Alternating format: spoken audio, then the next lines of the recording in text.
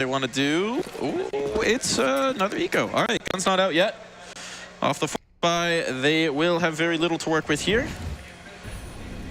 So we got a flash and a stack.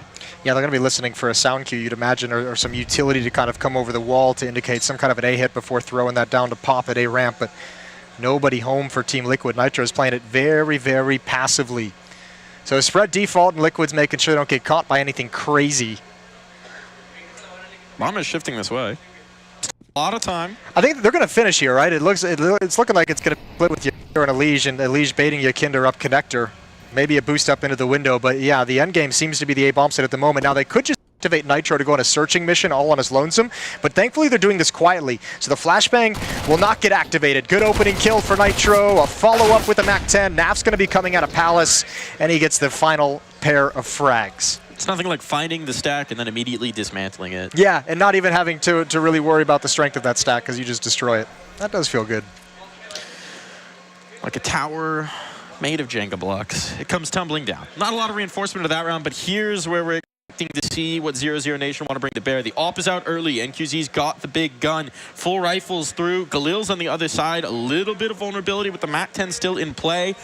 This could be something here for 0-0. This is where we're looking for them to show us what they got. Dueling towards mid, potentially on deck. Wow, really committing. He gets caught. He's down. That's an early blunder. That's an early mistake. And now Zero wants to try and bring it back, but he's immediately got his head ripped from his shoulders. And this is off to a hot start for Liquid. Yeah, what happened to Dumao there? That looked real clunky. That decision to was way out wide. Yakinder's going to love that, just feasting early. Lado's going to try and push up towards Catwalk to recover the situation. Next as well, pushing a ramp. They wanted for Naf can't handle it. Have his gun out in time. And that's going to be the trigger for Liquid to just hit towards the other side of the map, especially now that Yakinder's gone. This is their only opportunity. They've located two, though. They know this is the soft site. So what do you got, Lato? He's found the first, dancing around the bench. Good positioning now. Flashbang timing is perfect. And OC gave the information away, if not the kill just yet. OC's out, but now it's just this man. Oh my. In defense, all three, doesn't even need his teammates. You want to talk about, I told you got to wait for the gun rounds. That's a 5-on-3 that Team Liquid lose. They get the opening 2 kills in the first 20 seconds and drop the ball entirely. That one will get you fired up if you're 0-0 Nation, or 0-0 Nation, excuse me. And it's 3-1, and plenty of all 3 weapons survive. No more kills for Team Liquid after the fact. No ability to trade. Pressure in towards mid again early. The op's going to be out for OC, and wow, he is rocking right up Catwalk with this. No fear, and perhaps he should have had a bit more. They wanted the pressure, and Elige is trying to do exactly that, but everybody's here for the defense. Elige takes 2. They want to chase this down, but Elige has got it all. Mid is his domain. He's burning, though. Slips away into the underpass. The bomb is dropped down, but Naf slipped out. They have no idea. Now to NQZ. The young Opera has to try and bring this back. He got some aggression early on.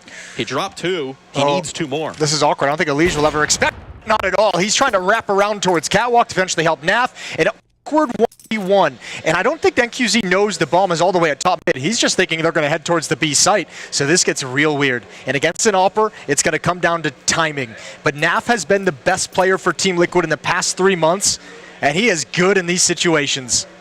King of the late game. King of the late round. And up against a young gun, where so much of it's going to be about decision making. NQZ trying to play safe, wants to wait until he has the information to really make the move, unless, you know, you come wandering up Catwalk and then he gets it for free. Yeah, he's in a position where he could hear like a drop out the window if that was to happen at the B bomb site, and also that deep peek in towards the A bomb. Oh, be careful, Naf. You don't see that plant very often. You don't see that one come through, but he knows his positioning. He knows the exact pixel required to get the bomb down. And now the onus is on NQZ. A lot of utility. There's a smoke, there's a Molotov, there's a kit. There's a lot that can work here. Smoke down, firebox, Maul lead. Naf taking up the Palace position. It's the right play for this circumstance, but if the tap just comes through, now it's about knowing your spot. Now, he's going to spam it. He's got it as well. Round back for Liquid. Nails it. Huge clutch for Naf, but you got to give credit over to Elige. The triple kill in middle saves the day entirely. That brought Liquid back from what seemed like it was going to be an absolute disaster. I don't even mind throwing in that aggressive OC peak for the opening kill, right? Get the guy involved in some of those opening engagements. See what he can find you. This one obviously doesn't pan out well, but I like the idea that they're calling plays for him and looking for him to have some impact. 3-round lead.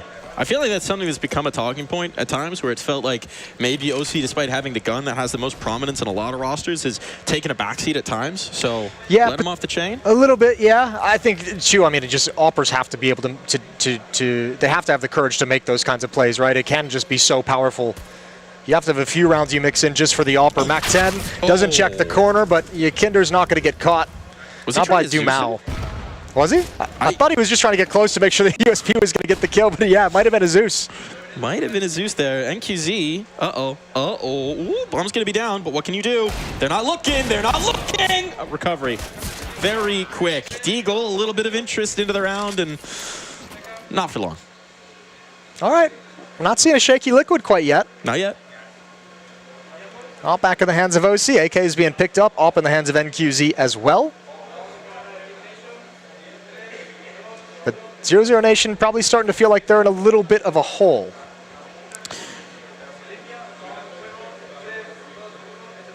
Haven't been able to build at the bank just yet.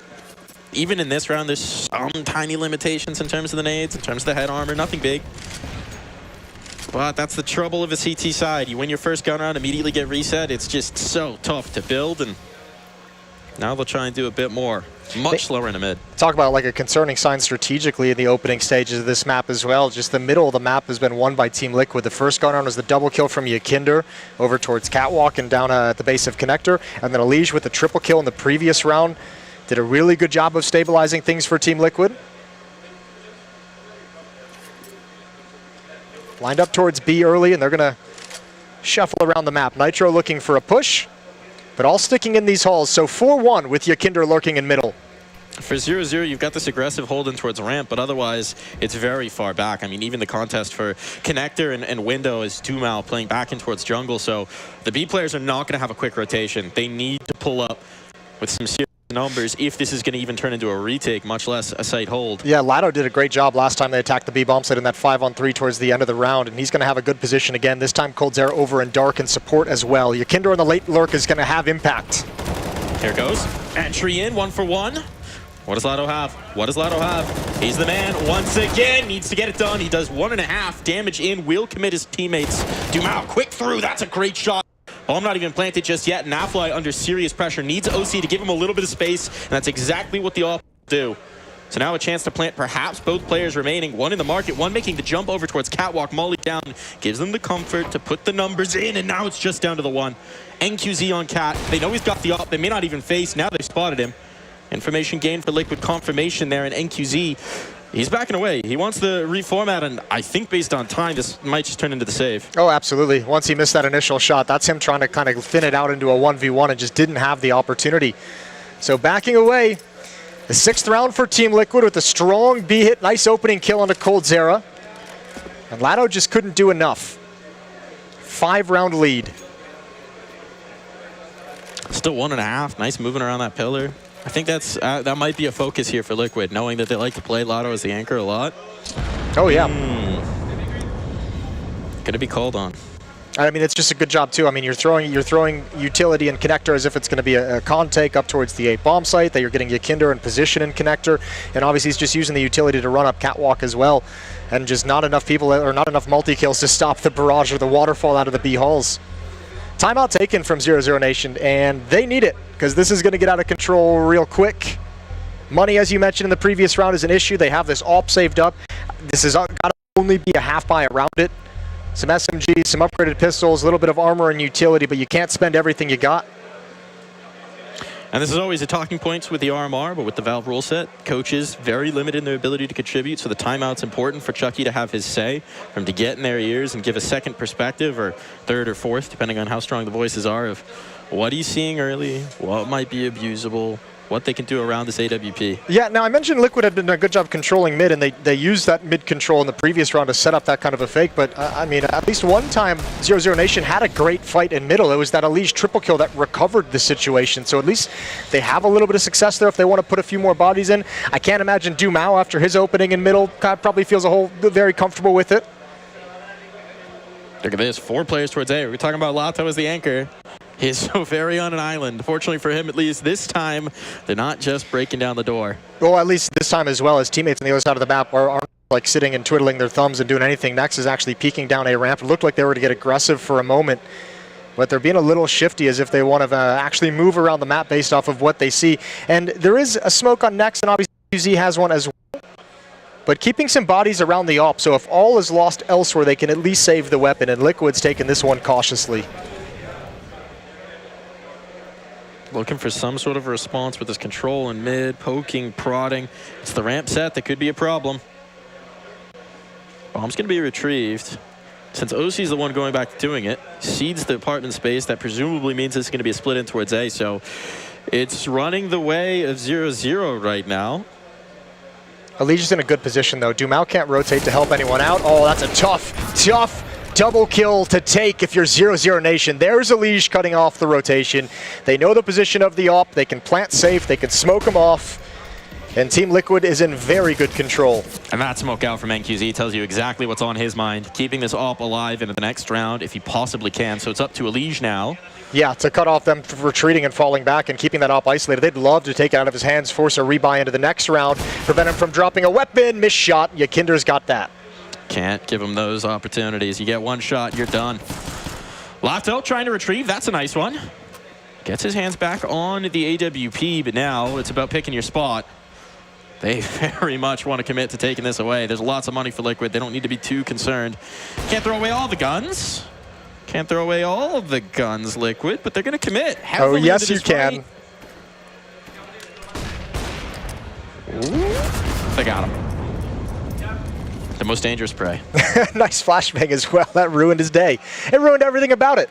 6-round lead for Liquid. Looking easy, too. So far. That whole picture we painted about, you know, maybe drop the ball, slow starts, haven't looked convincing in the previous events. Well, it also fits that picture we painted of their level should be yeah, to it's such true. a level where they walk through this as the 1 seed. But as two people who have watched a lot of Liquid games, yeah, you can't ever have that faith, can you? It is a bit heartbreaking. We want to have that faith. Well, the op is reinvested into. It chews way deep in NQZ's economy. And here's some mid-aggression. Dumao and Lado maintaining presence in the early stages of the round, but have given it up at this point. Lado's rotated and shifted over towards that B bomb site, as we've seen is his favorite place to play. Dumao's actually at the B bomb site as well. So a stack here with 3 players at the moment for 0-0 Nation. Bit of a change-up pitch. Try and change the formula, maybe catch them off guard. They could have gone to these side holds a little bit late, but I mean, when they've got this much mid-control, can't really blame them for that. Smoke down by the ramp. Naf will be monitoring the situation. But options still galore for Team Liquid. Speaking of Naf, talked about his strong form recently. He's 12-1. Yeah, he's been incredible for Team. He's been something that they relied on, not just for clutches, but just his production has been great. Highest rated player for the team thus far in 2023. And Liquid's gone away from, they're more spread out in these past few rounds. More slow pace, more default. Now Elige is going to get pop flashed through connector. He wants some information. Got an AWP to deal with, and he falls into the crosshair. But you're right, it's all a ruse. All a ruse, but they haven't broken the default without any damage from that connector player, without Naf going out either. Now it's about this hit in towards B. They've spotted Coldzera dancing around, but that just sets up Lato, and they're getting funneled in. They're stuck in the choke points, 15 seconds on the clock. Not any time at all, and the bomb now dropped, and here's where the wheels come off. And they're backing away. They're conceding the round. 0-0 Nation going to get through without a blemish on their record. This is quite the turnaround. Yeah, there was no real strength in that hit at the end of the day. Once Elige goes down, you're hoping for him to get a kill to pull that support player off of the B bomb site, but Coldzera comes back, and they got so tunnel visioned on him, they never were able to clear catwalk. There was no presence in middle, nobody trying to come up catwalk, so they just never had the indication of the second defender. And that's a nice round for 0-0 Nation, especially because all 5 players survive. Now that helps the money quite a bit. You got a chance for the run back. Still a very recoverable half. Can't have too many more mistakes, but this is still very much a game to play. And in a best of 1, there's no time like the presence to get the comeback started. So what do we got? Again, a focus on towards middle, but with utility up the top, there's more available for 0-0 Nation, right? They're not missing any of the nades, so we're going to see the setup they want, and there's an HE. That's a nice start. You've already got OC down to half. You've got Yekindar at 69. It's not so great already for Liquid. They're finding that mid is a little bit more difficult to seize. Yeah, well, you're going to get challenged here as well at some point. So 7-1. There was going to be a mid challenge. What's up, guys? 7-2 now. 7-2. That's right. I forgot about that previous round. No one dropped. My brain hadn't updated. For 0-0. Yeah. I wanted to see where that round was going to go. I was excited to see that. There was a lot of mid pressure coming in there. Either way, you got to say that this is a great thing for Team Liquid at the moment with how they're playing. I mean, this is exactly the start you'd want to your RMR. Be up 7-2 in your opening match. Avoid a catastrophic loss. Avoid having to play the rest of the bracket with backs against the wall, essentially. Yeah, I mean that's always going to be the challenge, right? Just a reminder of the format. It's different here than for all the RMRs. Yeah. You only get one loss. Yeah. We've gotten very used to the 3-2 storylines, the comebacks. Yeah. No, you only get one, and then next one's elimination. Oh yeah. Okay. Yeah, 2 total, but 1 before you really have to start panicking. Yeah, it is a little. Actually, that clicked into my brain just like 2 years ago, and I was like, oh god, this is actually very frightening. We're used to the wall. We're used to the chances. We're used to some issues. It seems we may be sorting one out of our own, so we will be right back with you folks in just a flash.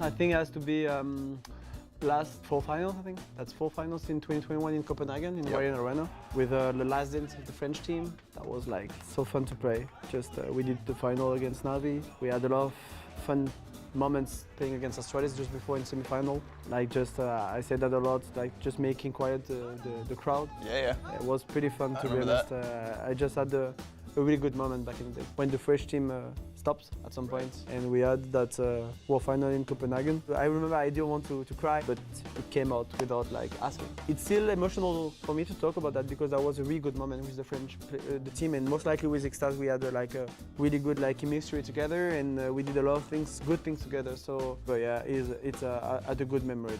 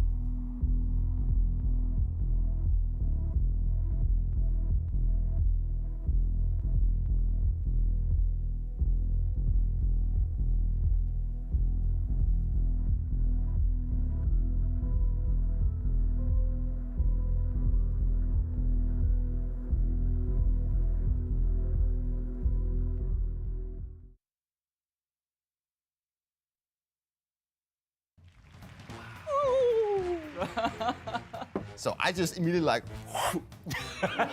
We saw some recruit. He started talking trash a bit about Copenhagen Flames. And Oh, no way. Hey, I'm gonna catch one.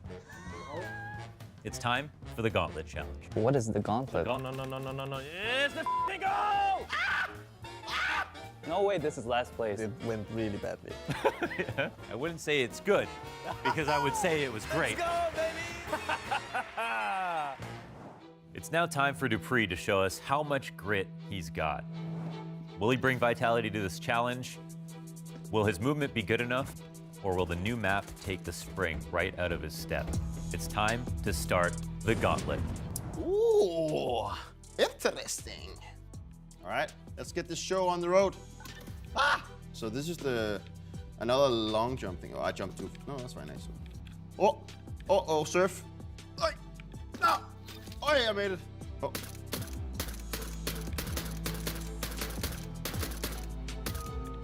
Easy Katka. Hello, it's bugged. Hello. I swear, you need to take at least 3 seconds off the time on that one.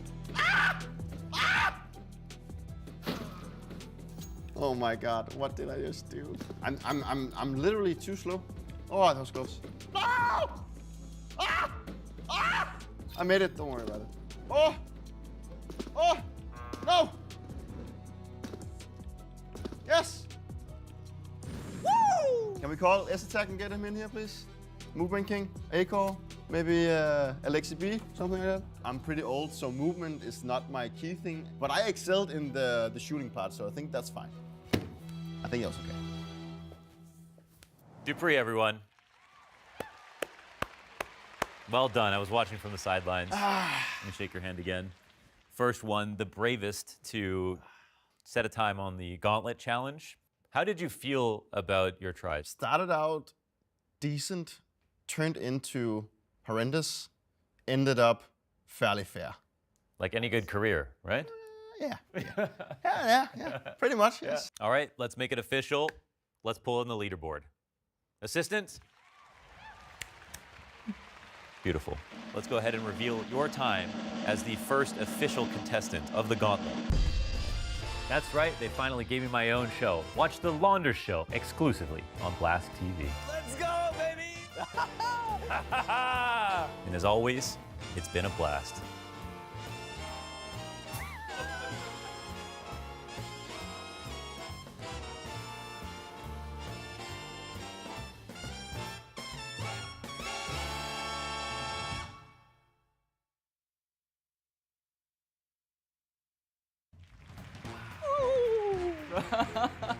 So I just immediately like, We saw some recruits. He started talking trash a bit about Copenhagen Flames. And Oh, no way. Hey, I'm gonna catch one. It's time for the Gauntlet Challenge. What is the Gauntlet? No. It's the f***ing goal! No way, this is last place. it went really badly. I wouldn't say it's good, because I would say it was great. Let's go, baby! As Kadian prepares to take on his toughest challenge yet, let it be known it'll take more than a hero to beat this one. We know he can lead his team to victory, but can he go at it alone? It's time for the Gauntlet Challenge. It's time. It's time. Let's beat Dupree's ass, yeah? Okay, so what does the Launder Show have for me here? Rings off, you know. Step one. Let's go. Okay, let's go. This is the one, guys. Off to a good start. We go for the quick entry, no look. What? Buck, everybody saw that. No. It's the f***ing goal! Okay, I think there might be some system to this is where the boxes will hit or what, I'm not sure. Oh no. No! I failed the bunny hop so bad. We need just a little bit of luck here. Little bit of luck. Let's go quick. No!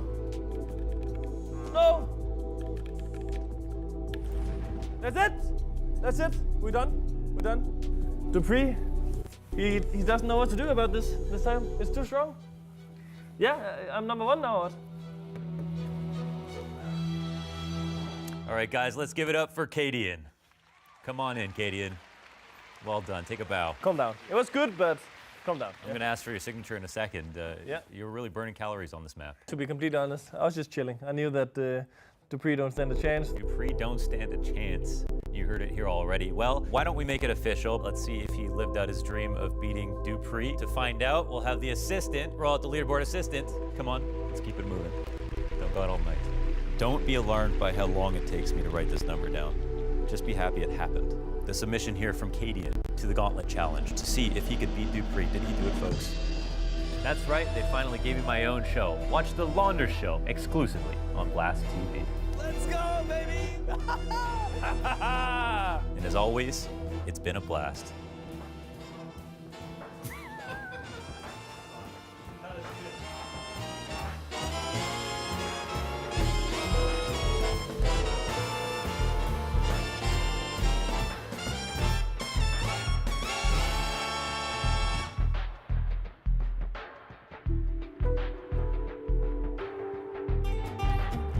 Our first time Royal Arena, playing in 2017. We want to win the first time on Danish home soil. Device is sick, we have to play with Dennis as a stand-in. I don't sleep 1 second the whole night. I didn't even understand. I remember me 5 in the morning, going outside, going for a run. I was like, what is going on? Why can't I sleep? And then I go back, I try to sleep. My heart is pumping. I was like, why did I do that? Why did I even go for a run?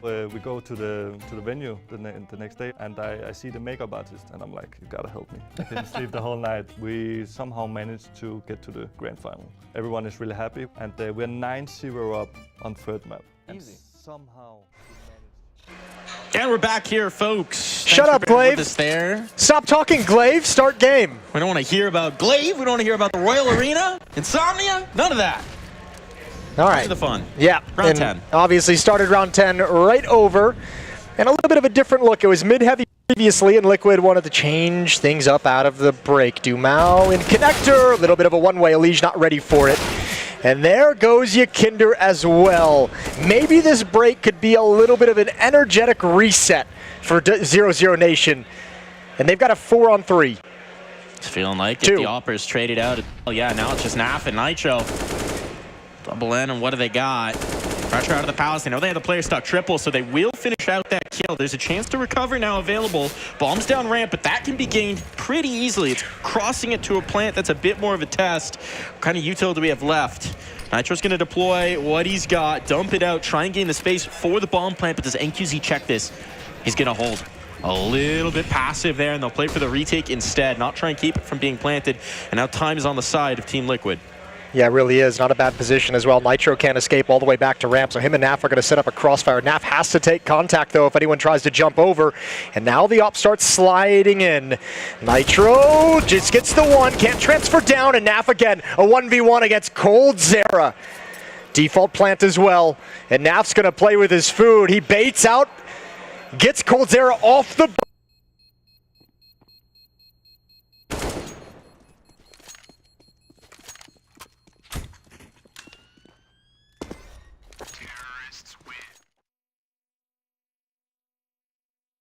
time, coming back in, trying to regain that momentum. A huge opportunity presented to them in a 3-on-2, but a little timid.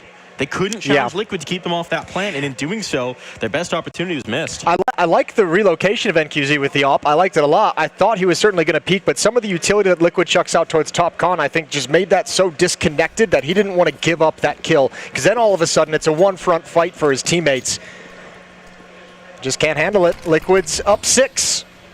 Still, there was a bit of a buffer of cash for 0-0 Nation, saving with 5 in the previous gun round win, right? So they've got another go around at this. They're not shattered just yet. They haven't given up this momentum, but if they lose here, this is a swing round early. The money's going to be depleted. You're going to have 9 rounds already on the board for Liquid. There's just not going to be too many more opportunities for recovery into this half. Yeah, this round could be a knockout punch if Liquid actually wins it. You're exactly right. Without the money, although Next and coldzera have a little bit built up, nothing else is pretty.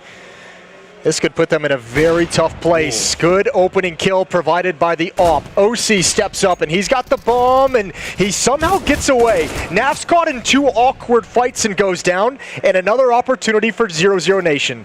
Feels like they were waiting for this mid-punch to come in, but a bit of uncoordination, and now bodies are dropping every which way. There's just too many crosshairs on the 0-0 Nation side. Yekindar isolated here in underpass. OC wants to come in and try and help him, but with 12 points of health, can OC really be expected to take a prolonged fight? The money's gone for Liquid as well. As much as it was a swing potentially for 0-0 Nation, now it seems we might be going back the other way. And man, it's only 1 kill for NQZ, but I mean, that's the op that coldzera saved in the previous round after losing out in the clutch. Has huge impact, because yeah, just the 1 frag, but it really takes the strength out of the opening gambit from Team Liquid.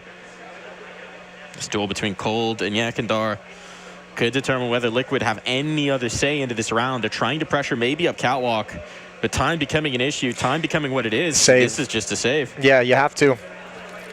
OC will be able to replenish all of his utility just fine. It's the question of what the other 3 players are going to bring into fight with. Nitro and Naf right around just under 2,000. Or excuse me, just under 3,000 in the bank when this round is all said and done. Still now, we've seen 2 rounds for 0-0 Nation where they don't, I mean, this one they don't take a bullet of damage. The last one, I think maybe 1 player was tagged. When they win, they're winning pretty clean. Yeah, that's true. It's just not happening enough, is it? No, not yet. Still got some time to scrape together a few rounds just to give yourself a chance in the second half. Here's that opening kill. Nice shot from NQZ, nice and easy. And you can see they're all starting to get a little bit frisky. They're all starting to make a few plays here or there now that they're down buried. 5 to 6 rounds, it's just kind of bouncing back up and down. Nap's going to be alone with the bomb over towards the A bomb site.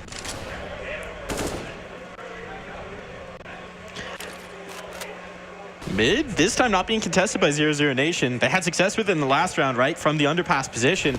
Maybe getting a little cheeky with it this time. I want to get predictable. They're backing away. Once again, Liquid going to have this territory all but for free. With just the Tech 9s and the Deagle out. What can you do with this real estate? What can you do with this capitalized space? Seems like with heavy lean into the apps, it could be ending here. Yeah, this is something they did previously, and I think it was the 2nd round, I want to say, where they had Yakinder challenging in middle, doing his utility at top con, and he was kind of the 1-man fake. Maybe it was the first gun round, and they hit B off of it.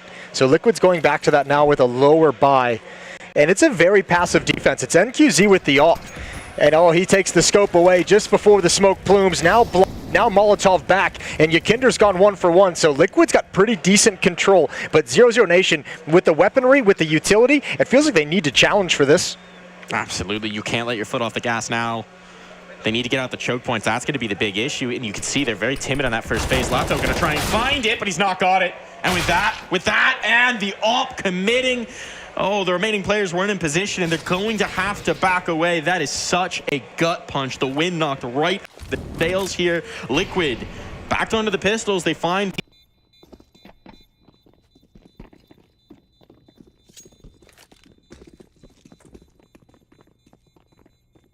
Before anyone else from 0-0 Nation was prepared to go. That's a painful loss to take. And Liquid aren't giving up an inch of ground. This has been a wonderful half for them. 0-0 Nation still yet to string 2 rounds together. Oh, that stings. Money issues have been there the entire half. Tactically, they're getting a little bit beaten and busted. Naf has won a couple of clutches. He's won 2 1v1 clutches. The one silver lining you can say is when they are winning, they're giving themselves enough cash that they can string these buys along, but you still... You can only hold on to that for so long. Yeah, you really can. We're way too late for that to really matter.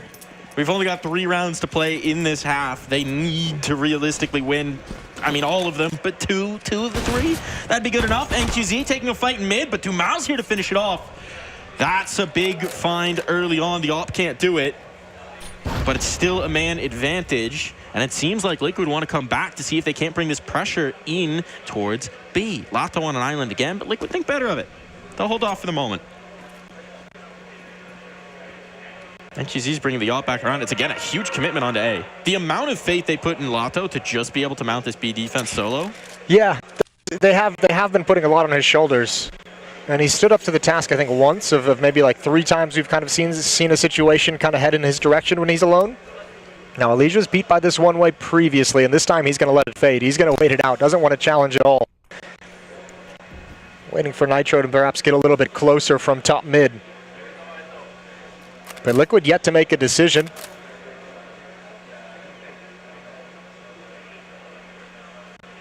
They've got plenty of utility. They've got a whole lot of utility. 3 smokes, 4 Molotovs, all the flashbangs you could ask for. And now they got the real estate. Despite the man advantage, or maybe because of the man advantage, 0-0 have completely given up any vision in towards mid. They don't have catwalk presence. They don't even have the guy ticket looking towards it. So they're going to have no information about when this hit's coming through. And now the smoke up to give Elige further space, a gap in it as well. He's looking to just slip in towards stairs perhaps, and that's exactly what he's going to do. Oh, Dumao's under serious threat, and he can't really do anything to actually help out his teammates. His head ripped from his shoulders. Now the A site is under pressure. Colzera's just tucked firebox as well. This is so passive. Naf's got it. They've got no hold on the site. And now they lose the catwalk player as well as Lato tries to peek around. It's a disaster. 0-0 can't do anything about this. Once again, forced into the save. And Liquid, that's double digits in the first half. Yeah, I think 0-0 Nation just kind of gets betrayed a little bit by the timer. They're playing it passively and with the man advantage, which I don't even mind. Just as you mentioned, not a whole lot of resistance at the bomb site itself, and with 12 seconds on the clock, Coldzera's making the sneaky play. And just because Liquid had so much utility, I was wondering if they would check it, but Naf's got the extra Molotov the whole time. Perfect hit from Liquid. They're up to double digits, 10-3. This is what you wanted to see for the 1 seed headed into the Americas RMR. Playing with confidence in their first matchup. 0-0 was kind of an interesting one because they had a very poor seed coming into this, but it didn't necessarily reflect the power and strength I thought could possibly be behind this roster. Yeah, I mean, we've seen some good out of them. I'll say I feel like they made playoffs at Pro League, right? They made it to the first round of the playoffs where they lost to Navi, but it was kind of like a weak run, I felt, to get there. When you look at kind of the path they had to go on, they lost to OG, they lost to Greyhound from Australia, they beat Roosters, and they beat Greyhound in the rematch. The best win they had in that run to this playoffs was against NIP, who was playing, I'm not going to say a stand-in because Config's there long term, but had just kind of made that swap of the roster. So it wasn't the most impressive run, but obviously getting to the playoffs is going to look great. So it might have been a little bit deceptive, and we haven't seen that skill and that power on 0-0 Nation actually come to fruition yet here on Mirage. Now it looks like we're going to get the beat pop again, but this time the AWP's here. The AWP's here and ready to play, and now Nitro's revealed that, so do they bail? Do they cancel? No, they're still pressuring on in. Lato is here, the AWP as well. What can they get? Elige 1 for 1, the kill just before he drops, but NQZ activating with the big green, finding his 3rd of the round, and finally, this B hold may be strong enough to bear the pressure, but it's not done just yet. That makes it a little easier. What do you got, OC? 4 to find. A minute to do it. The bomb at least. And he'll take the first. NQZ a little too far out of that smoke. betrayed himself. Just a little pixel, a little nub.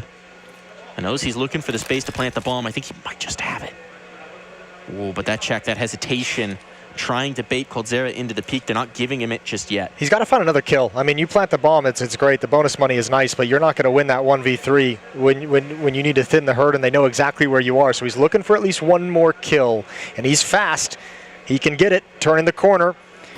There it is. Does he realize Dumao is close? Oh, not ideal. I thought he was going to hard clear it with the op.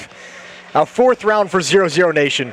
Thought about it for a moment. I think he wanted to swap over to the A site, thinking there was a player cat, a player apps probably, give them the slit, but no idea that Dumao was tucked around the corner. And the possibility was there. The play was there. The idea. Yeah.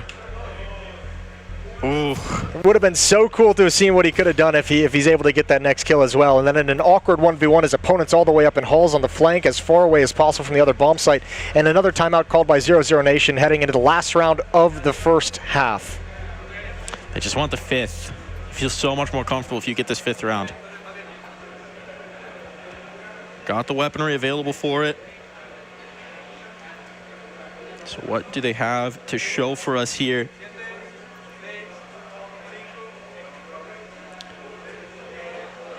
One more round to try and deliver something to build upon in the second. As you look to take your opening best of 1 here, Liquid gonna send OC in towards the mid fight early. And again, it's a heavy apartments presence. This time it might be an underpass look, but they're keeping their option opens toward B, and look at B is very light for the start. There was a chance, there was a window to get in without resistance, and they're just gonna hit the accelerator. Lotto here in time, but 1 for 1. That makes it tough. Coldzera from Catwalk has to try and get something here to set up his teammates for the retake. Oh. He's been spotted, he's been dropped, he's been eliminated. Liquid in control again. Nitro's having a pretty decent game, 9-11, but he's hit some very good shots and had some nice openings. It's, again, as we mentioned, NAF at the top of the scoreboard, 16-4 for NAF, with a pair of big boy clutches mixed in for good measure. So what do you got here on the retake? Time already becoming a huge issue. They're going to need to make the move. They've been a little timid sometimes in getting back on towards site. There's no option for that now. And just through the smoke, the spam collects the first. Already down for the count. Dumao, he's been spotted. He's been tagged. He won't quite be fragged just yet. And a second chance at life. But Yekindar, he just needs to win on the time. He just needs to win on the time. If he can pull off this diffuser, it's over. And the smoke barely even covers 11 rounds for Liquid heading into the half. Yeah, that is absolutely well done half from Team Liquid. We'll be right back with the second half.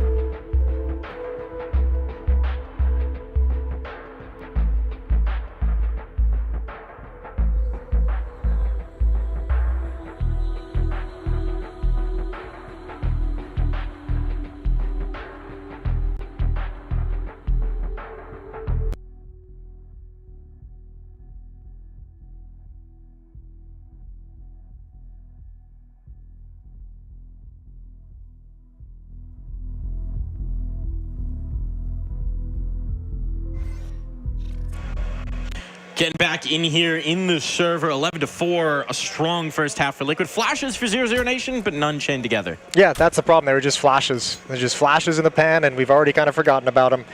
Second half pistol, all important for 0-0 Nation, and Liquid's going to go right up into their face. Nice P2K work from Elige, but can't get a second kill, and now even Nitro falls next. Naf steps up to the plate, and he's been the big boy for Team Liquid. I mean, look at that damage. Body shots will be plenty to take down NQZ and Dumao. On a duel with Yekindar getting aggressive. Now they're sectioned off in top mid. They're stuck. The catwalk presence is gone, but they certainly don't know about that. So these wounded players have to try and duel, and Yekindar will come to collect his third in the round, and it's a disaster. Nothing more doing for 0-0. Yeah, that's the exact flank you don't want if you're one bullet away from death. And Yekindar probably doesn't get that kill on coldzera if he doesn't sit half an inch away from his monitor. That's a flick born of being right there, It's right in important to the be able to action, smell your of being opponent as before they get close around to the corner. VR as you possibly could get. Counter-Strike on the index? Can That'd it be be sick. done? I'm in. I'm sold. That's in Source 3. Yeah, that'll be coming at some point down the road. It's actually just inside your brain, the game. They are working on those, you know, Valve. Brain interface video games. Are they? Yeah, that's Gaben's next magic system. Why not? And coming in 2033. Just trying to get some Sword Art Online going. Before you know it. Well, I mean, this is they're in the A bomb site. Yeah, they've gained the space. The bomb's going to be planted. There's no one who can contest this from Ticket. OC's going to have to cover a lot of ground to do so. He might, well, now he realizes, now he gets the comms that they could be way up, that there was no vision there. So without any damage done, pacifist run to a bomb plant, if ever there were such a thing. Here we go, flash in. Next, trying to take the space. That's going to be a little bit foolhardy, perhaps. They needed some sort of ground to defend from, and now the bodies are dropping. Lotto, that's a big one. 3-on-2 here, pushing the firebox. Both positions revealed, but the Deagle striking. Just on a nap. He'll take down the first. He's going to try a few. He's going to try and call the bluff, and now he's forced off of it. He's got it. Time enough? Ooh. Time enough, I believe, to get the defuse and steal away the round. I can't believe he's got another one. That's absolutely insane. That's now, what, 2 1v2s and a 1v1 on the clutch factor for NAF. That's a scary retake, though. I didn't catch the build-up to that. I just kind of looked at the minimap and realized, oh, Nation's walking into the bomb site, and there's nobody home. Nice little execute to get yourselves a free plant.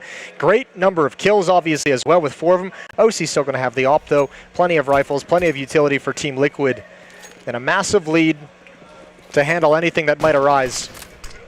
The buy-in's going to come, right? The bomb plant there, the damage that you've done with the lead that you have to overcome. The temptation is too strong for 0-0 to deal with the saves right now. Damage already on the coldzera, but they have gained the space in towards mid. And now the pressure comes out. Oh, in towards B, a TK there. Locked the bullet onto Dumao. Yekindar now in support. Fly dug out of the van. Elige lost as well, but Yekindar still a threat from Catwalk. He's keeping them from getting that bomb cleanly on. And with coldzera stuck here in towards the middle, what can he do? What influence can he have on this round? Man, I thought he was going to pounce a little bit earlier. He had maybe 1 to 2 free kills, and now he's put NQZ in a really hard spot where NQZ's got to stay just parked at this van for the entire round. Like, he can't move anywhere. coldzera is going on a long flank, but surely at some point, OC, the alarm bells will ring, and he'll check for it, and it's exactly now. I don't know if he spotted that. He did now. Perfect shot. NQZ left alone, and it's a 10-round lead for Liquid.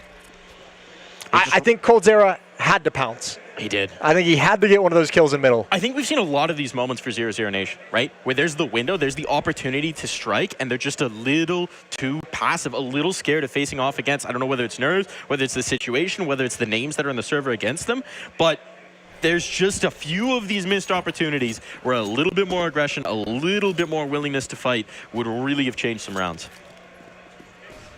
Looks like we're getting a straightforward play in towards A. Not a lot to work with here. 0-0. Going to save some money to play for overtime, but that's kind of a disaster scenario. So they've got some utility for the execute. They'll see if this is as light as sight again, but this time at least you've got Nitro out towards Ticket. He's spotting for the first fights. And once those smokes fade, there's going to be a lot of Liquid players on the other side. Yeah, they need to actually get something done before the smokes go down. Get into the site, get that bomb planted. Good shot from Nitro over the top of the smoke. Another one he finds. Double kill, and the bomb still at A ramp. NQZ has not even committed up the stairs. And now Nitro's going to swing out a little bit wider. Drop by Coldzera. Impressive shot. And the Diggles ring out back into a 3-on-3. Iota's queued up. That's a nice kill for Yekindor though. Up and over the steps, spot on the next, and now it's just a cleanup crew coming for Lotto. Nothing more to do. Map point found for Liquid. 11 chances to bring this through, and without a bomb plant there, there's even limitations into this buy though. It will be pretty good for 0-0. They had to get into that bomb site when those smokes were up, because after that, you're just relying on some miraculous deagle shots, and even though you got one or two, it's not enough to turn the tides in the round. Huge lead for Liquid, plenty of opportunities to close this out. 15-4. And perhaps the final buy in the opening round here for 0-0 Nation.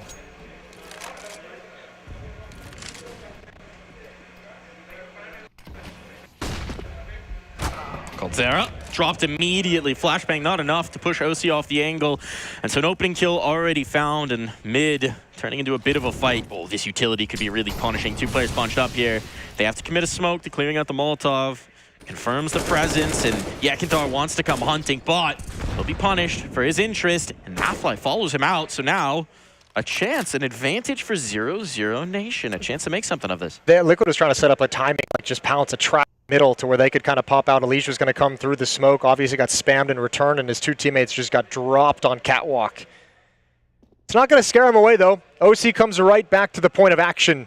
AWP on catwalk. Nitro anchoring the A bomb site. Alige isolated over towards window room. If they can take away this middle presence with the op, gives a lot more comfort to play into the post, but oh, there's the tag. Next, put on notice, but not catastrophic damage. A nade in for a little bit more of a punish. The hit's going to come towards A, so we see Nitro once again. He's got a Legion support. One of these two veterans of the roster got for Ross, one for Nitro, and he's down. Alige follows up, that's a bomb. That's the bomb dropped out in the open. They've got one smoke. One smoke to cover this off. Dumal, that better be a great smoke. And now he's under threat from the op. He's trying to get this without wasting the utility, without burning it. But that might be a little bit too greedy, a little too conservative. And the smoke will go out to try and facilitate a plant, but he'll do it alone. A 1v2 to try and keep this map alive. Oh no! The shot missed. Means that the bomb does get planted. Another opportunity for Dumal. Let's see if he can make good on this gift. No, indeed, he cannot. The bomb will be defused. Liquid claim their opening map of the Blast TV Americas RMR. And importantly, convincingly claiming it. There was no issues whatsoever from start to finish of this entire map. Liquid just dominant over 0-0 Nation.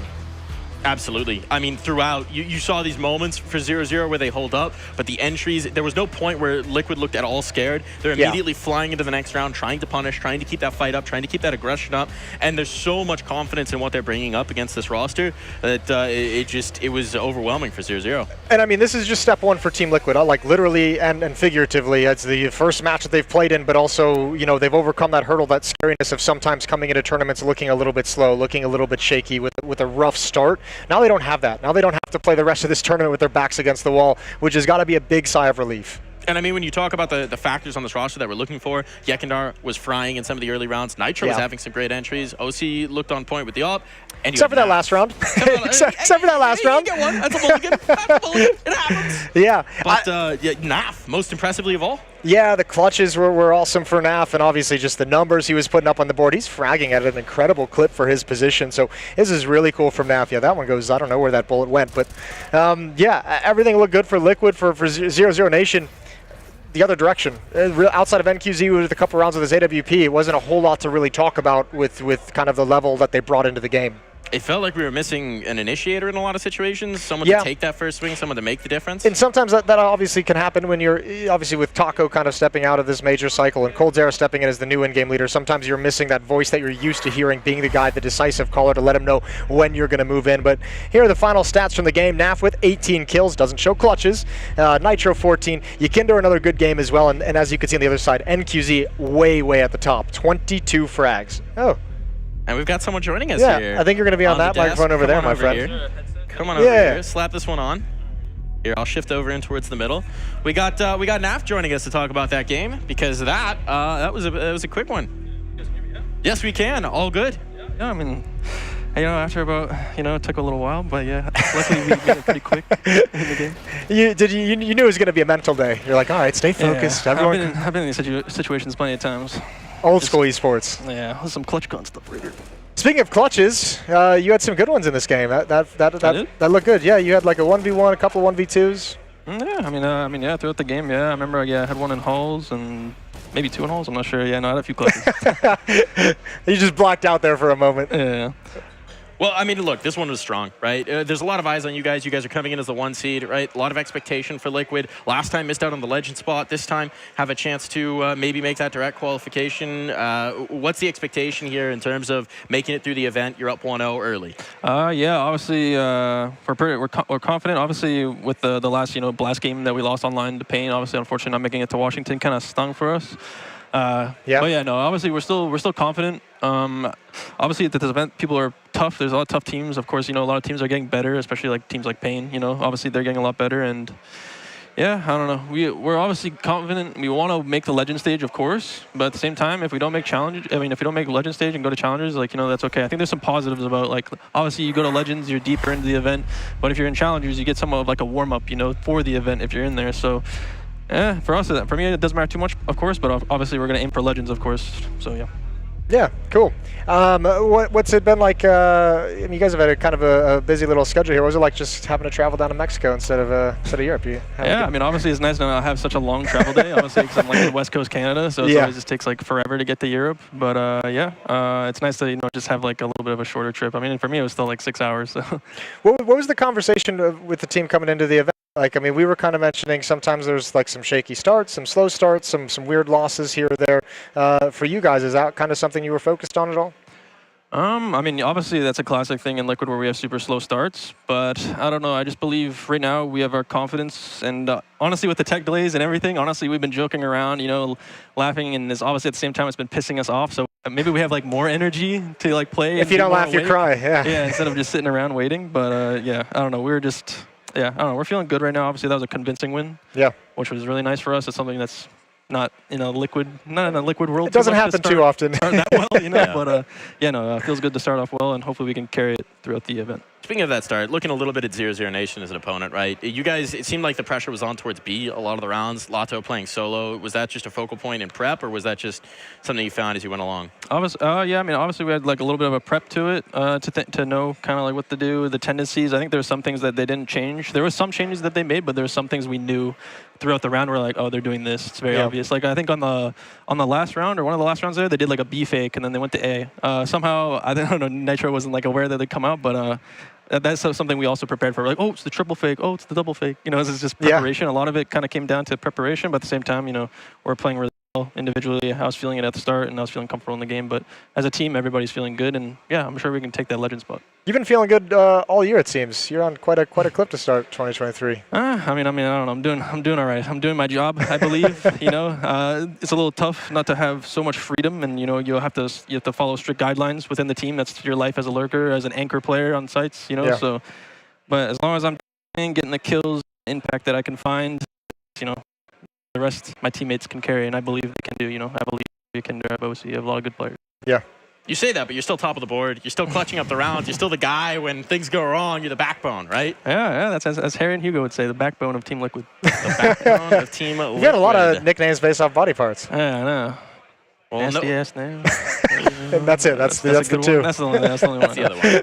Well, no chiropractor needed right now. Obviously, the backbone holding very strong to start. Anyone you're looking forward to potentially matching up with as we get more games going? No, I mean, it's always fun to play Complexity. I have some good friends over there. That's always fun to play.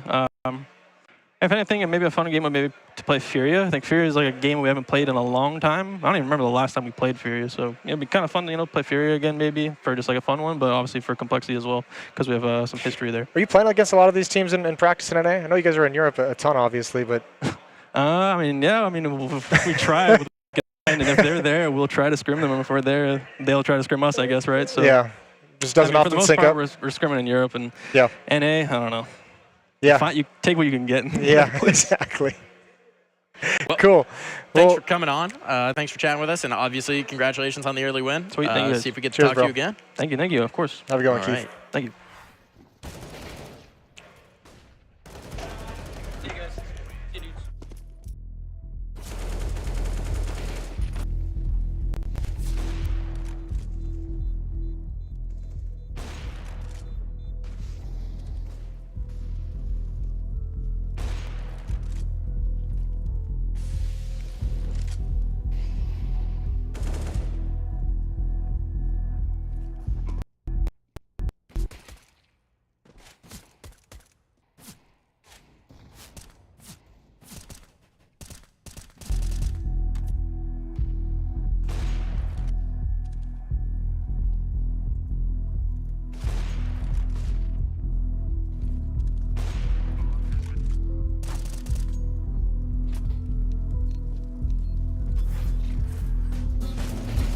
think it has to be last 4 finals, I think. That's 4 finals in 2021 in Copenhagen, in Imperial Arena, with the last dance of the French team. That was like so fun to play. Just we did the final against Navi. We had a lot of fun moments playing against Australis just before in semi-final. Like just, I said that a lot, like just making quiet the crowd. Yeah. It was pretty fun to be honest. I just had a really good moment back in the day when the French team stopped at some point, and we had that World Final in Copenhagen. I remember I didn't want to cry, but it came out without like asking. It's still emotional for me to talk about that because that was a really good moment with the French the team, and most likely with Extase we had like a really good like chemistry together, and we did a lot of things, good things together. So, but yeah, it's a good memory.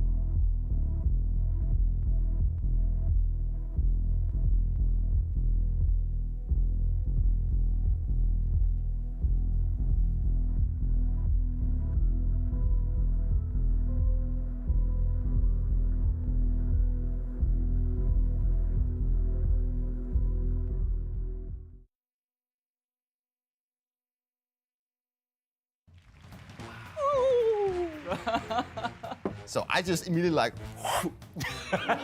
We saw some raccoon. He started talking trash a bit about Copenhagen Flames. Oh, no way. Hey, I'm gonna catch one. It's time for the Gauntlet Challenge. What is the Gauntlet? No. It's the f***ing goal! No way, this is last place. It went really badly. I wouldn't say it's good, because I would say it was great. Let's go, baby! It's now time for Dupree to show us how much grit he's got. Will he bring vitality to this challenge? Will his movement be good enough? Or will the new map take the spring right out of his step? It's time to start the Gauntlet. Ooh, interesting. All right, let's get this show on the road.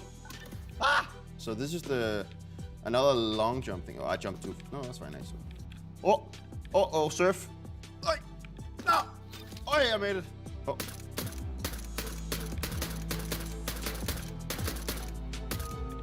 Easy Katka. Hello, it's bugged. Hello. I swear, you need to take at least 3 seconds off the time on that one. Oh my God, what did I just do? I'm literally too slow. Oh, that was close. No! I made it, don't worry about it. Oh, no! Yes! Woo! Can we call S-Attack and get him in here, please? Movement King, A-Core, maybe Alexi B, something like that. I'm pretty old, so movement is not my key thing, but I excelled in the shooting part, so I think that's fine. I think that was okay. Dupree, everyone. Well done. I was watching from the sidelines. Let me shake your hand again. First one, the bravest to set a time on the Gauntlet challenge. How did you feel about your tries? Started out decent, turned into horrendous, ended up fairly fair. Like any good career, right? Yeah. Yeah, pretty much, yes. All right, let's make it official.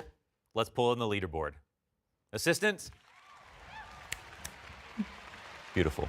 Let's go ahead and reveal your time as the first official contestant of the Gauntlet.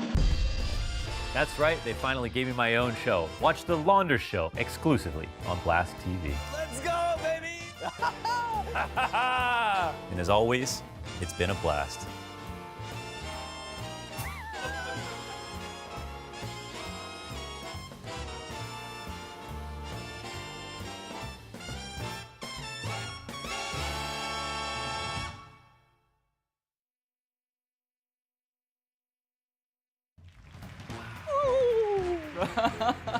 So I just immediately like, We saw some recruits. He started talking trash a bit about Copenhagen Flames. And Oh, no way. Hey, I'm gonna catch one. It's time for the Gauntlet Challenge. What is the Gauntlet? No. It's the f***ing goal! No way, this is last place. It went really badly. I wouldn't say it's good, because I would say it was great. Let's go, baby! As Kadian prepares to take on his toughest challenge yet, let it be known it'll take more than a hero to beat this one. We know he can lead his team to victory, but can he go at it alone? It's time for the Gauntlet Challenge. It's time. It's time. Let's beat Dupree's ass, yeah? Okay, so what does the Launder Show have for me here? Rings off, you know. Step one. Let's go. Okay, let's go. This is the one, guys. Off to a good start. We go for the quick entry, no look. What? Buck, everybody saw that. No. It's the f***ing goal! Okay, I think there might be some system to this is where the boxes will hit or what, I'm not sure. Oh no. No! I failed the bunny hop so bad. We need just a little bit of luck here. Little bit of luck. Let's go, quick. No! That's it. We're done. Dupree, he doesn't know what to do about this time. It's too strong. Yeah, I'm number one now. All right, guys, let's give it up for Kadian. Come on in, Kadian. Well done. Take a bow. Calm down. It was good, but calm down. I'm going to ask for your signature in a second. Yeah. You're really burning calories on this map. To be completely honest, I was just chilling. I knew that Dupree don't stand a chance. Dupree don't stand a chance. You heard it here already. Well, why don't we make it official? Let's see if he lived out his dream of beating Dupree. To find out, we'll have the assistant, roll out the leaderboard assistant. Come on, let's keep it moving. Don't go out all night. Don't be alarmed by how long it takes me to write this number down. Just be happy it happened. The submission here from Kadian to the Gauntlet Challenge to see if he could beat Dupree. Did he do it, folks?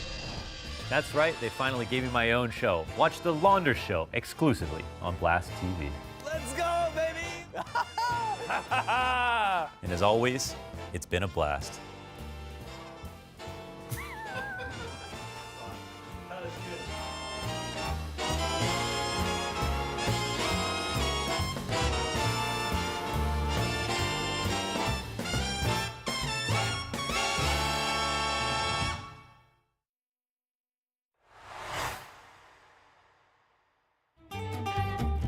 Our first time Royal Arena, playing in 2017. We want to win the first time on Danish home soil. Device is sick. We have to play with Dennis as a stand-in. I don't sleep 1 second the whole night. I didn't even understand. I remember me 5 in the morning, going outside, going for a run. I was like, what is going on? Why can't I sleep? And then I go back, I try to sleep. My heart is pumping. I was like, why did I do that? Why did I even go for a run?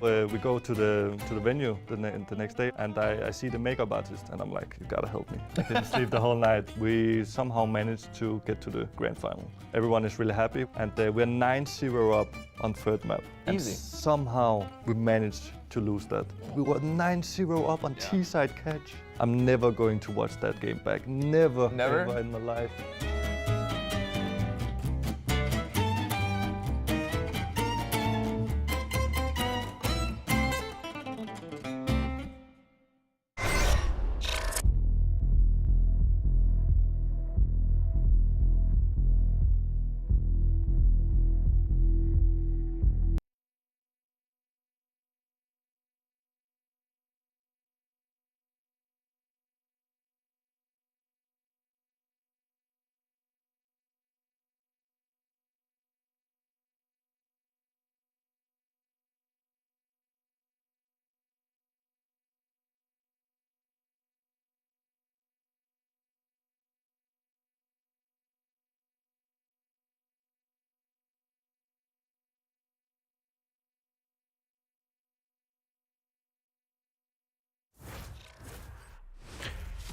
Welcome back, everybody, to the Blast TV America's RMR. We swapped out Jason. We brought in Mark Bach Wilson back in the game of Counter-Strike. Welcome back. And it's not a drastic change, right? We went from one bald head to another. His is filled with more brains than mine, but I also have more follicle value on the southern portion. So I think that it does sort of balance out. Just a little bit. The bottom of your head the southern portion? I guess it depends on which direction you're facing. If I'm laying down, maybe. Actually, Mark is like a compass. If you put him flat on the ground, he will start to pivot so that his beard faces south. It's science, folks. Speaking of science, we should get into this matchup because it's going to take a little bit of science, a little bit of art, a little bit of magic to figure out who's going to come out on top of Bestia and Nouns. This was a little bit of a split. Logic maybe says Bestia, but a lot of us here feeling the Nouns energy. I feel like part of that is the NA homer and all of us. We want to see the NA teams win. I do feel like overall, Nouns has more experience together as a roster, so you want to give them that nod. But Bestia has looked really good. This is basically the old Isurus roster. They swap out Reversive, and they bring in Lucan, if I'm not mistaken, and this team has actually been looking incredible more recently. But again, sample size is so incredibly small, you might as well call it Darth Mike. I'm taller than you. Anyway, the interesting thing is always the clash of regions for two teams that play very much domestically, right? Nouns not really getting outside of NA, and Bestia not really getting outside of SA at all. So these are very nice ratings that we're seeing on Meyer, that we're seeing on Lucan, that we're seeing on Deco, but the question is, how is that going to react to encountering a new style, to encountering new face? When you're within that region, you get very used to playing your opponents, and so it's always about that little extra bit of alchemy that you're going to get when you combine the two. Yeah, I mean, it's very similar stories for both teams. Like you said it, they both play within their region. They don't typically venture outside of it. When they do, it's very small samples, and it doesn't really look really good. So ultimately, I am a little bit concerned about how these teams are going to clash when they face off against international opponents. But this is one of those matches that's not really international. Like it is, but it isn't, because it's regional. They're used to they're used to playing against teams from the region. So it's not going to be too much of a they weren't flying drastically far outside of their time zone. So ultimately, I do feel like both teams will feel comfortable coming into the series. Now, we have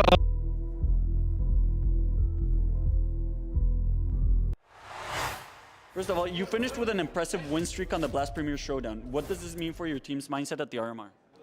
I think it's great for us. We had a great honeymoon period, but we need to keep improving as a team. We need to do all the things that makes us play well in a round, in a match. We need to build on that, on the communication, on the strats, on how we want to play and how we want to react, and everything, to get everyone in the same page. You've never been against Nouns until now. What do you expect from this team in particular? We expect a good matchup. We've been watching them for a while now, and we're studying them, so I just expect a good match. And the last question here, this is the most important one. Boca or River? River always. They're feeling comfortable against Nouns. Obviously, the first round matchup, the easiest one to prep for. You know who it's going to be for a little while. You understand the seeding, and it's Deco, who we heard from. This man, let's see what he's going to be able to bring in towards the server, Mark. I do like the fact that he said he's been watching this team. He's been preparing for this matchup. He understands what he's going up against. That is important. But as mentioned, it's always kind of difficult to understand what you're going to get from this team. He even said it's a honeymoon period, right? Like we roster together, even though the core comes from that old Isurus roster, it's still a quote-unquote new team under a new org representing a new brand. So some adjustments that come alongside that. So he recognizes the fact that honeymoon periods do happen. But I do feel like the team looked pretty good from what I've seen. I'm quite impressed. So ultimately, I don't feel like it's such a drastic change that the honeymoon period drop-off is going to be that noticeable.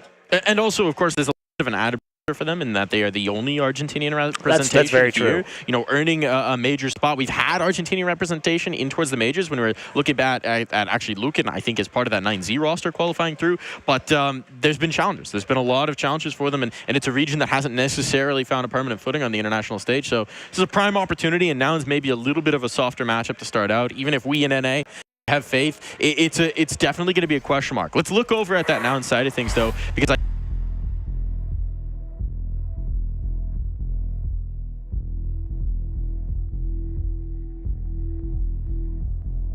from back back in the day who've come together into this roster, and their most recent change, bringing in Marky at the beginning of this year, has been brilliant for them. He's been performing brilliantly. He was out of CS for a while, at least out of competitive rosters, and he's come back in with a bang.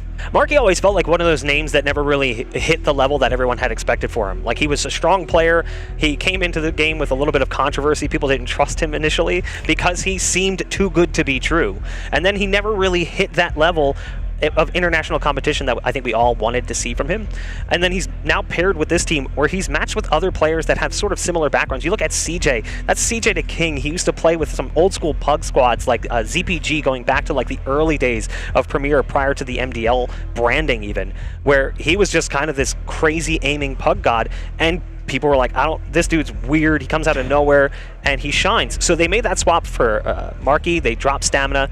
They swapped the op role back to Cynic a little bit better. Maybe as a team, they don't necessarily have a strong op presence. I feel like Cynic is okay in that role, but I do like what we've seen from this roster more recently, and I do feel like the Marky move is a massive upgrade for the team. Well, we can hear a little bit from within the team. We've got an interview on deck. I think that is with Marky, so let's go ahead and hear what he had to say. What does it feel like bringing a CSGO LAN competition to Mexico? Feels amazing. I think that should happen more. You have a lot of challenging teams ahead. What are your expectations for your team during the RMR? To qualify, of course. How do you feel arguably being the best CSGO player, Mexican CSGO player? I don't know, man. I don't think about that. Do you think it puts any extra pressure on you? Just a little. How does it feel to play within your own country, and what are your thoughts on the future of esports here in Mexico? Well, it feels nice. It feels like being in home. Being at home, the lone representation in this event for the home nation of Mexico, Marky coming on through. And I mean, there's also added elements to it. One of his former teams, I mean, the core of that Complexity roster was on Extrasol with Marky back before they made the move, left him behind, left him out of Pro CS for a while. Now he's fighting back in and representing the flag proudly. I love how many words he gave us there in that interview. Definitely a very outspoken individual, had heavy opinions. Yeah, he definitely did not have much of an opinion to share with us. I do love the fact that we're getting to see a Mexican player at an event that takes place in Mexico. Even though he maybe doesn't put as much value in that, I do think that it is important for the region's growth.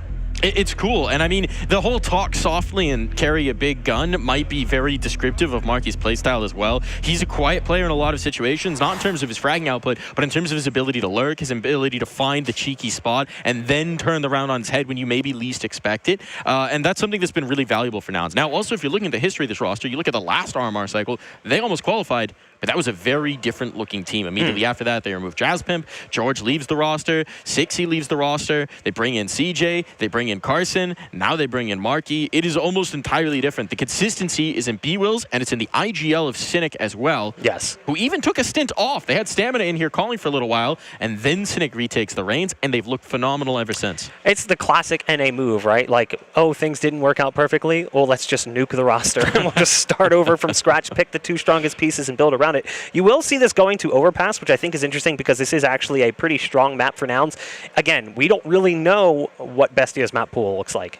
All of their success is within the last few months. We don't really know how well they're going to translate to this level of competition, whereas we have a bit of an expectation for Nouns to perform well on a map like Overpass because their record indicates that this is a map they like to play on. I feel like this does play well to them. We both predicted Nouns to win the series, and I do feel like, hey, getting to play on Overpass does make that a little bit easier of a prediction to stick to because I was still concerned. I went back and forth. I wavered on this one a little bit. It was the only one of the day where I was like, I really don't know how this is going to go. Now that I see the map it ends up on, I feel a little bit more confident. I feel like this one could be one of the spicier matchups of the day. Reminder, it is just a best of one, so there's not a lot of room for margin for error. So the map may very much come into play. But for Bestia, I think it's going to be about the hot start, continuing that good vibes from the honeymoon period, continuing their vibes from the run to qualify into this event, keeping that energy going. Because if I know Nouns, they're grimy in that they can get back in from any scoreline. If you start to give them any momentum, they are very much that kind of team where once they get rolling, they're hard to stop.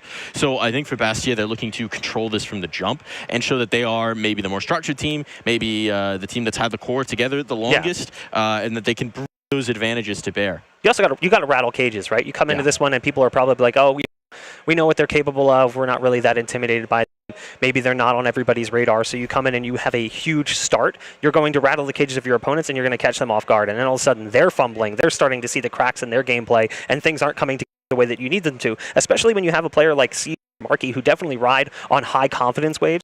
Things are going well, they're going very well for players like that. And the other thing as well is if you give them early advantages, this is a team that will just shove the aggression down your throat. Yes, exactly. You will have Carson running at you, will CJ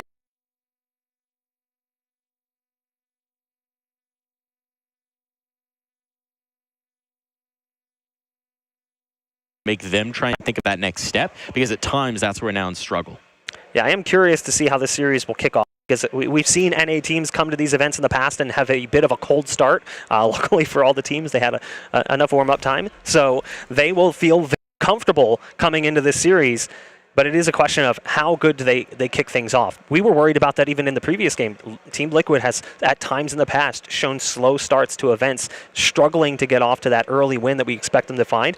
And I feel like that is just the classic NA curse. A lot of teams come into games and they have that slow rolling move. And by the time they finally start to heat up, it's just a little bit too late. You know, I think that might even just be the Americas move. I think BR teams have done that a That's time fair or two as well. And the thing that's just unforgiving about this format, about only having 5 spots, having none of the 3 and 2 teams qualify, no even opportunity to play for that position, it's brutal, man. It is. You can only lose one. These BO1s matter so very much. There's a ton of weight on them. The world of going up 1-0 versus 0-1, it matters everything at this RMR. It's going to make such a world of difference. The guy I'm really intrigued by on Bestia, since we have a moment here, Lucan, man. I remember watching that magical 9Z like half of a year where Lucan he came off of the bench after a year, after considering retirement, after being out of the game, and he tore it up, primarily in the op time. He's not necessarily going to have those opportunities all the time here within Bestia, but I think he's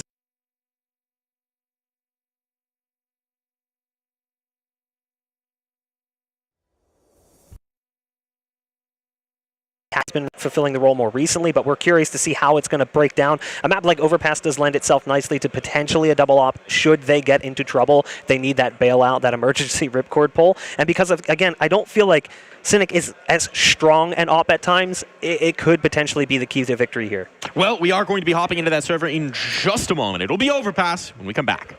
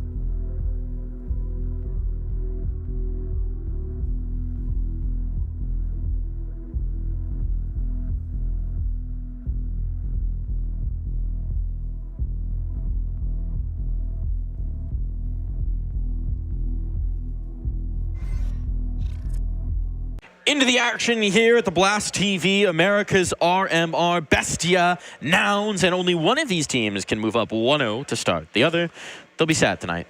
They'll be sad. They'll be rethinking things tonight.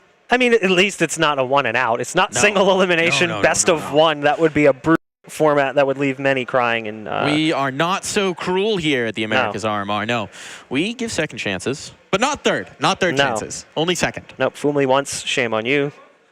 Fool me twice. Good luck. Yeah. Go next CS2. time. GG, go next. It's the last CSGO major. And so these teams want to write their names in the history books before the dawning of a new chapter. And it's time to get the just first passage maybe of that chapter on paper. First pistol round. It's like the first letter of the first passage of the first sentence. We're in the introduction right now. Yeah, we're getting just started. Maya in a little bit of a spot there out towards the fountain, but no one's shifting just yet. It's a heavy B play for Bestia and Nouns. Well, they're headed the other way. Having fun right now on the playground as they move their way over towards long. It does look like you have one sort of jiggling over towards Billboard. That'll be Mayern, who's there solo right now. You mentioned it. This is a 4-stack right now for Bestia over towards the B site. Really putting everything in that, but they're realizing the lack of action. It's Noxy moving up. Now another player coming through as well. I think Lucan joining that. So these reinforcements, because it's been so slow from now, is actually going to be here at the right time. And there's contact. So feeling a little more confident about this one. Now, with a lack of connector presence, there's still the bailout option. Was that a team dink? Or was no, I don't think so. That was from the downside. That was from the Glocks coming through. And indeed, now they're starting to float that fourth player up. Nouns have put the alarm bells ringing. Do they want to commit to this? 50 seconds. That's kind of what I'm wondering. I feel like now is a good time for them to try to pivot back, but they do still have a player in water that's holding down that rotate, so it would be difficult as Marky strikes first, taking down Lucan. It's another for Marky, a player we profiled coming into this one. He'll finish off the damage that was dealt by CJ.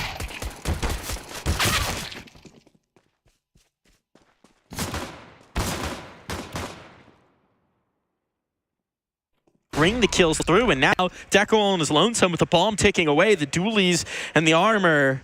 This might be too much of an ask. He'll try and clear out long. Try and see if he can't find an engagement, find a little bit of space, but he's not being presented one without a kill given over. This is a tough situation to get back into, especially without the kit. So he'll back away, save what little he has in the next round.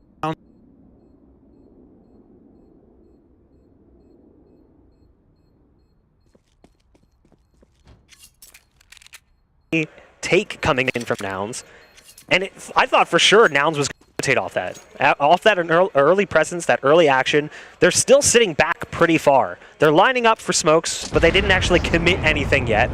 But then Marky gets 1, 2, 3, and all of a sudden it doesn't make sense to do anything else. Marky pretty much single-handedly around for Nouns. Great damage dealt by CJ early on from long. That was that headshot, the gush that we saw. Questioning whether it was a little bit of team damage. It was not. But hold the phone. All right, we're going to get the force buy-in. They're going to get the FAMAS out as well. So that's a nice investment. That's a nice one coming through. Deco dropped the dualies and bought a FAMAS. I think Deco dropped the Scout, actually, and someone else dropped him the FAMAS because he bought armor along with it. Yeah. Spent 2050. I'm not quite sure. The math... don't math on air. Never math on air. Never math on air. Deco, though, going to make that rifle look very good off the rip. Some damage taken back the other way, but a Cynic claimed early. A big triple boost to kick off the round here for Bestia. You can understand why they go for that investment. And now some gun juggling as the 5-7 will now make its way into the hands of Deco. This man is just clearly comfortable with every weapon possible in the round. Why not? 5-7, best gun on the server right now.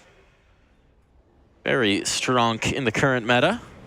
Perhaps too strong, but whatever it is, a triple stack will always be a bit of a stronghold.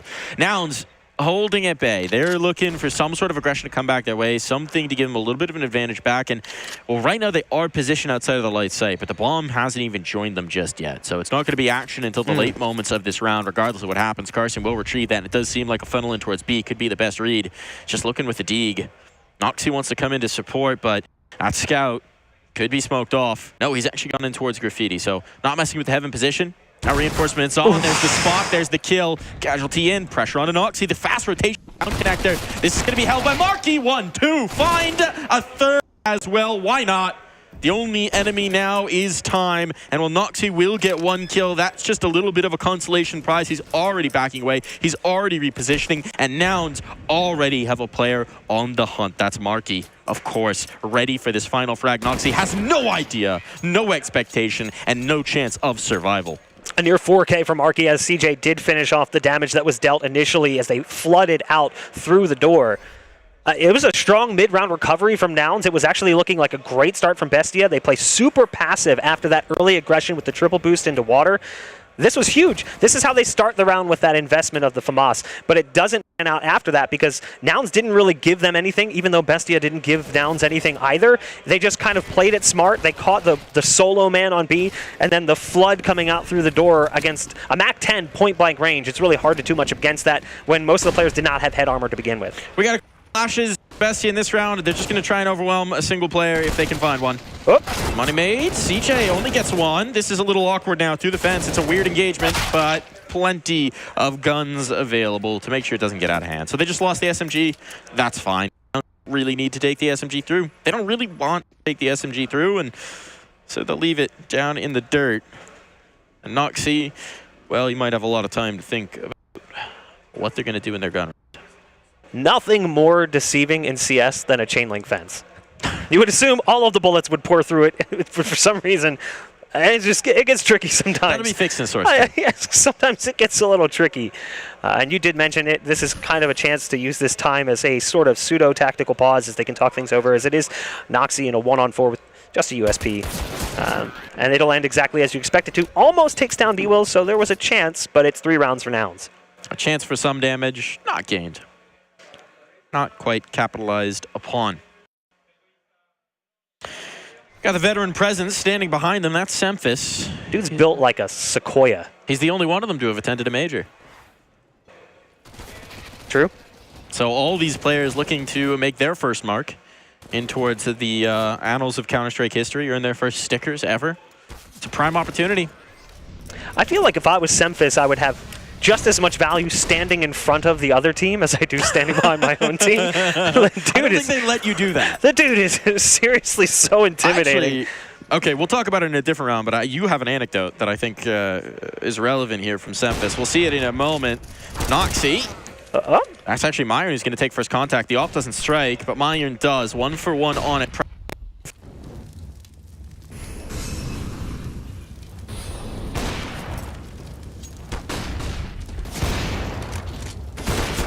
Angle a TK here, but it might be too little too late. And no, everybody's dead in front, so does this flank even matter? Not at all. That was chaos.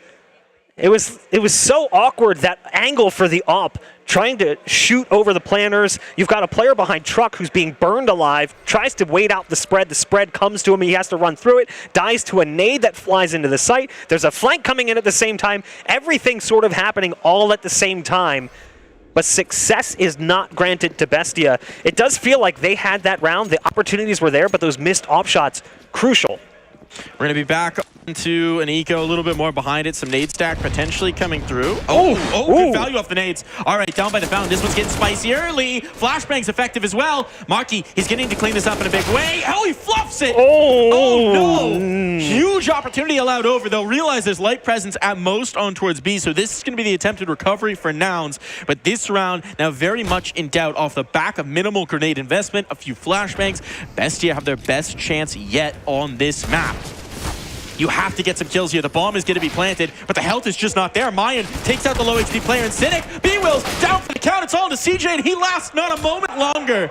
Chaos, pandemonium, and it sees Bestia snatch away a round they had no business being in. That's how you get your team back into the game. A massive nade stack early in the round doesn't really do a ton of damage outside of just one player, but it slows down the push. Everyone else is stuck back in spawn, and there's one left alone in playground trying to take that battle as Marky saunters his way past the swings. Player A dies, Marky dies, everything starts to fall apart. There's guns in the hands of the CT side at that point, and Bestia capitalizes on the fact that they were able to split that push in half from Nouns. It's a big way to get them back into the game because the gun rounds have not worked out well. Not yet. So to do so on what was a very light investment massive for Bestia as they move in through this first half. Now, though, you do get the good gun round. You get all the utility, you get all the weaponry. There's reinvestment available for Nouns, but this is a chance. An aggression from Lucan. He's taking the space. The Bull is charging forward, and he will gore Carson out of the round early. B will is trying to take some space in towards B, but it's going to be tough. This is going to be tough for Nouns. They're into a 5v4 again, trying to recover the situation. They managed to turn this around last time, but that was with a very light Behold, and this time, a little bit of a different look. Aggression coming through from construction. There's a lot of bodies here out for Nouns. This engagement,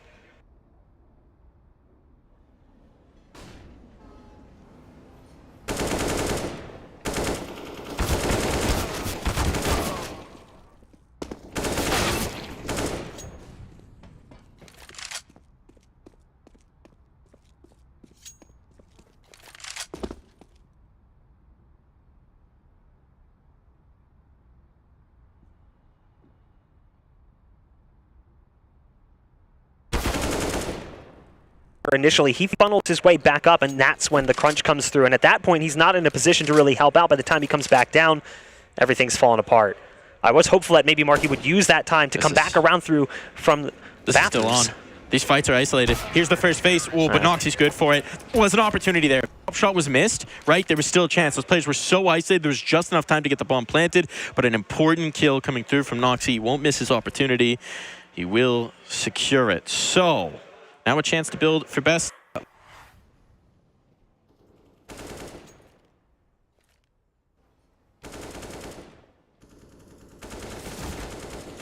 Counting. Spread the wealth around and see what you can bring to bear in this round. And I will say, for anyone at home who's not familiar with the Nouns side, do not count them out of any potential force buys. They like a bit of a cheeky weapon array. Marky having this much cash means that he can effectively buy and it doesn't matter. So you see the heavy investment from Marky. He will be the carrier of the golden gun for the round, as he has the AK with full utility to back it up, head armor as well. Surprised not putting more behind this. There we go. Okay, there's another yeah, rifle a little out. bit more CJ investment. had some cash. So it's a buy-in. They're going for it. They're chasing it. You just got Cynic on the Deagle as a limiting factor. You got the rifles up. You got a lot of utility. Still, we might see a faster round come to play here. We might see a little bit more aggression coming in. They got stalled out in towards construction in the last round, and that really did cost them. Allowed Bestia to pull in that four-man play. This time it's heavy aggression out the fountain. Noxie trying to get his, and he's got it as well. Minor drop, though. Pressure on. They want to find this up. They want to take him out of play, and they've done exactly that. Even trades to this point, but look at the A defense. It's softened up. The rotations are being forced to be called through, and this is a problem now. The choke point utility is keeping them at bay, but no one's watching Khan. This didn't cost them before, but this time the bomb is dropped on the flank, and that's a massive gap left by Nouns. Pressure on. CJ whipping around. How does he bring this back? How is this being brought back? They should have had these players dead to rights, but instead now it's all left to Deco to be the hero. He already made the big play of the round that should have been his. But now more is required, and so he'll try and lose himself in towards the bathrooms, maybe reposition, maybe retake the space, and in doing so, he's allowing Nouns the opportunity to reclaim the bomb. Such a peculiar scenario as they molly off the top of stairs. He actually drops a smoke in it, and I'm not sure why no one thought to turn back. His position right now does get cut off because of a molly coming through, so they will be guaranteed the plant here on the site. He couldn't afford the audio cue. That was the biggest issue, not even just the damage, just the audio cue alone, but he's got the furs. Peoples wanted the info. CJ committed, but he wins the fight. Oh, that one for Nouns felt like a round that realistically they should have lost at 3 different points, but the individual skill just turns it back on its head. I like the early round read from Nouns too. They know that Bestia has been playing very aggressively up on Fountain, so they just run it right back down into them. The op has to backpedal. The player top con does die, but then it's that second player connector that they didn't expect. That's where things start to get a little ugly. They throw down the molly. He smokes it off, and for some reason, the comm just is not there, and he just sort of walks his way through, spots the bomb on the backside of the play, and things almost fall apart for Nouns. But you're right, they did not deserve to win that. I love the head boost here to try and peak early on. Again, we've been seeing a lot of these early looks from Bestia, and usually it's producing success. at least in the early round. Interesting as well for Nouns that it's CJ who's lighting up the board. Not normally the player you necessarily look to be generating a lot of the fights, but he's doing a great job of it. He's doing a great job in the late round as well. So been a difference maker for them. It's a good sign for Nouns. Bestia still maybe looking for it. You would have thought Deco would have had that impact moment, but they couldn't close. They couldn't close in the man advantage situation with control of the bomb, and that's going to be one where if this gets away from Bestia, they're going to be looking back to that. And in a best of ones, you only have so many of those opportunities, and that's a key one they'll point to. And I do think it's fair to say, I think he played it right. He rotates off the bomb, he surrenders control, he goes for a long flank. The molly that comes through is effectively what shuts that down. It prevents him from being able to stop the plant or even isolate a 1v1 with a non-planter. So I do feel like he made the right call. Yeah. It's just sometimes it doesn't go your way. It's a 2v1. That's the way it works. So Bestia does find themselves in an awkward position where they're now in the same position that Nouns was in before, where they're spending everything. In fact, it's kind of the same for both teams. This is a bit of a swing round. Well, it seems like they're going to swing right in towards B. Flashbang's out. There's the first swing. Kill goes the way of CJ. Entries again good. CJ picking up a pair. He is just kicking in these sights, and he'll continue on a bit further. CJ dropped. His teammates will be required, and it's just going to be on the B-wheels. Wants to get the bomb planted. Realizes he needs a kill beforehand, but he's out in the open. And Myron will catch him. Only one survivor, but it is Bestia to put another round on the board. I think, though, with one player surviving, with the money being where it is, the temptation to buy back in for Nouns, it's going to be so very tantalizing. And they don't get the op back either. They could not get to the op in time, so that is even more crucial because we've seen the impact that Noxie's had with that op. They're not going to have it. They go with this awkward kind of buy where they have a single AK, 4 deagles, a little bit of armor, some utility behind it as well. They're still buying even now up until this last second, really taking their time to come to this decision. A couple players were double eco, so they didn't really have a choice here, and the opportunity is just massive. Looking with a little bit of a deeper angle. We've seen some aggression towards playground, so Nouns are definitely checking for it, but I don't think we've seen this tucked deep long position just yet. Let's see if they clear it. Carson, going to be the point of contact. Cynic behind him as well. They're looking for it. They're looking for it. Cynic's got the idea. Here's going to be the finishing blow, and that's a rifle down early. That's a massive upgrade into this buy for Nouns. Gotta watch out for that mouse wheel. An unfortunate hop. Now, the situation still could have gone against him, but certainly didn't make things any easier. We've already seen Nouns strike in a slightly disadvantageous economic position, and they seem poised to do it again here as they do have the 5-on-4. Good nade damage as well coming down onto the CT side. But it's this slow play from Carson up mid with the M4. Does he clear this left side? No. Not at all. He's the solo man, though. Yes. Are they going to realize this? It's the hit in towards B that really matters. Timely use of the choke point. Molly stalls them out. 35 seconds. There's not a lot of time left for this, and seeing nothing here, they're going to start to rotate. The players coming down con. That's been a big issue for them. The flanks. They're actually going to give up the site proper itself. Playing towards construction. This is going to get spicy. The sewer tunnel, it's too good. A 1-for-1 trade there. Still leaves opportunity, but they have no idea Deco's here. He's revealed himself. But there's two players into the position. They can't get past the choke points. They don't have time. They need to plant this bomb, which means they have to kill somebody, and they're unable to find the frags. The Deagle's limiting them. Nouns putting the pressure on with the clock, and we've seen this a couple times, where because they're so slow into those late site takes, and because they give up the map control in doing so, the flanks are immediately there from Bestia to punish. Yeah, it's good reads from Bestia as well. They're pretty much picking up on the fact that there's nothing towards A, so they start sending more resources towards B. And at that point, the firepower advantage is already problematic enough. But now there's bodies matching on the opposite side. It's going to be a full eco here from Nouns. It's not really all that surprising. You've got triple flash and a smoke. We'll see what they decide to do with it, as they are matching up against what is a strong buy minus the FAMAS, but everything is there behind it. All of the utility you could possibly want. And this is going to be a great opportunity for Bestia to try to build up some of their money. Flashbang's in, going to be the key piece here to try and get something in towards the site. They've just spotted one, so they're going to accelerate. Nade comes out. That's timely. No, they cancel. They bail out, but it already spent 2 of their nades, a smoke and a flash, and they don't have a lot to bear, so they'll regroup and try and still use it. The flashbang's over.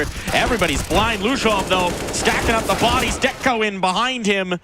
One more remains. A bomb plant would be a miracle, and it's not one that's going to be allowed. We're tied up 5-5 the scoreline, and with 3 players surviving for the first time really this map, Bestia can actually build a little bit of bank.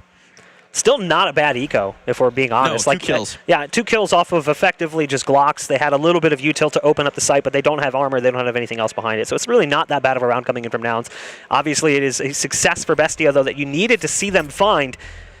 And we'll see a timeout coming in, because I think Bestia realizes the weight of this round. The scenario that's playing out here. Know that Nouns is coming in with a strong buy, and the buy is going to put them near bankruptcy. So a win here means control of this first half in a way that they have not seen yet. Prime opportunity to get in their ears, take a conversation about how they want to play this. I mean, as well for Overpass, we're looking at those strong defenses, right? We're expecting it for them. And they're expecting it for themselves.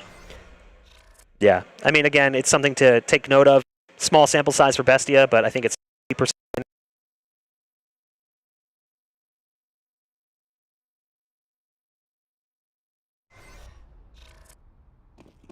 Half. Even on maps, they really shouldn't. They like to get in your face. They like the aggression. They like to be able to control the pace. The pace, though, has been a big issue for Nouns, right? It's been these late rounds where they give up so much.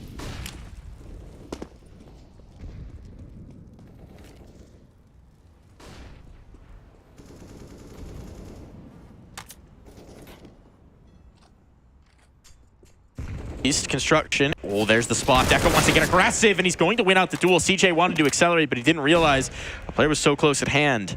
The jump boost perhaps betraying the info. And so again, a 5v4 advantage for Bestia. A great start to a round. Oh, this could be an...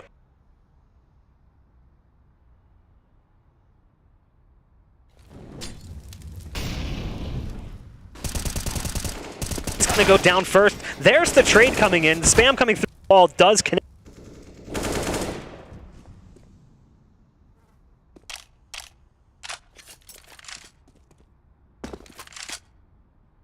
The problem is we're below a minute, right? And they have no map control. Yes, yeah. They've got nothing. They've got nothing towards bathrooms. They don't really even know that construction is 100% clear. Pretty good idea of that. But coming up top, Con is going to be risky. Clearing in towards bathroom.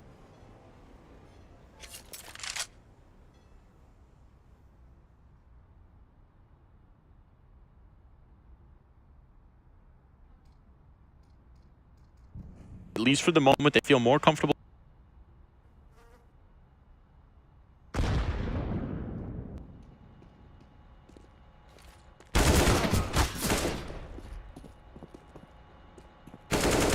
Player activates in towards connector. They gotta go quick onto this. They don't know Luchov is still here. That killed through, but traded back and forth. It's all going to be Bestia all the way. Bestia definitely looking good the last few rounds. That one, 2 players survived, but again, I feel like you had hit it perfectly. Nouns is just a little too slow. They're slowing things down, so much so that they're giving Bestia a lot of early round map control, and Bestia's capitalizing on that every single time. This time it was the smoke that allowed him to just sort of sit in con and pick apart at least a little bit of this attacking front. And dropping Marky, I mean, that's huge. Marky's been a big piece of the attacking side here for Nouns, although I would say that CJ is equally as impressive early on here.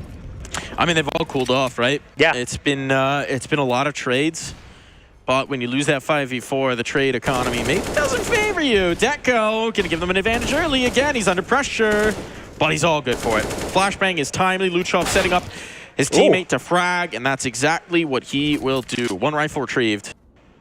A little bit of magic here into this round. It's gonna take individual pop off to get really anything going here. Marky and Cynic, they're stalling out. A boost up timely. Takes Marky out of play. So it's all Cynic with this AK. He's just going to try and do it on the might of his gun, not even bothering to approach the bomb. And he is deleted. Confidence starting to flow here for the Bestia players. Was just going to say the same thing. The fact that we're seeing that boost at this point in the round just illustrates that Bestia is really starting to feel comfortable on the map. A lot of confidence brewing. They have great control of connector currently. Nouns doesn't really seem to have much of an answer for that. I do feel like a pace change is necessary here, but what was making that work early on was that Bestia was playing really aggressively towards Fountain. We saw them kind of take that fight straight to their doorstep, and even though it was an awkward exchange that resulted in a 1v2 that Nouns was able to win, it does feel like they kind of need to move things a little bit quicker here, and you're going to see that at least initially. They do get out into playground early on in the round. They do get 2 players into connector. They do have 1 here from the CT side of Bestia.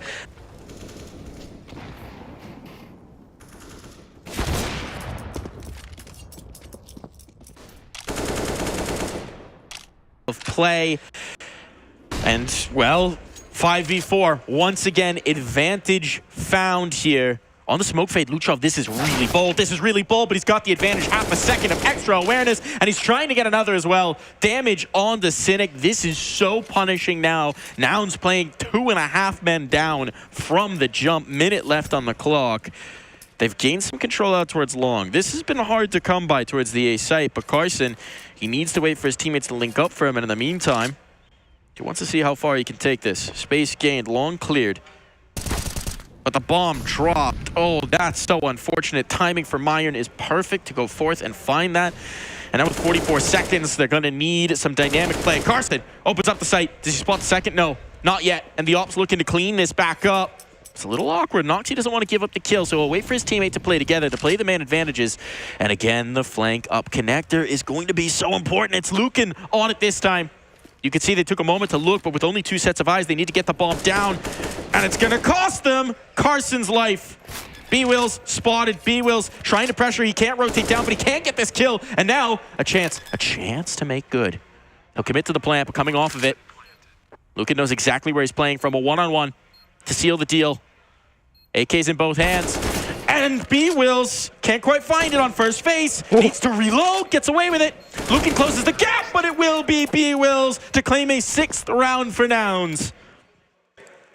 Surprised at the lack of noise after that round. That seemed like an unwinnable situation for Nouns because it just felt like Bestia had done everything. We literally framed it up exactly as it happened. They've been really good at this aggressive early play. They go for the head stack early on. They have one hiding in the smoke in Monster. Like, it's very gutsy play coming out from Bestia, but they're winning those exchanges and punishing Nouns every single time. But then for whatever reason, in this scenario, in the late round, they do sort of have some missteps. They allow him to isolate 1v1s with multiple players, and they kind of gave him a scenario that was winnable. The fact that he even gets the bomb planted the way that he does with such little time left, I thought for sure he was going to fake that. But he holds it back behind the tire, and he just gives him enough space to collect himself and go for the 1v1. Feels like we've had a couple of these rounds now where, frankly, the situation should absolutely favor Bestia, but just the individual pop-off, the gaps left, they can't quite seal those rounds out. And now, you're absolutely right, Mark. This one's going to be a little bit of a toughie on the eco. This is a full investment from Bestia. Yes, there's only 2 rounds left to play, but they're betting it all on this one on the Bestia side. And utility's going to be limited. There's no kit either, so a retake is going to be a challenge if it comes through. They need another one of those 5v4s. They want to get this advantage early, and so they're looking for it in towards connector. Marky, just on the smoke spam. He knew what they were going for. They haven't thrown that smoke. So seeing it, he's ready to punish. And Myron's in a tough spot now. Doesn't want to give this kill up. He'll back away. They know that Bestia has been playing super aggressive, so they anticipate off that smoke that someone could be pushing in. They did try to take advantage of a missed flash. Does ultimately produce success, but it was difficult for the side of Bestia. It will be a 4-on-2, but just barely. B-Wolves just 6 HP. The 2 remaining players sitting pretty healthy here for Bestia. No kits, single flash, and they're split apart. 2 separate sides of the map. Haven't seen a round like this for Nouns much this half, right? They've got all the time in the world to toy with their food, to toy with the sites, and Bestia's going to go for a stack because, again, they invested into this round. There's only 1 left to play. They're going to need to save these guns through, so you give yourselves the chance. You say 2 towards A. If they hit this site, we got something brewing here. If not, well, let's take these rifles into the next round and see if we can't do a little better. And that's exactly going to be the answer. Second option comes through. Bomb goes down. 7th almost certainly gained for Nouns. And it feels like, honestly, an 8th. This is going to be a difficult recovery here for Bestia, but Lucan able to actually find a kill on a Marky from stairs, ultimately taken down pretty quickly. And there's value behind this rifle, so this is a save scenario. You have to get away because, again, we talked about it. The eco coming into the next round for whoever lost this really was not going to be pretty, but Bestia was going to be looking far worse, as there was a few players here for Nouns that would at least be able to fund a buy. But as a result, we're going to find ourselves at a tie score, and Nouns will have the economic strength to come in with a full force buy.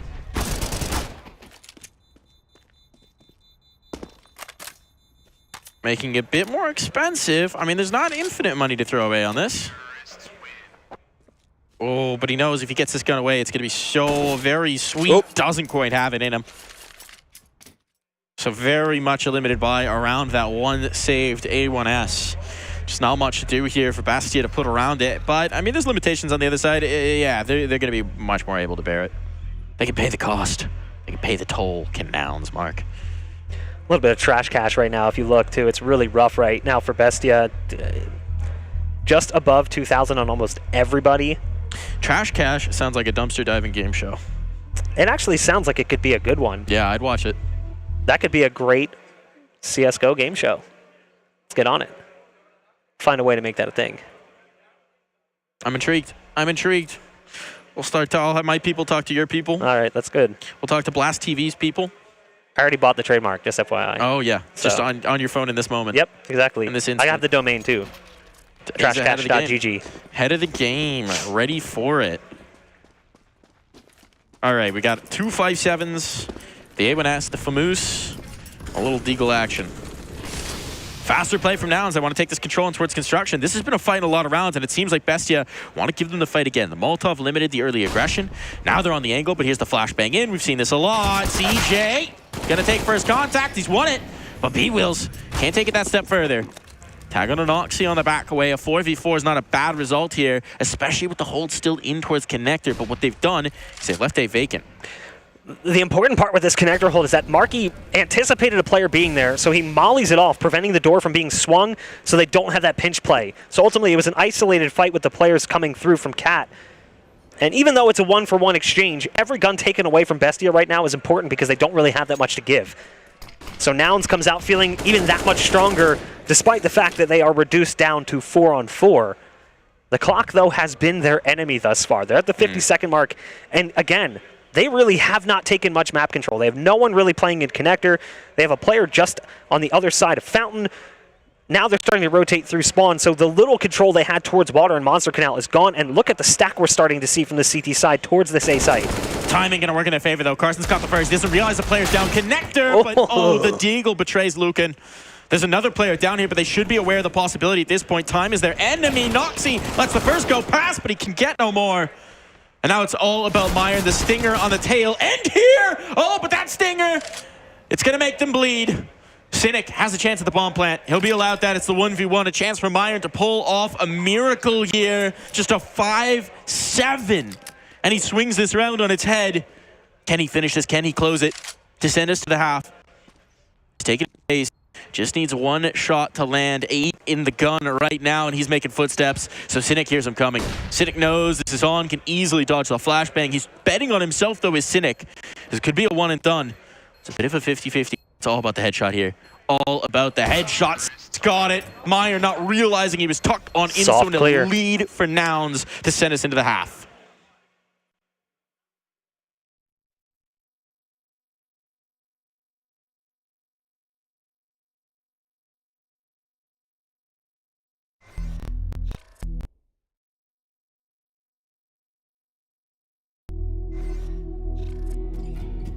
It wasn't an arena, but remember the 1v1 I had against Nav? Okay. It was like the all-Canadian round. Yeah, okay. Yeah, that one was actually all right. Yeah, rewatching that, I laughed for sure. This is Canada versus Canada. Nothing can go wrong here. I've never been so apathetic to an outcome in my life. Right. I'm going to apologize no matter what happens. I'm already smiling. I'm happy for whoever wins it and sorry for whoever loses. Sorry. Oh, he's just bleeding time off the clock. Oh, he's playing twist like a fiddle. Canadians are so smart. No kit either. It's done. And in Canadian fashion, it's full pacifist. No one shoots each other. Sorry I had to blow up your site, eh? Yeah. Oh, no problem. It's just your job. That's wonderful. Yeah, the most pacifist clutch ever. We both survived and walked away. No damage taken from either opponent. Okay.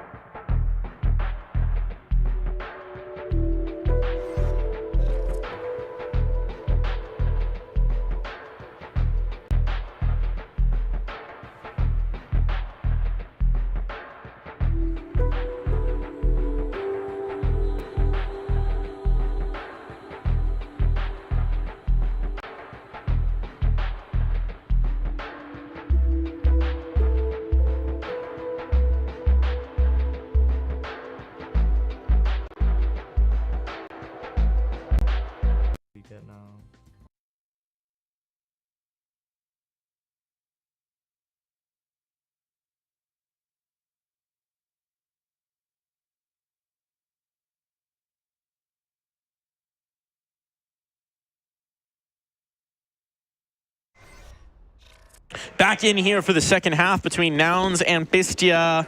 We got a little bit of fire coming in from Nouns there at the tail end. It was all Bestia for a few rounds in a row, but Nouns managing to take the lead, headed through. And in a best of one, that one round could be all the difference. Unicorn certainly starting to think it's looking a little Nouns-ish. This did feel like a very difficult match to predict. Again, going back and forth on whether this was going to be a Bestia win or a Nouns win, but the map did seem to favor Nouns overall, as Overpass is incredibly comfortable territory for this team. And we'll see what they can do here. I like the fake flash coming in with a decoy grenade. Classic. It would have been great if there was someone there to see it work. Unfortunately, not going to happen here today. My favorite latest wrinkle I've been seeing, we're getting a bit of play, but this is mostly a fake to try and pull the rotation and then move in towards the B side. This is a bit of a gamble. They're rotating the players up. They are shifting, but now that they've seen a little moment of hesitation, they're starting to doubt. Two players are staying focused here. Now they've seen presence. Now they've seen presence. They start to realize, and that drops the bomb. Confirmation here. Rotation back down. CJ, he's down, but his one kill was so important. Sorry, it's B-Wills who's lost instead, and now Marky, the clinician here, sniping away. And this is starting to look very dangerous for Bestia. It's being strung out too much. The USPs are having massive impact. They need to get something back through, and retrieving that C4 is going to require straying into the firing line for Deco, and he can do no such thing. That was a big play from Marky. Even though Marky doesn't really have a ton of impact off the initial push, he does get one kill, but just his existence in pit makes it so difficult for Bestia to try to get on site, because they know the second they try to commit, it's not going to work out so well for them, and then the support starts to come in from heaven, and things start to fall apart a little bit there. Nouns do end up scooping up the pistol round, and Bestia's got to be frustrated, so the Tech 9s and armor and a ton of utility to back it up.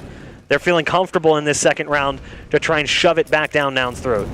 They want to swing it, right? This is now 2 of 2 pistols, 1 for Nouns. Bestia would really like the upset in the next. And they're going pacey with it. Molotov's in, though. This is effective to limit them in the choke points. Luchov just wants to sail in towards the site. That flashbang going to be good. It'll catch Marky full face. Oh, but a little too good. Oh, no one's seen anything here on towards the site. But now, as the light clears from their eyes, the Tech 9s find their marks, and 2 bodies drop. The bomb now down. But B-Wills, he's swift back in. He's swift back in. These SMGs clearing the space up against the pistols. Look at the help making for 2 of these players. B-Wills now taking out Mayan low. But a hero play required of Carson. And he's been spotted. His information given over. The flashbang so punishing. He is blind as a bat. That was one of the rounds I've ever seen. That's what you call good flash usage. That was maybe too good. So white it rivals me poolside at the hotel. That was just, everyone was blind. Flashbangs pouring out over from Bestia. Ends up flashing, I think, the first 2 players in from the T side, as well as the 2 players on site. So everyone's just sort of spinning in circles like they're dancing. And when they finally come to, they're staring at walls, they're running into pillar. They have no idea what's happening. That was a huge round for Bestia. They needed to win that one to upset the rhythm of Nouns here on the CT side. Again, you'll see some investment here from the CTs as Nouns go in with this pistol armor purchase. They do have a scout as well for Cynic. We'll see what they can try to do with it, as the rifles are in the hands of many players on this T side.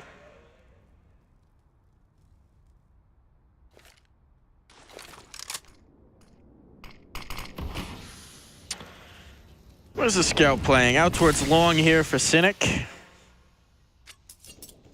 Well, bathrooms is the strong side. They would like to invite Bestia in. Check their luck. It's going to be a hit towards B, it seems again. Rinse, repeat. The rotations are a little bit early, but the utility's good so far for Bestia. They've gained that first foothold. Now they're pressuring on in.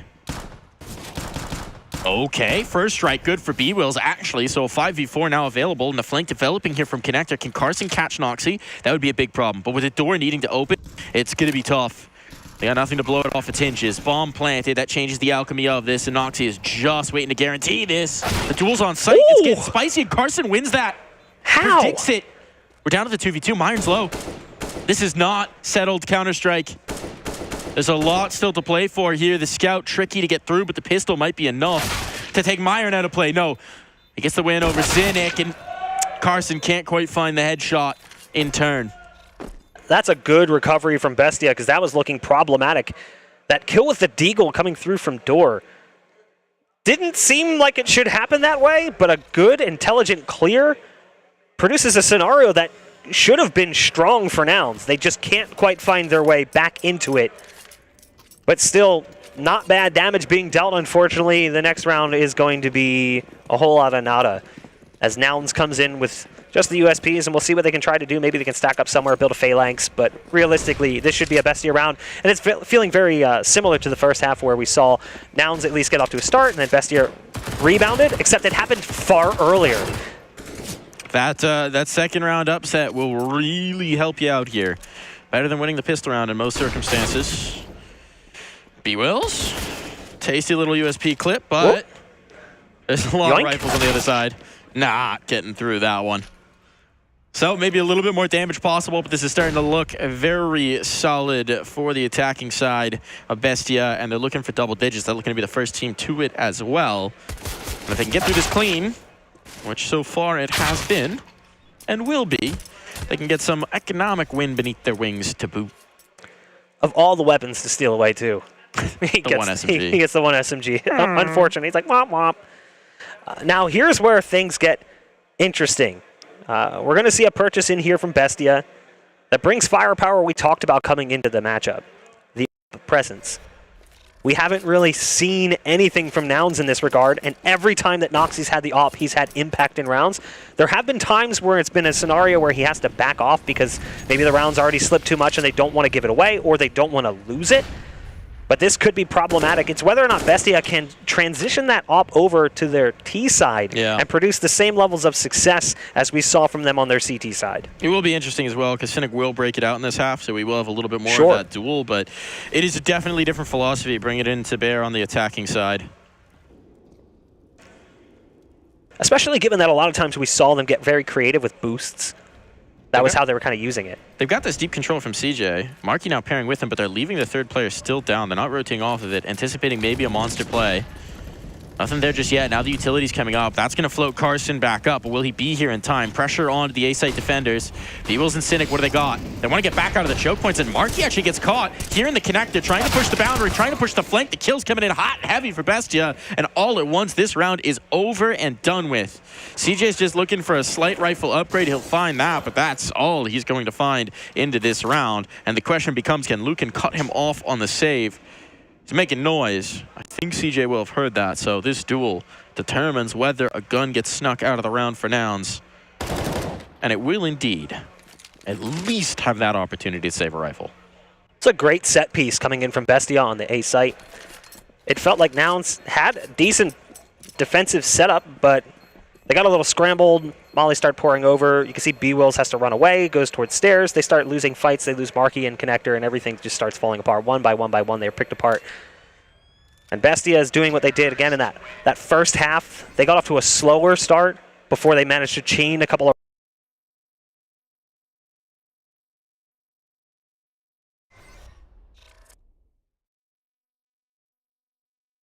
win from Bestia after losing the pistol. But Nouns kind of in a scrambling position here. They're about to surrender potentially round number 12, as money is not looking great for them. They still have that AK from CJ. We'll see what he can do with it, but ultimately it feels very one-sided right now, the purchase.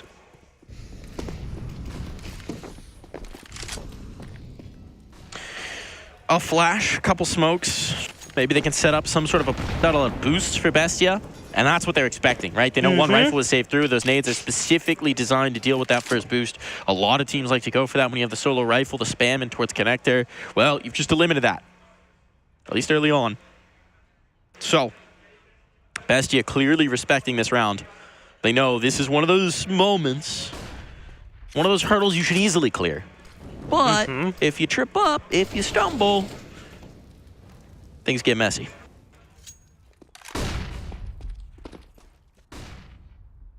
Bestia's really taking their time here, too. This is like kind of what we saw from now. They just don't want to walk into anything too crazy. Unfortunately, we've seen into the waiting arms of CJ. We've seen some of these miscues on the flashbangs, too. The just half second of lack of coordination where you wind up team flashing. And that's going to stand the rifle early on. Losing Carson, I mean, it does mean that the B side is the bomb can go down, most likely. But Marky wants to say something about it. He's going to make this expensive at the very least, and with 2 guns gained, now over onto the Nouns side. They've got some choices to make. A boost up into heaven. Myron here. Ooh, on the smoke fade, he's going to have a chance. Actually back off of it. Doesn't want to make the aggressive play. Don't really blame him for that. The rifle's coming back into action for Nouns. He can control this. He can prevent them getting out heaven. Guarantee a strong position here in the post plant. They're not going to anticipate him to be up this far. And actually seeing the kits, knowing armor, one player. No way. Pixel spotted there as Cynic's sitting around the corner. But again, just a USP. They've got the 2 rifles worth saving. Cynic is really just trying to grab one on the exit. There you go. Sure. It's a bigger risk to duel with him than to not. Cynic had nothing to lose. Yeah. And there's nothing more dangerous than a man with nothing to lose. But a USP. You mentioned it, though, the miscoms, the early just timing problems right now for Bestia. We've seen several instances, even the round they won, the second round, where they just sort of flooded flashes over the walls. It was kind of like, I don't care what's going on, I'm going to throw the flash, and we're going to go. And it's like, dude, I'm already out monster, I'm already out short. I don't care. It definitely is something that probably needs to be rectified, but it hasn't cost them just yet. They've no, won it has not. Every round since the pistol, so they're now, looking like they're on a heater, but Marky warms right back up. He'll fan the flames himself, and the nade for extra damage onto Myron. This round's over before it even begins, so just as Bestia find their 5th round in a row, just as they start to catch fire, instead now it's been turned the other way.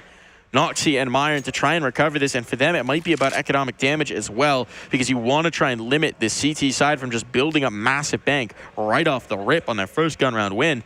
CJ, he'll catch that one, and the second as well, why not?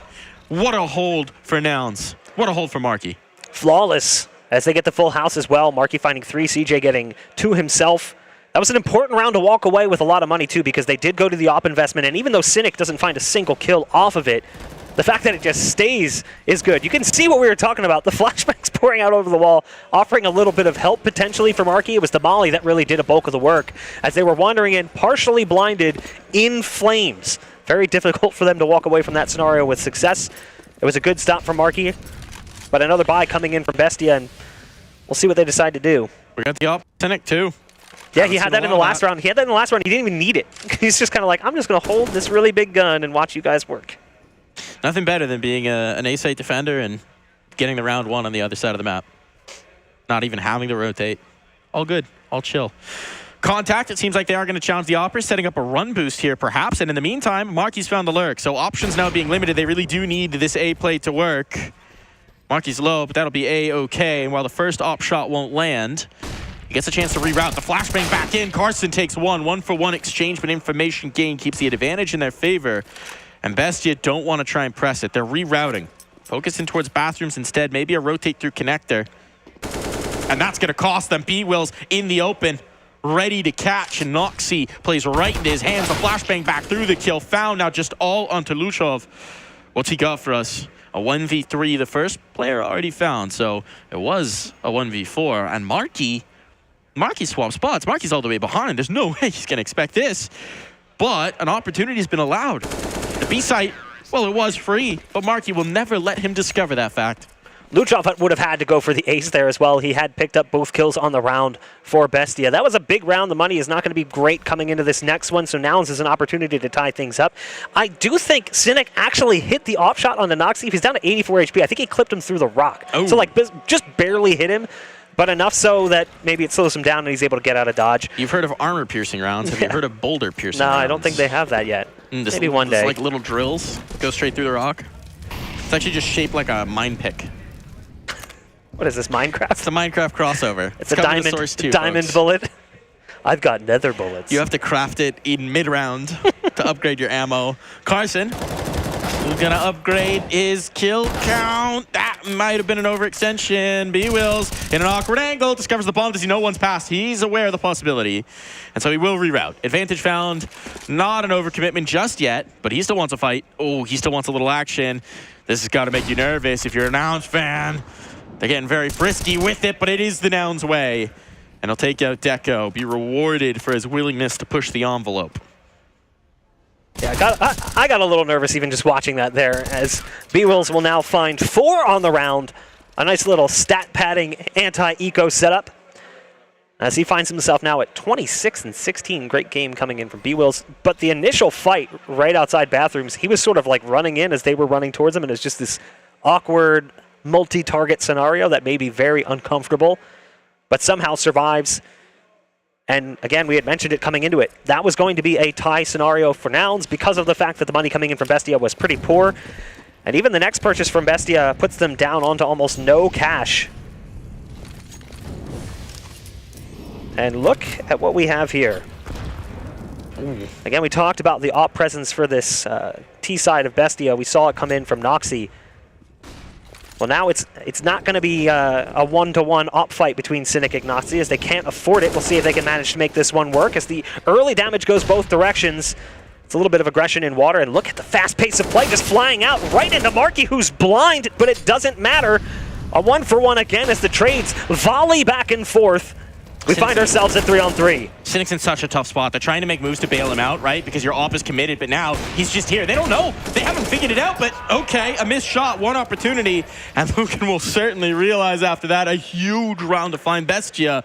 Backs against the wall, perhaps. And now the op given over to Bestia. Ooh, new opportunity here. Yeah, a bit of a flub there, having the op in pit, the fast play. While it's 1-for-1 trades in both directions, Bestia felt comfortable with that scenario, and ultimately Cynic is just in the worst possible position to find yourself in with an op. Because even if he gets that first kill, what's the best case scenario? They're likely going to just waterfall over the edge and take you down anyway.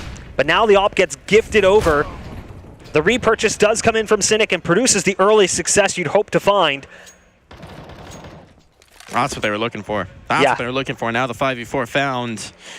Bestia trying to keep the pace up, right? Realizing they found that one round, seeing if they could press it for more. And here they do. B-Will's down for the count. The guy who's been an absolute mammoth so far, but Carson's still in the same relative angle. And they're a little lazy in the clear. That's a blunder from Noxy. I don't know what exactly he was expecting in terms of information, but Luchov stuck in the corner here. That's the bomb now found. Carson just creating on his own. He doesn't need no support. He doesn't need no flashbangs. He'll make it happen. All on his lonesome, and that is such a huge find. This is going to slow down Bestia, even if they don't play to defend the C4, even if they just play back towards sites right now.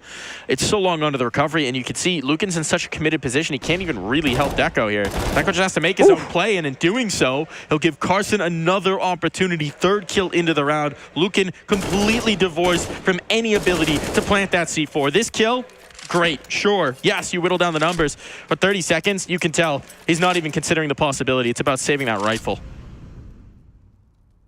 Big round from Carson. We kind of talked about it.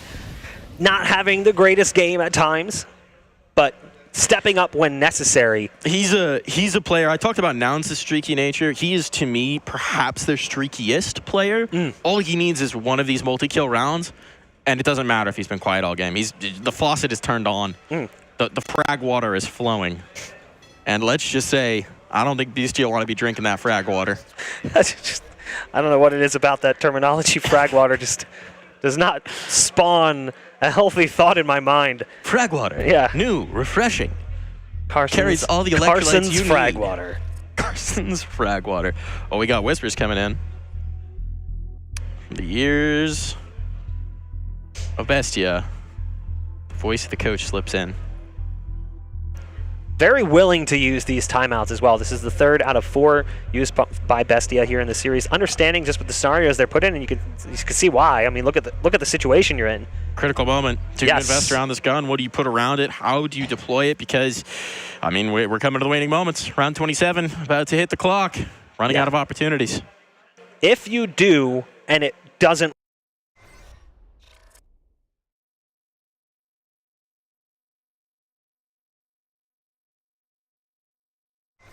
And they likely wouldn't have the money for the op again into Noxy's hands. So again, it's a op for Cynic, not on the flip side matched. Here we go. Faster presence outside of Monster. Heavy control. They maybe want to contest. for construction, but CJ is going to break his own Molotov to try and set this up. That was a bold play, and they were holding for it.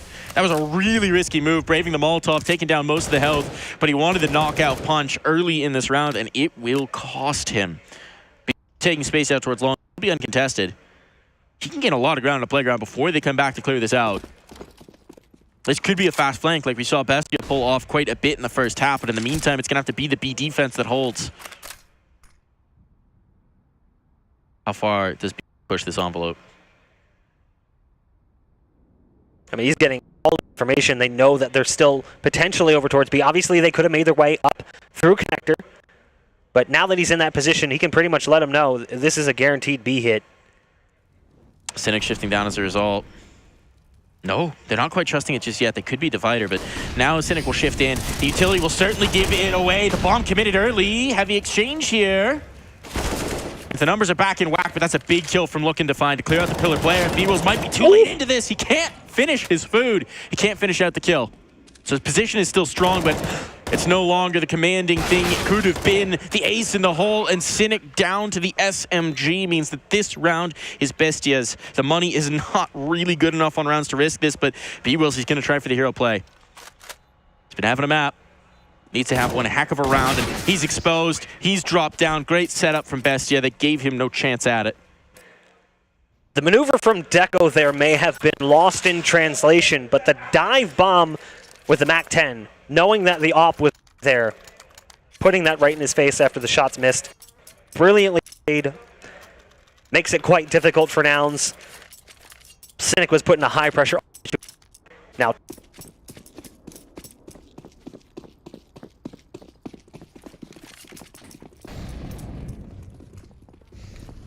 like in those pressure crosses, Cynic maybe crumbling just a bit. That's a tough scenario. You can't really fault him for that. It's really the early play gamble that we saw from CJ, charging through water, trying to get the early pick.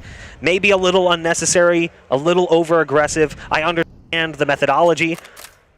And we saw it work for Bestia a lot, that early aggression. It just wasn't backed up by anything. It was literally just a dry peek coming through. There was no flash. There was no backup from...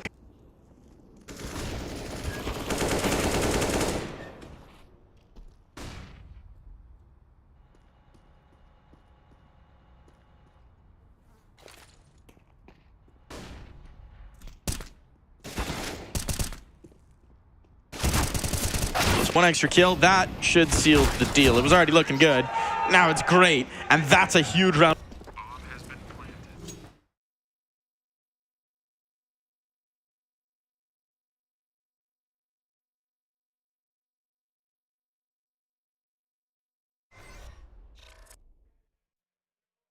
There was a moment there in that round where it felt like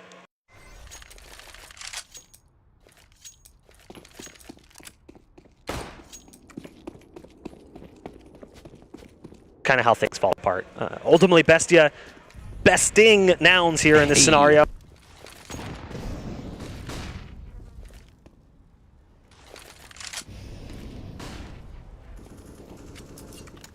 You're going to see Bestia respect it, though. They know this is the prime opportunity. This is where you put the map away. 50. No one enter the idea of overtime. So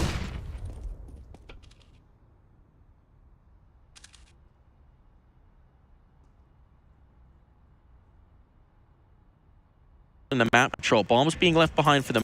It'll be rapidly retrieved. And Nouns not going for anything too frisky here. They're holding back towards the sites.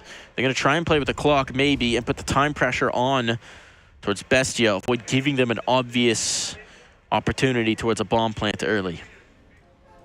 Bestia, meanwhile, playing pretty far back, waiting for the potential push to come through. You've got players still in spawn watching for the B push. They understand the buy that's coming in from Nouns and likely to see some aggression potential. As they shift their focus back towards B, though, this could actually work out quite nicely for Nouns.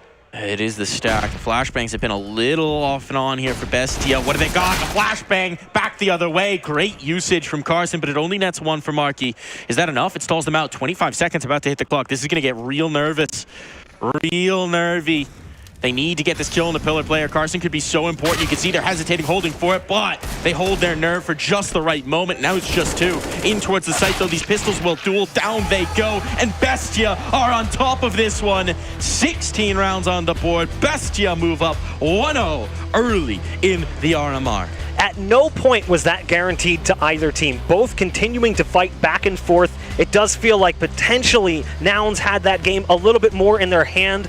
If they could have just won that round after the pistol, things might have gone differently for them, but then they were economically starved for a bit. But then they managed to find their way back into the game. It was that one flub where you have Cynic and Pit. You see that happen the first time. Then you see the other play with Cynic back towards Graffiti, and everything's just getting a little bit uncomfortable, a little bit awkward, and the buys are starting to struggle for Nouns. At that point, economic control was gifted over to Bestia, and they had momentum coming into the tail end of the game. I mean, maybe if you're looking at this for Nouns, you're saying they should have pulled the ripcord a few times a little bit earlier, giving themselves some save, giving themselves some extra rounds, but it's a bit of a younger team. They have this willingness to fight for everything, and we saw some flip on their head, to be fair, so it's a bit of a double-edged sword. Bestia, though, I think what we saw from them was very much the better structured team throughout, right? Even in rounds that they were losing, especially in the first half, where the multi-kills were coming back the other way, they were the team putting themselves in the best position to succeed. They just didn't always bring it all the way over the line, and to me that's exciting because it shows a structure and it shows a cool-headedness, right, that will carry over to their future matchups within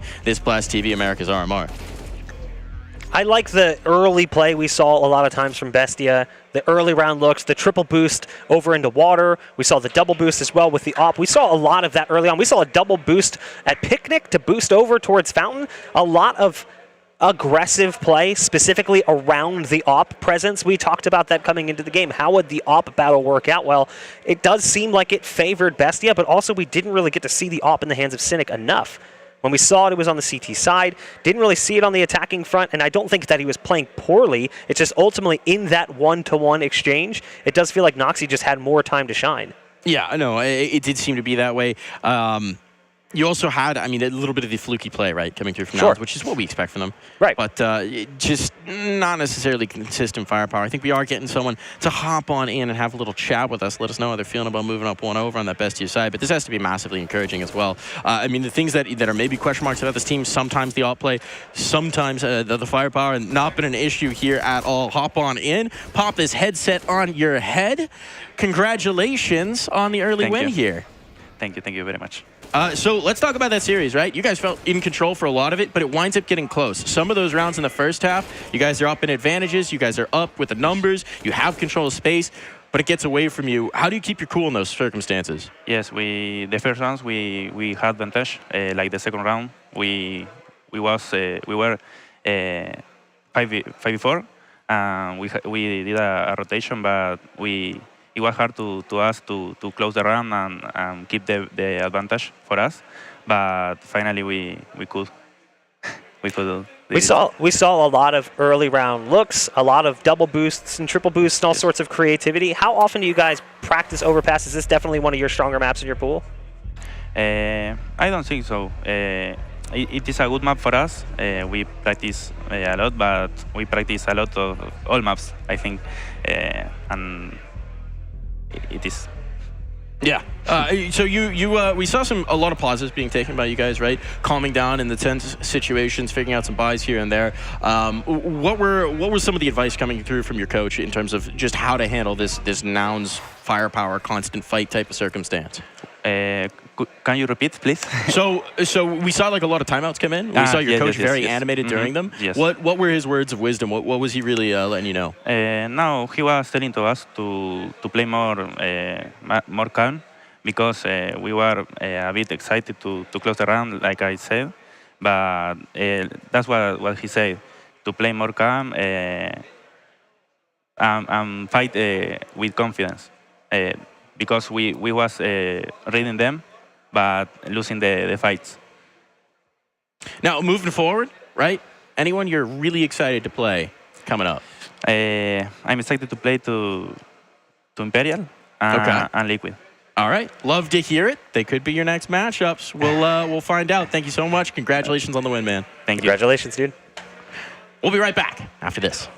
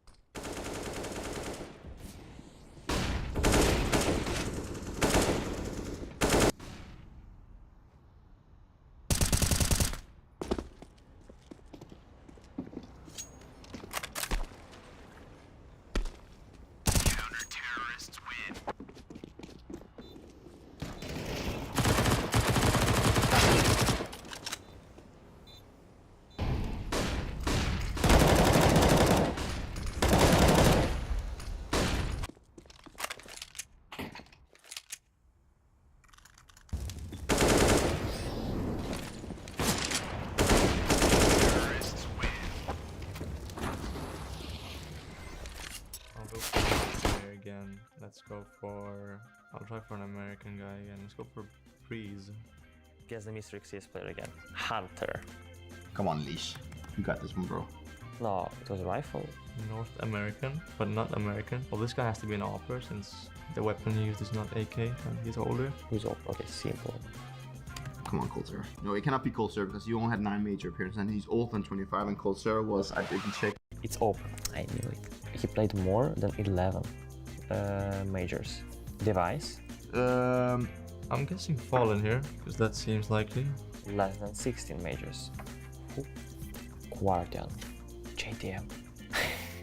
I think. Now it's showing orange box. United States, the same continent. Fallen. Gabriel Toledo. Let's try. Okay. 1.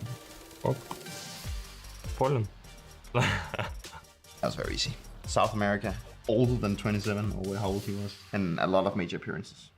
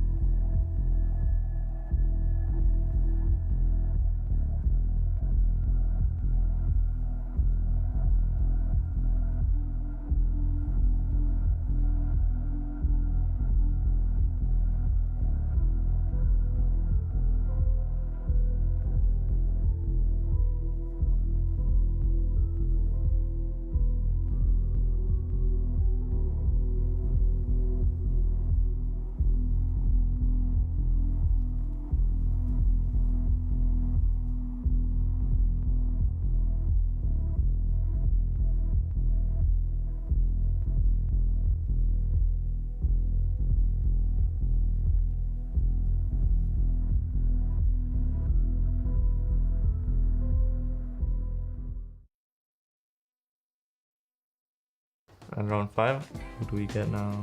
Okay, so we got a leash, we're going leash again. I'll just try Carrigan, because I think Carrigan is gonna give me a lot of hints.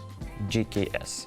Justin Savage. Justin Kill Savage. He's older than 24. AK-47, more than 5 majors. And it seems like he is not European.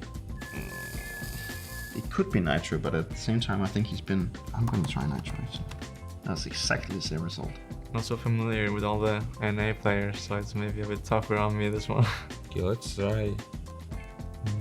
The team is not Liquid, so no one from Liquid could be it. Maybe Rush? We can try for Rush. Twist is Canadian, so not that guy. Naf. But then again, it could be Naf, but at the same time, but maybe Canadian, I'm gonna try Naf. Huxi. Wait, it's not Europe. Electronic. More than 8 majors, and it's not even close to the Russia or Europe. Russia is not it, but I have the age range pretty clear now. American teams, it's Liquid. Liquid? Only Liquid. It's not OC. Stop thinking Liquid. I'm only thinking Liquid. Who else is playing in North America? And he's played a lot of majors, it seems like, so it seems to be like an obvious name, to be honest. Stewie 2K. He's from America, he's retired already, and he's younger than 27, imagine. Maybe he's playing Valorant.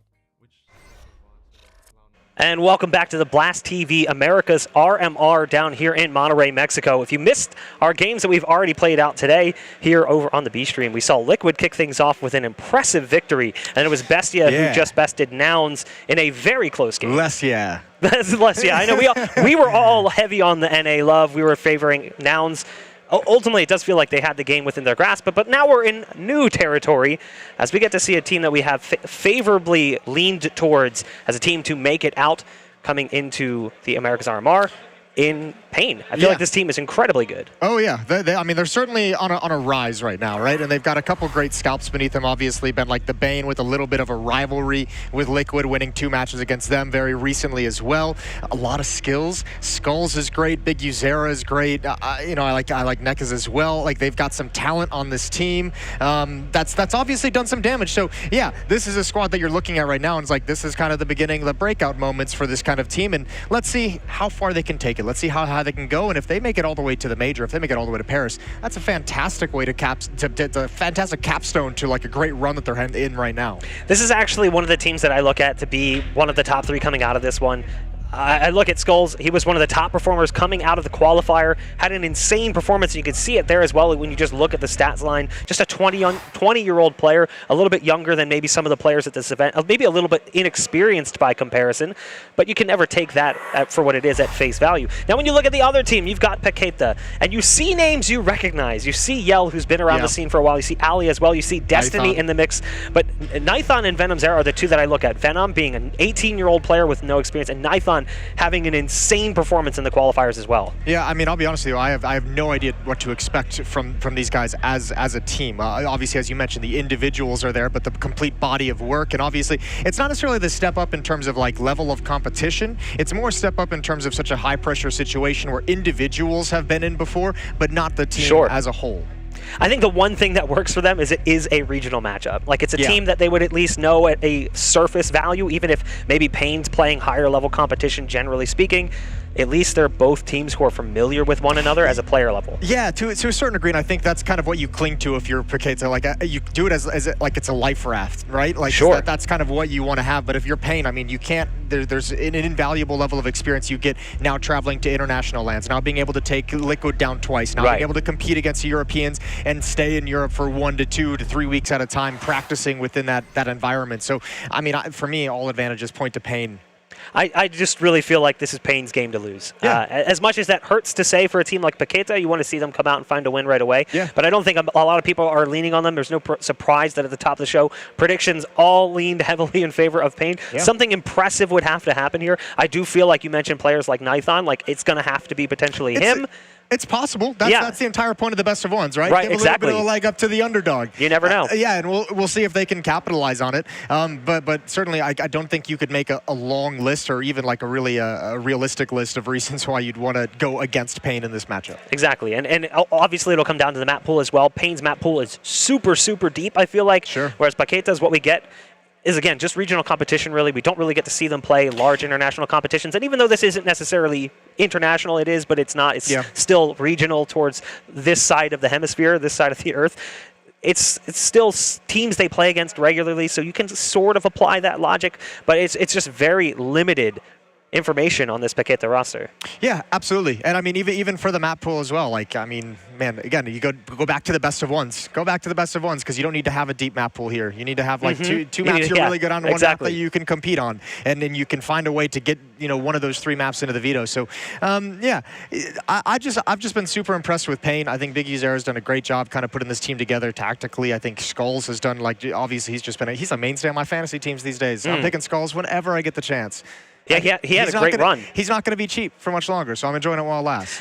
You guys have been all like hardcore on the fantasy. It's like nonstop conversations as we're in the green room. It's all fantasy chat. We have a green room? Well, yeah, it's not green exactly. It's a room. Cafeteria. It's a room. Yeah. Yeah.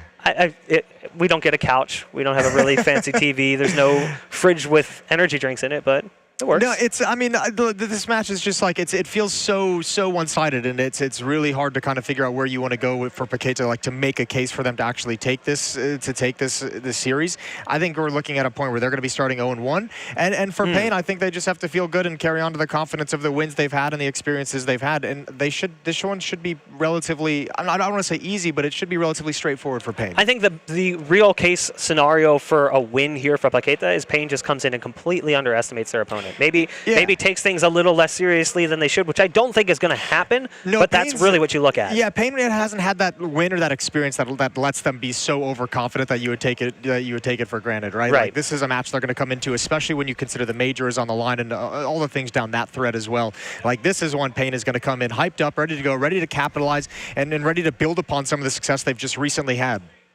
Well, I do believe we are just about ready to jump into the action here. As again, it is Pain and Paqueta. Two teams from the same region fighting for their chance to find a win to kick things off here for the Blast TV Americas RMR. Not a bad map that they're on either with Nuke. I mean, it's pretty decent in the middle of the road for Paqueta's map pool. It's a good one for Pain, though. Yeah, well, again, not a whole lot of advantages you can point to. Nithon's going to get the opening kill, 5-on-4 now in the hands of Paqueta as they move forward. Hardzal's going to be challenged and might know that there's a possibility one is jumping up, but this is a sneaky timing, and he actually might have crossed without the information. Skulls is worried about it, so he's pushed in towards lobby. Nithon starts getting shot from underneath, not prepared. You've got Skulls with the dualies in hand. There's some backup as well. We talked about the confidence level that you might be seeing from Pain, and this does feel like pretty confident play, as it's a 3K round for Skulls on the dualies. And it's a round for Pain Gaming on the CT side. The double dualies push into lobby. You gotta love it. That's action-packed. That's some 90s action movie kind of stuff. Nice job from Pain. And yeah, that is kind of a play you're making. Obviously, Heaven's been lost. You know one's wrapping behind you. You're perhaps a little bit nervous. There might have been some advantages and some timings Paqueta could have had if those lobby players had been a little bit more aggressive and stopped those pushes, and then you can have some kind of a crunch. But man, that's a nice little push there. Good kills from Skulls. Player to watch coming into the series, and he starts things off with a 3K on a dually buy. We do have a pause coming in as there's a bit of a tech issue, so we'll be jumping back into the action momentarily. 2 kills in the round for Paqueta.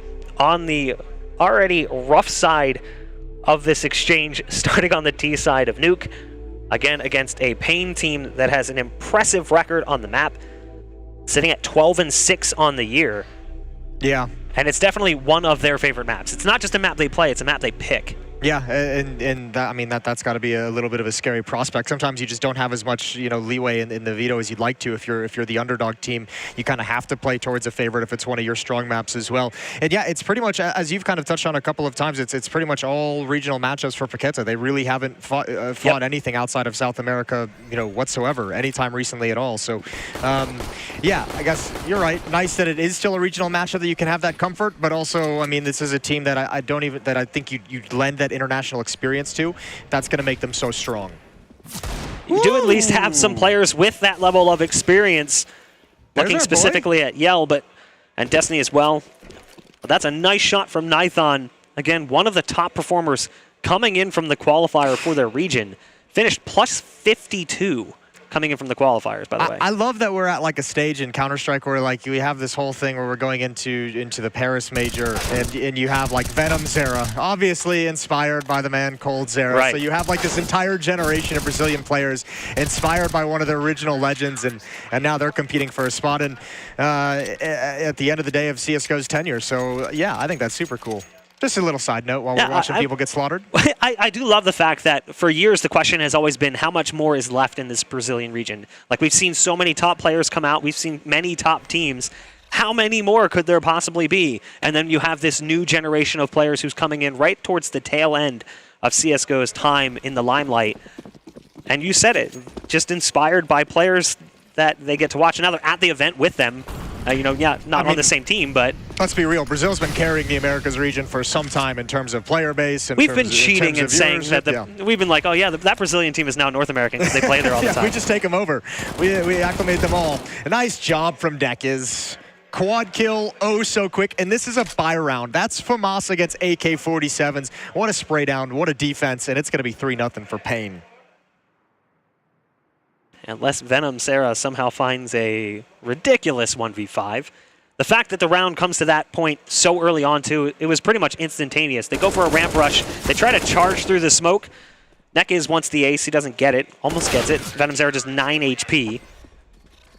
But that's a round for Pain Gaming. 3 on the board now, and it doesn't really seem like they're struggling too much so far. I do feel and somewhat worry that the pace of play will continue And Paqueta is just going to have a really rough first match, just like they drew the short straw here. Yeah, well, I mean, you have to be realistic. I mean, they're going to come into this as a lower seed, right? Their Sure. first round matchup was always going to be a little bit tough. That's the disadvantage that they're at. Let's see. I mean, this is just one gun round. They try and go for something cheeky. They try and go for a little bit of cheese, catch Pain, maybe snoozing with the ramp rush. Maybe you get an easy kill. Maybe you break into the lower bomb site. It goes the other direction. And we'll see what their more defaulty rounds are going to look like. Here comes an execute. Set piece towards the upper bomb site. And already streaming in are the Tech 9s. Zevi's got one. Skulls from up above. And this is going all the way of Pain. And once again, it's just Venom Zera. Ooh, that name even feels good to say. It does. Venom It Zera. rolls off the tongue. Yeah. Maybe potentially even better than Cold Zera. Yeah, I could make that argument. Yeah. That's a good one. A pause coming through as we do have a timeout for Paqueta. Not really all that surprising as their first few rounds have proved to be unsuccessful. This is a very important buy round. Again, it's the T side of Nuke, so let's add a caveat to the rounds we've seen played out this far. But also remind you that the rounds have not been close. It's not like we've seen really strong play from them so far, but it's still early. There's a chance to turn this around. They need to hit 4 or 5. More than anything at this junction, if you're taking this time out, I feel like that'd be coach or an in-game leader just saying something feels off. Maybe it's the pressure of the RMR. Everyone chill. You know, it's been a long day already. Like everybody, like kind of just get into the like get back and just relax. Let's get into the game that we like. Communication's a little off, so I think it's more probably likely just to settle some people down than anything. Settle them down or hype them up. Get them focused. Yeah, I do feel like this is an opportunity for some of these players, too, to prove they've still got more in the tank. Hey, we mentioned it. Yell has already shown what he's been capable of doing in the past. Played for that INTZ roster, Destiny as well. Ollie's had his time in the limelight in the Brazilian region, although not necessarily the same level of play as we've seen from others, but still no stranger to competition. Whereas it's Nithon and Venom who are really trying to make a name for themselves here. And it's Ollie dying very early in the round again. It's the CT side of Pain Gaming strikes first consistently. Yeah, Paqueta's one of those weird teams to like look into because they've had so much regional competition. If you go just look at their stats, like everyone's killing it. Everyone's having a great time. Looks great. Everything's green. Map percentages are pretty nice. But yeah, it's just, you know, you get to this new level, this step up, just even if it's just a half step. Ooh, nice I like that. That's a great boost. Very creative play coming in. The rifle gets away from Nekez after the nade finishes off the damage that was dealt early on. So we will see a plant here and a winnable situation for Paqueta on the lower site. But you've still got Skulls, Big Uzera, and Hards out on the other side. Pain Gaming looking for the retake. Don't really have a ton of utility to work with. Outside of that smoke, they got nothing. Let's see what they can do. Moving in. Smoke is actually, I mean, for only one smoke, it's very, very well placed. Here's the swing. Nithon with one shot. Traded immediately. All Destiny comes right through the smoke. Hops back in. It's all on Skulls. But this bomb isn't planted all that great for Destiny. All Skulls a little nervous. Gets baited off the bomb. Now swings wide. Destiny knows. Goes down anyways. But the time is too far gone. First round on the board for Paqueta. The AWP presence may be a factor in that round. But it was just that boost peak from Venom Zera to take the player down on stairs. Brilliantly played by Paqueta. But look at what it cost them. Literally everything. No one survives. The money going to be difficult. And it's no surprise that we get another timeout here as they are trying to figure out how they are going to chain that round into another one. On the flip side, money is tight after the buy, but there's still some money left on a few players. It's not the worst thing in the world for Pain Gaming right now. Yeah, I mean, obviously, depending on how the round plays out, Pain can always save a couple weapons here or there and muster up another buy. I think for Paqueta, it's like, you know, we have a situation early on where maybe there's money's a little bit low. If we can string 2 rounds together, we can make this a little bit easier. So, again, it's like less about any crazy tactical adaptation, but they're just thinking, you know, let's call something that's going to, like, let's call our bread. This is where you call your bread and butter, right? Coming into this as an underdog team. You're like, let's get this reset. Let's give ourselves a few easy rounds, see what we can scrape on the board, see if we can get some momentum and come out on top. And snowball maybe into 3 or 4 rounds. 4-1. You would assume, too, that they're not going to do what we saw before, which was that hardcore ramp rush, where it kind of backfired. Just toss out of there. Let's get that one out of the playbook. They did have great success going outside. I would not be surprised to see them go for a smoke execute outside to give them some control of that region. Gives you a lot more flexibility. We'll see what they decide to do. Yeah, a lot of the rounds have been relatively, you know, simplistic. I'm not necessarily saying that as a criticism, but I mean, it's kind of like a one-move call, right? Like the ramp rush, you had the upper execute, you had the smoke wall, cross to secret outside. There's not a whole lot of, you know, spreading around the map. There's not a whole lot of like applying pressure, and sometimes Nuke does feel that way. Yeah. It feels like the start of the round, they already know how the round's going to end. Like this is how they want it to end. How they want it to end, right? There really doesn't seem to be that mid-round adaptation. I think a large part of that too is the rounds have played out pretty fast. Yeah, it has. So there isn't really a time for that mid-round adaptation. Yeah. One thing they might not anticipate too, I'm sure they expect it potentially, is that the AWP was brought in from the previous round. That was purchased by the T side. Nithon had that AWP, if I'm not mistaken. So now it's in the hands of Zevi. They don't have an AWP to match. Could prove to be a bit of a problem for Paqueta. But it does look like we've got a little bit of a tech pause, so we'll be jumping back into the action momentarily here. If you're the coach of Paqueta, what's your call here? Oh, Jesus. Well, I mean, I think first is you go some kind of outside control, right? I think you just kind of lined it up the last round that got you the win, and you can either choose to cross over to secret, or if you want to get a little bit more creative, take control of big garage, maybe challenge for the wrap outside. Problem is, Nuke can sometimes be kind of hard because it's not like going towards ramp room. Like, you don't get to like take map control anywhere other than like taking ramp, right? There's no way you can like just take control and apply pressure. It's either you're going to try and take ramp or you're really not. Right. Same with upper bomb site, really. Yeah. Outside of like some nuisance over towards squeaky door. And it does feel like the AWP could make outside control a little bit tricky if they play it towards heaven. You're kind of peering over those smokes. What could be cool too, because since they've only really had like one move in a lot of these rounds so far, is take that outside control, put up that smoke wall. Maybe, I mean, you can get big control of big garage, but make them feel like you're going to go down secret and line up to kind of split through mini and try and like come right back up into it. Throw a little bit of a fake in the mix. A lot of it depends. I mean, you can see, as we mentioned, with their economy, a little bit low, so they're missing some nades here and there. So somewhat it depends on what kind of resistance Pain is going to have. If they kind of hold you at bay while some of your utilities fading away, you might not have all the resources you'd like. So sometimes it really just kind of depends on what you have to work with once you get to a certain point. It also feels like Paqueta doesn't have a great read on what Pain's doing in a lot of these rounds because they haven't really seen much of their setups, especially when you're looking at upper site. You know, we saw them go there that one round when they basically tried to make their way out with just Tech 9s. And even though they got access to the site, it was early enough in this first half that the information gathered might not be entirely accurate to the current state of play. So ultimately, we saw the fast play outer. We saw the fast play towards ramp room. That got slaughtered. Yep. We saw the pistol through the hut. We saw all sorts of setups. But we never really saw them get a dedicated A take outside of that one round when they only had Tech 9s. Yeah, we haven't really seen any kind of an upper bus, and I think every team on this map has some version of an upper bus. You know, even once you get to the top echelons, maybe like 2 or 3 different kind of variations at it, but you have to have an upper bus because, I mean, it's just such an easy call at times to be able to catch a team off guard, catch a great timing with a lucky flashbang, whatever it might be, and it can bail you out of some tough situations. Have you been caught up on the results of the other stream? You didn't really have a whole lot of downtime. No, I did not have a lot of downtime. Complexity had a nice, solid win. 16-10 over Team Solid. Oh, I see what you did there. Yeah, I actually hate myself for doing that. I don't think you could have made a pun with the previous team's name. No,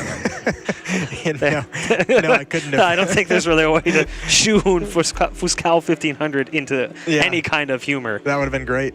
I think things ultimately went there the way that we would anticipate. I actually didn't even get to see the end of the first game over on the other stream, the FURIA matchup. I assume FURIA won, yeah. I assume so, but that game started while I was, or was wrapping up while I was coming onto the desk. But it's super nice. It's super nice too because, like, I mean, we're in a situation where we're coming into this kind of, I guess, sort of the big story around the Americas RMR was, you know, you have all these teams that you would consider favorites, like Liquid, FURIA, even Complexity to a certain degree. You'd probably put those 3 teams at the very least of saying these are the teams that for sure should be going all the way through. They should be 3 of them in theory, but all had some shaky results coming into it. So it's really nice having all of them on day one actually kind of live up to that reputation and have no shakiness whatsoever. Especially Liquid, because I felt like that game could have been so much closer.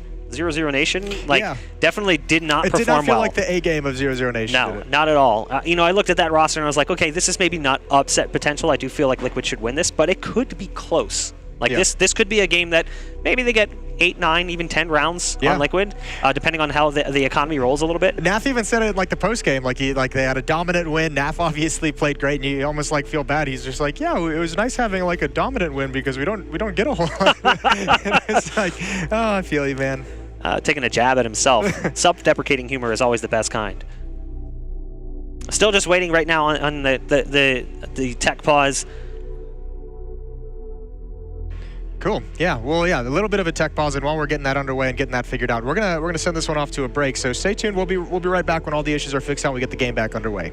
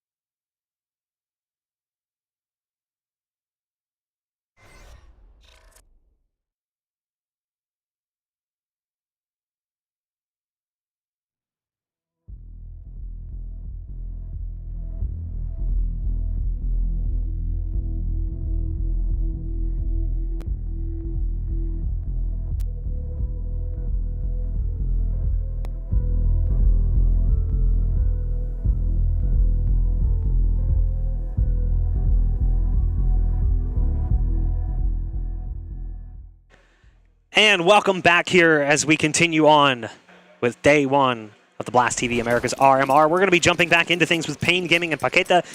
If you missed the first couple of rounds, they were faster than most of my relationships in high school, ending very quickly and with massive amounts of pain. Oh, man, you're all over it. You took my pun and you raised the bar. I'm going to let you win this battle. I hate puns. You'll get there. No. Yep. Please no. It's coming. Well, they're already down secret, so what I called seems to be accurate so far. Venom Zera. This is a really early point in the round to be challenging for this door, and they got down relatively painlessly outside of the used utility. Mentioned they were going to come into this with some light nades. They only got 1 smoke and 3 flashbangs left, and still relatively spread out across the map. But still, despite the control, nothing's really been done with it yet. But look at how nervous it's making Pain. They don't know. They don't know like where to position. These ramp players are actually sneakily, like even though they haven't like encountered anything, they're under a lot of pressure because they know that people have gotten down towards control side doors because it's been blown open. Now they've been challenged in ramp room by flashbangs. They have no clue what's coming next, and this upper hit could be deadly. This is exactly what we were talking about, though. They don't really know what to expect in this upper site because they haven't really challenged Pain in this region. So it's a 1-for-1 exchange initially, but oh, Big Uzera's got the timing right now potentially as he comes through on the flank. Nekis is going to pick one off as well. It'll be a 3-on-2 in favor of Pain, and now just 1 remains. Pain stomp out the push from Paqueta. I don't mind that though. I don't either. That's That's good. kind of a cool round. It's unfortunate it doesn't go in their favor, but I mean that was some cool challenge and pressure they put on this defense. Nice recovery, good off angle in mini hut from Hard Zhao to get that opening kill, and from there you kind of know where the final play is. You kind of know what's coming, and everyone else from Pain who looked disorganized and spread out can actually all collapse and coalesce at the point of attack. We had talked about it coming into that round too before the break. We hadn't really seen any mid-round from Paqueta because they just hadn't had a chance. The rounds have been playing out so fast. So it was a nice opportunity. They get that early round play, they get control of lower a little bit, and then they just pause and adapt. The problem is Big Uzera is really the thorn in their side. He gets the play coming from ramp room, flanking through lobby, and he really picks apart the play. I'll tell you what, I kind of tried to explain some of the 2 early timeouts we had, but this is a 3rd timeout used by Paqueta in the first 6 rounds of play. We've only had 6 rounds completed, and they've used the timeout pretty much every other round at this point. So I got no explanation for number 3. Yeah, this one's a little bit odd. I got nothing. Especially considering I can't even make anything up. It's pistol armor too, so I can't imagine they're putting a whole lot of weight in that timeout into this scenario. Maybe in the next round, but why wouldn't you just wait? It is a little more odd. than anything, I think it just kind of shows how much they realize they're underdogs as well, where they're just like, we have to put rounds on the board. We have to get something going early. Like we can't go toe-to-toe with these guys. We have to find a way early on to get some kind of an advantage. And I guess you'd want it to be an economic one where you can just continue this applying the pressure. So this time, smoke wall, footsteps toward the secret steps, but they back away from it into an upper hit is what it looks like. Although 2 smokes, there's 1 deployed, Molotov as well. Defensive smoke put out by Zevi. However, going into an AWP at the upper bomb site is probably exactly what Paqueta would like. Interesting decision there. There's the first play though, as Skulls is just laying down fire through the hut. My man. 3 kills for Skulls. Jason's fantasy team looking solid. I didn't pick him here. Oh, you said you usually do too. I know. He was shooting feet, but you shot yourself in the feet. I've had him every other time. This time, not so much. He was expensive, I think, this time around. That is a perfect round coming out from Pain Gaming. A continuation of an already frustrating and difficult half for Paqueta. Again, I still want to add a little bit of clarity to this. It is the T side of Nuke, so give them a little bit of a break. Maybe they can find a few rounds here and there. The key to keeping this game from getting out of control, though, is stopping the economy on Pain from building. They haven't really been doing a great job of that. Struggling to take things down. And that type of round 5 up for Pain is a great example of the scenario we're talking about. They had it at a tenuous position, like I think 3 rounds ago. Yeah, they did. Or something like it was that. very close. It's kind of slipped away now. Upper rush. Here we go. Nice flashbang, blinded, just at the safe corner from the Molotov, even though he can't see, and first 2 players go down, and that's pretty much the death of any kind of upper hit. Those first 2 players dying with no results whatsoever, not even stepping outside the hut, and things are pretty much over. Now you're relying on this play from Nithon, as he snuck all the way over towards Secret, but there's not enough impact he can have here to change the fortunes of this round. Oh, the spam coming through does connect. This is potentially looking like another very strong round for Pain. If they survive with 5 again, that's very problematic.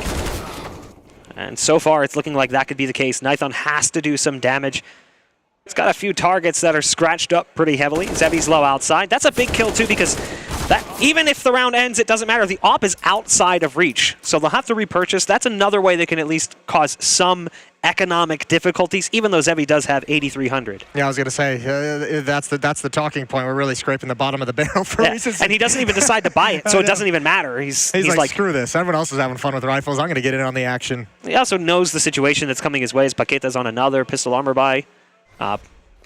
So far, the pistol armors, though, seem to be the ones where they get a lot of control out of it. I don't know if it's because they changed the way they approach the round, but Paqueta's played maybe a little bit more skittish in the buy rounds at times. They had that one round where they got great lower control and didn't do anything with it, but outside of that, it does feel like they're playing very passively, or they're just getting plucked apart early on and making it almost impossible for them to do anything. Here comes a fast play as they fire out through the door. The Tech-9's on the site, and yeah, you know, not really a whole lot happening as a result. Nithon, again, the only one to get a kill in the round.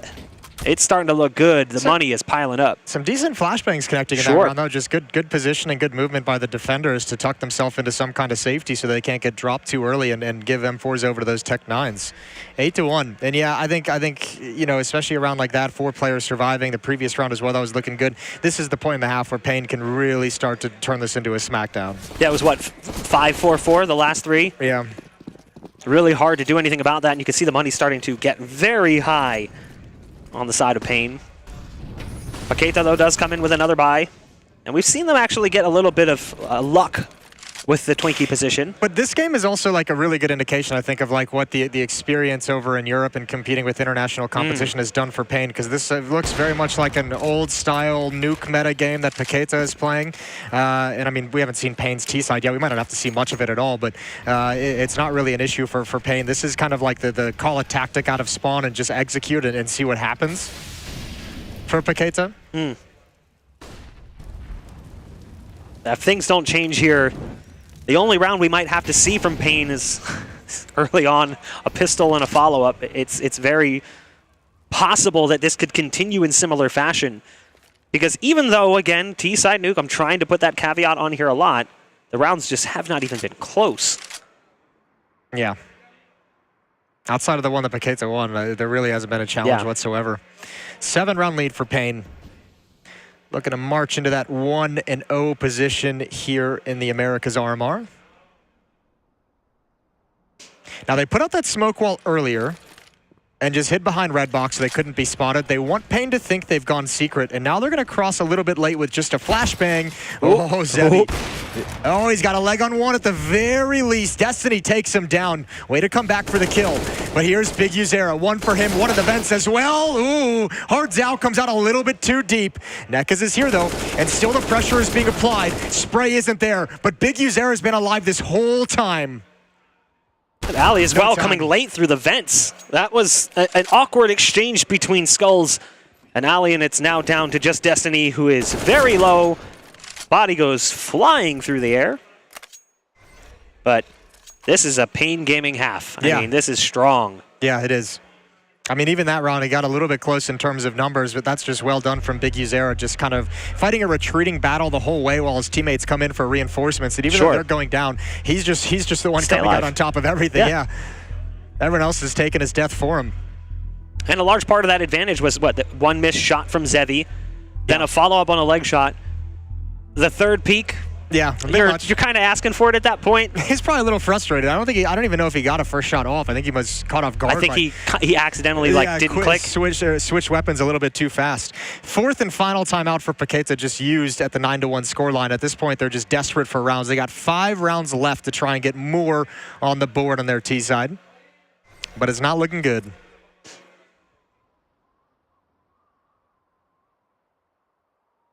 Hopefully they can try to turn this one around, make it a little bit closer. Again, we framed it up. If Paqueta was going to play well against anyone, it would be a regional opponent, but Pain, potentially one of the stronger regional opponents coming into this. Although there are quite a few. Ooh, there's a rare opening kill. Right through the smoke, Hardzao goes down. Ali wants to try and press the issue. That's a very loud drop in towards the vents that Big Uzera is going to call out for. And he's contained inside the vents. It's Nekez to control the situation, and he's just looking for any fight. He's full confident. He wants the battle. He wants it entirely. Surprise. Yep. Oh, didn't go for the knife. That's cruel. That's I wanted him to. That's actually relatively risky. That's full confidence from Big Uzera. Off angle from Zevi, nets himself a kill. The rest of the hit likely to wrap through this smoke in towards Mini. See that one playing out on the X-ray. Knew it was coming. A missed opportunity from Big Uzera opens up the upper sight. And we'll see potentially one of the few plants here that we've seen in this first half. But again, like so many before it, the round will go the way of Pain. These are the games that feel so good and so fun if you're Pain, because you're at a point where, like, I mean, you probably felt it early on. You probably felt it by like round 6 or 7, and you're just sure. like, we outclass these guys so much that as long as every single one of us is 100% confident in taking every fight and challenging everything, then we're fighting and challenging at the same time. Right. And Skulls just has no fear coming out of heaven. He plays that very differently if it's a different opponent. I mean, this very much reminds me of like I should have picked him. God. Like college football starting the season facing off against a really weak opponent. Like they get a chance to kind of get acclimated to the LAN environment here. It's a great opportunity for Pain to kick things off. I think pretty much everyone had this predicted, not even just here in general. The community saw this as a Pain victory coming into today. You'd have to be some sort of hardcore Paqueta fan, or maybe you're one of the... Maybe you hate Pain? One or the other? Maybe that's also possible. Ooh. Maybe you're a precog. See, Zevi's blinded himself, and he's still pushing forward. Nice pick, nice kill, nice aggression, and he's found himself safely into the secret stairs. He's even got backup in Big Uzera. Yeah, he'll be able to take a second shot if necessary, and then peel around the corner and wait for the backup to arrive. Sees an arm, and that's exactly what we're talking about. Now he can just kick it here. He does have to be aware that there's additional targets right around the corner. No, does Yell get this? Not. No, yeah, not going to happen. You crazy, Yell. No scope. It's a nice shot from Nithon, but just like rounds we've seen already from Nithon, it's just a little too late. At the tail end of the round when pretty much everything was over, Nithon does a little bit of damage. And an 11th there for Pain Gaming. Yeah. Nice and easy. No timeouts left for Paqueta as well. Down to Tech Nines. You can see the frustration on their faces too. They're just kind of like, man, this is getting old. Yeah, I mean, I criticize Yell for walking through the smoke like that, but that's just one of those decisions that you kind of make just out of frustration from just feeling like you have no chance regardless of what you're doing. You're trying to make something happen. You know, you play it smart, doesn't work. You play it foolish, maybe things will work out differently for you. Yeah, maybe. Might as well test it. Well, there's still a chance here for Paqueta, but they have to find something here towards the tail end. That's a good nade. Nice beefy nade. Looked like it did about 100 damage. Yeah. Oh! That did 100. Nice shot from Yell. Let's swing onto Big Uzera. They have the utility to set up an improvised smoke wall and actually get across, and they've done just that. Zevi's not going to fire off any shots with the AWP just yet. One player has rotated in. That's Nekez, who's going to be the point man of the lower defense. They should hear that window break. Now they know his position. Oh, he's going to get swarmed. How many can he take with him? Bomb hits the deck. Zevi's got one. Nekez goes down, which means Zevi has to back away, but now the rest of his teammates can come and support. They can arrive. Out in the open is Nithon. He falls next. And Skulls, oh, he wanted to. He wanted it. He wanted to push. Held back for the moment. Switches sides. And he is going to challenge. Both kills are his with the transfer, and it's 11-round lead. Skulls definitely wanted to go for that, and he ends up getting it in the end anyway. Great shots from the op, a good play from Nekez. I thought for sure they heard that glass and they were just going to full bore run him down. I thought there'd be way more bodies kind of sent around that corner to take him out. At least 3. Not necessarily the whole team. You have 2 players go outdoor and the other 3 just run through the window. Get a rifle in your hands. Maybe you lose one. That op takes a shot on a player in sight, and then you can swarm the op. It's one of those situations where in the moment, maybe the communication just isn't quite there for Paqueta. And at this point in the game, too, it's also brutal. Zevi is striking them down with great and furious anger. Yeah. That's a nice lobby crunch when you're already up 12-1. That's a throw in the towel moment. Pain just saying, we don't care what you're going to run, we're going to stop it. Yeah, he's having a good time. Straight Foonin his way out the door. again, it's the only kill on the round. And it was off the back of some clownery from Zevi.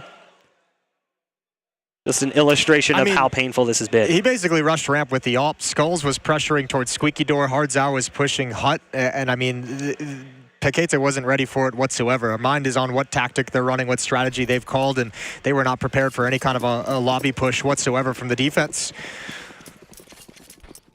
Payne's gonna get us back on schedule, baby. Yeah, this is just an oof scenario for Paqueta. But Payne clearly wants this to sort of pick up in pace.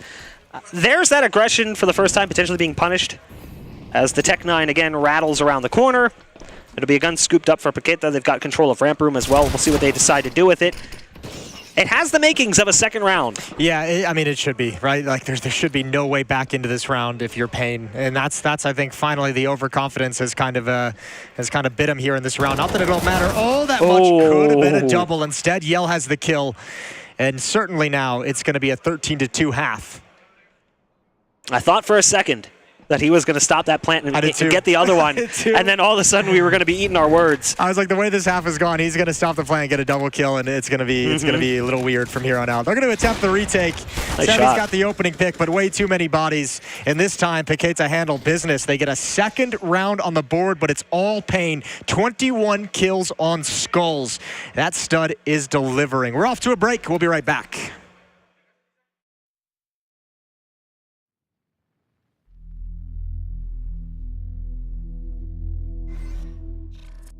Round 2. Let's go for a rifle, I guess. So we got one for Europe. So now I'm beating the game, and I think we're going to North America. So I am going to say Elish. Okay, never mind. Let's type bit. He's AK-47. Older than 25. He's not from Ukraine. So there's a big chance he's a guy from Brazil. So I'm actually gonna say Cold Zero. But is Cold Zero old enough? I'll go for Shocks. Rain. I will write Rain. He's older than 27. The mystery player is older. Let's go, guess right. He played more than 14 majors. Insane, who is this guy? Actually, a European guy, maybe. And he's very old. Maybe he's myself. Damn, I'm getting old.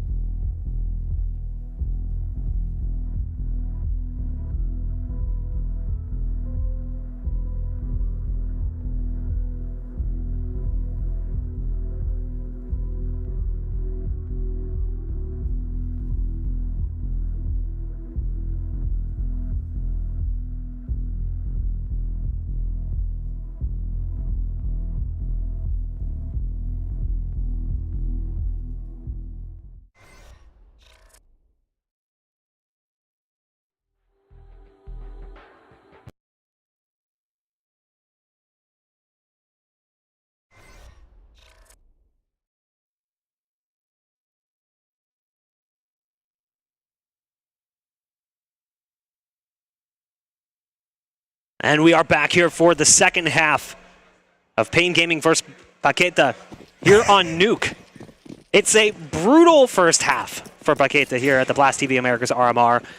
That second round came right at the end of it. They were getting bodied. You got to know it's going to be a rush. You have to know if you're Paqueta, like after the half that they just had, you have to know they're going to be in your face. They're going to be challenging. They're going to be confident. 2 gooshes, but no kills at the moment for Pain. But they know exactly where everyone is. Oh, 1 more kill is fantastic. Surprising. Behind single box. However, nobody has shifted quite yet to the lower bomb site. Just now we see Destiny drop into vents on the X-ray and Pain slow it down. Destiny does spot them as they make their way past the window. They'll pop open the door. And the resources continue to funnel towards the B site from Paqueta. There's Skulls who made it through window. That'll be the bomb drop. Nekes is there to scoop it back up. Despite the early advantages gained by Paqueta, it does come down to even strength, and Yell at that point is also ridiculously low, barely alive at this point, just 13 HP. A tap fake on the plant. It feels like, again, this is going to go the direction it has so many times prior. It'll now land on 1 player, the young one, Venom Zera, just 18 years old. Ooh! Yeah, unfortunate. Yeah, that is not the way you want to see that round go, and it's all smiles right now for Pain. Yeah, as it should be. That's a nice round as well. Even in a disadvantaged situation, challenging in through the control window, making sure they eliminate some of the defense before they go for the bomb plant. Paquetas probably think they're going to be in the bomb side, maybe caught him off guard just a little bit. 14-2. 3 MAC-10s. Full buy in this round for Paqueta. They have to. They're just out of options. They have to fight for every single round if they want a chance of even starting a comeback.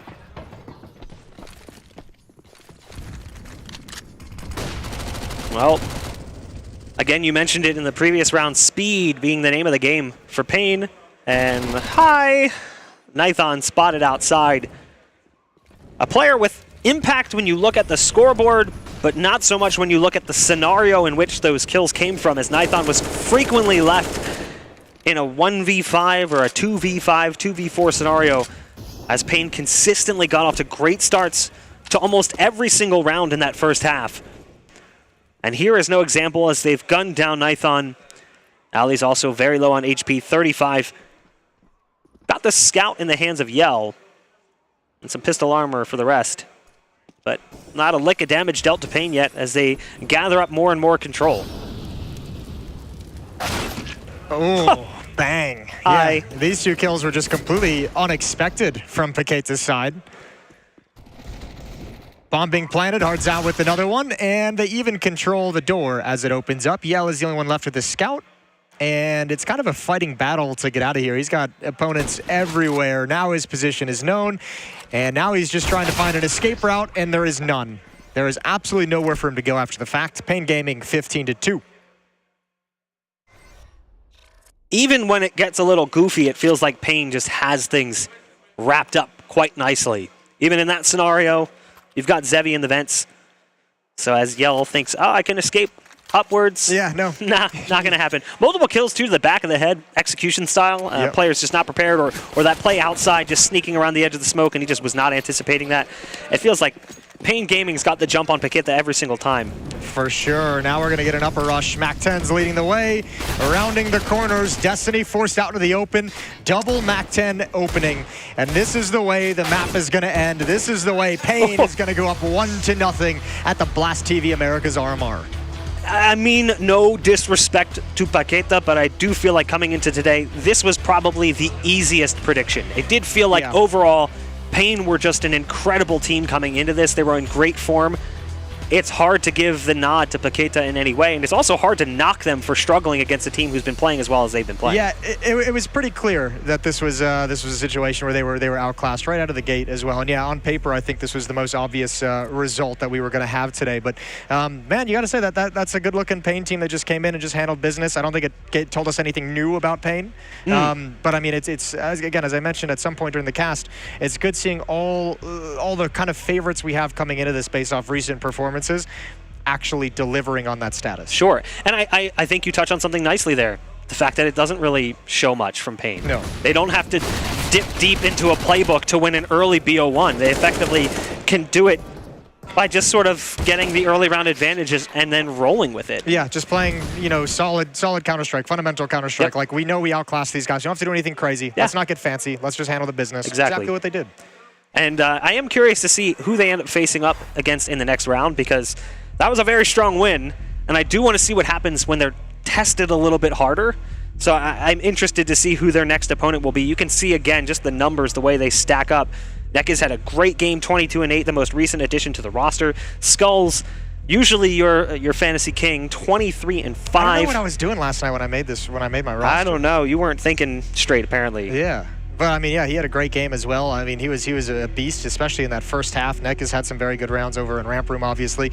Yeah, I mean, this is just down the board. Everyone from Pain gotta have a little bit of fun in this matchup. And the Zera matchup, Big U Zera does best Venom Zera. Yeah, there's so many of them, aren't there? There's so many Zeras. And coming into this today, what I was interested to see was how Venom Zera was going to play against a team that was clearly much more experienced at a higher level of play, being such a young player, being so inexperienced, basically being the young gun on the roster. It didn't go so well for them. Pop the headphone on right there. Oh yeah, we do have our post-match interview here. Yo, what's going on? We got Skulls. Hey, how are you? Good, man. How about you? Fine. Yeah, it's nice day in the office for you so far. Yeah. Talk to me a little bit. You guys are on like a little bit of a rise these days. You guys are obviously feeling good. Is there something that changed or something that just clicked coming into this year that making you feel good? I believe that we are practicing very well. The bootcamp that we had in Europe was very good to us to show our game to the European teams and kind of show to ourselves that we can play against everyone. Yeah. And that really brings us a lot of confidence. It was one of the points we kind of talked on during the cast is like the experience you guys get going over there is such an edge you have against teams that are just used to these regional matchups. So do you feel like all this time in Europe you've actually like learned some things that put you a step ahead?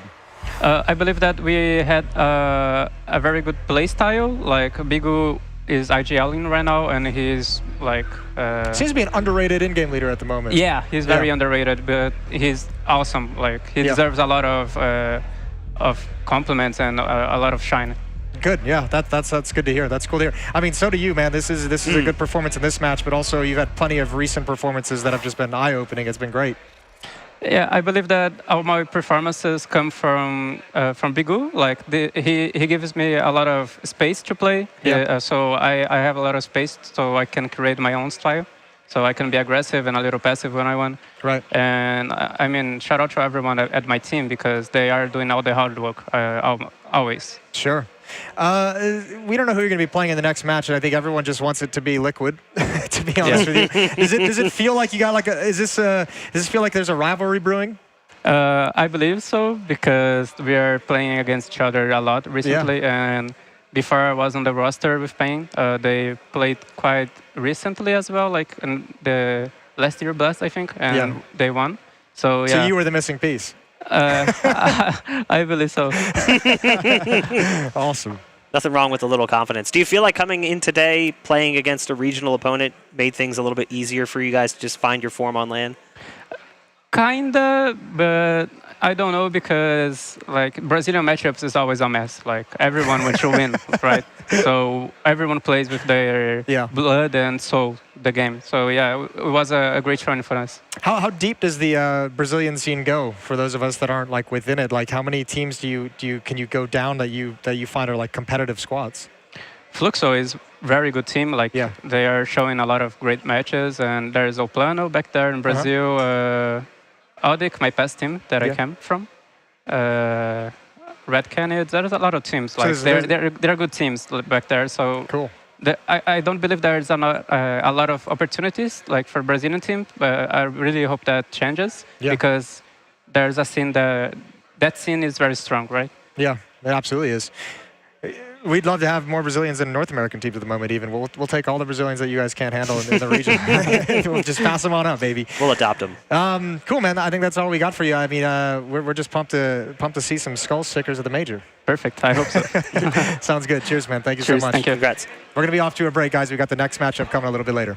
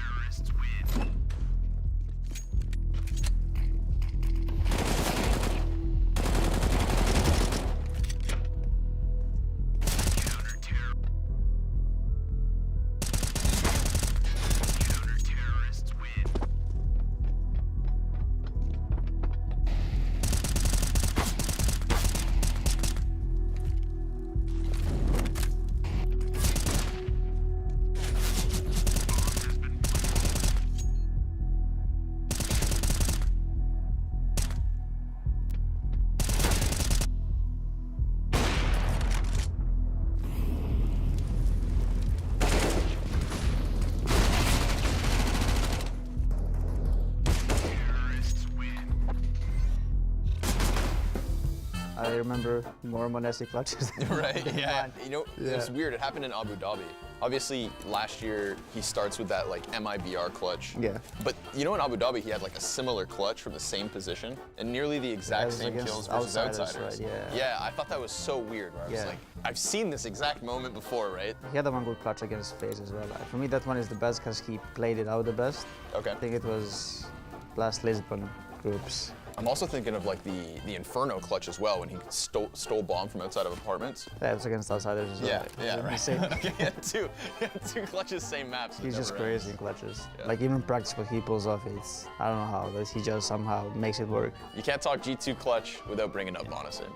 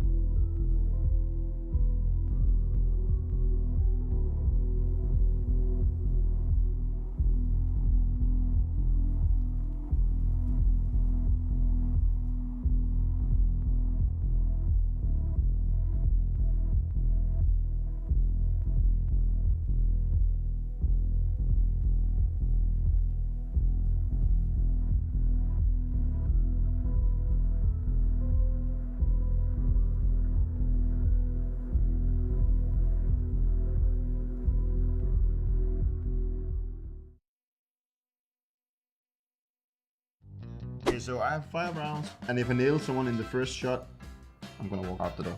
Flusher is the first guy I'm gonna get. No, it was not Flusher. Let's start with Simple as the first guess.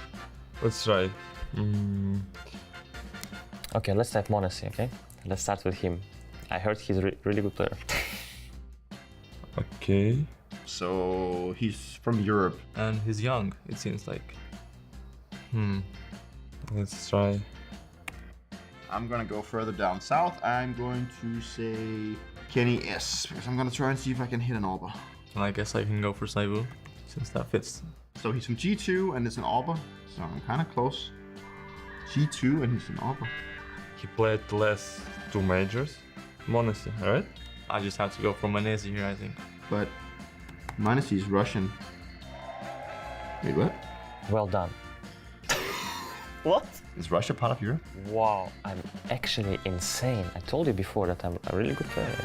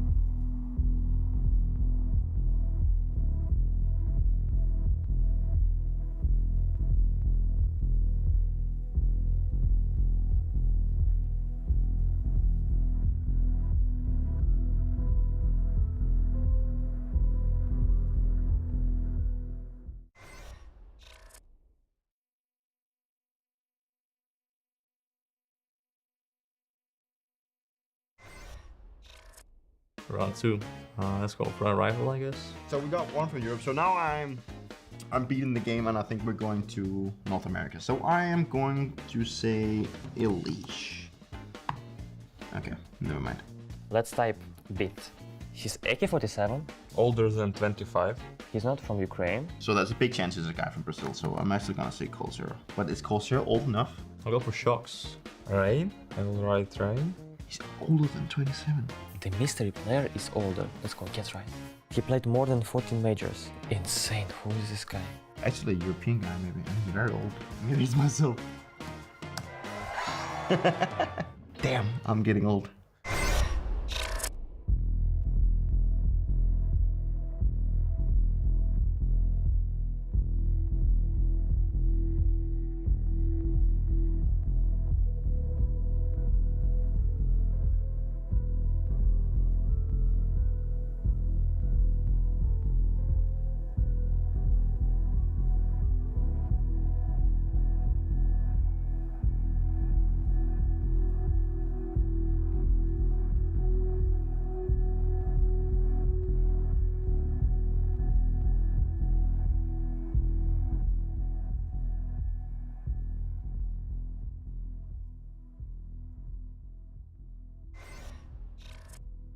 What's up, everybody? Welcome back. I'm hopping back in. I'm joining in, adding a little bit of extra spice to this couple, you know, keeping things fresh. You're the one we would call spice.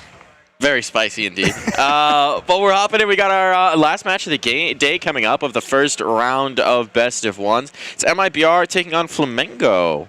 It's kind of a fun one. Yeah, well, I mean, again, this is like another matchup where I think you would look at MIBR and just say you should be the favorites here. Yeah, well, are the favorites here. Should be able to handle business just the way we've seen Liquid do. The FURIA has done it, and obviously we just saw Pain do it as well. So I mean, these are the guys. I think there's been like a rise of some of the Brazilian teams behind them, but this was a team that's been knocking on a door for a while. But I feel like they've been overtaken by some of the other Brazilian rosters. So I'm really curious to see what they're going to come in with. Obviously, a lot of excitement around Insani is the big name at the moment. This was one of my bubble teams, like one of the teams Bubble I was like, I could see them making it out. Sure. I wasn't quite sure who the last two teams are. In my mind, I have a pretty strong grasp on the top three.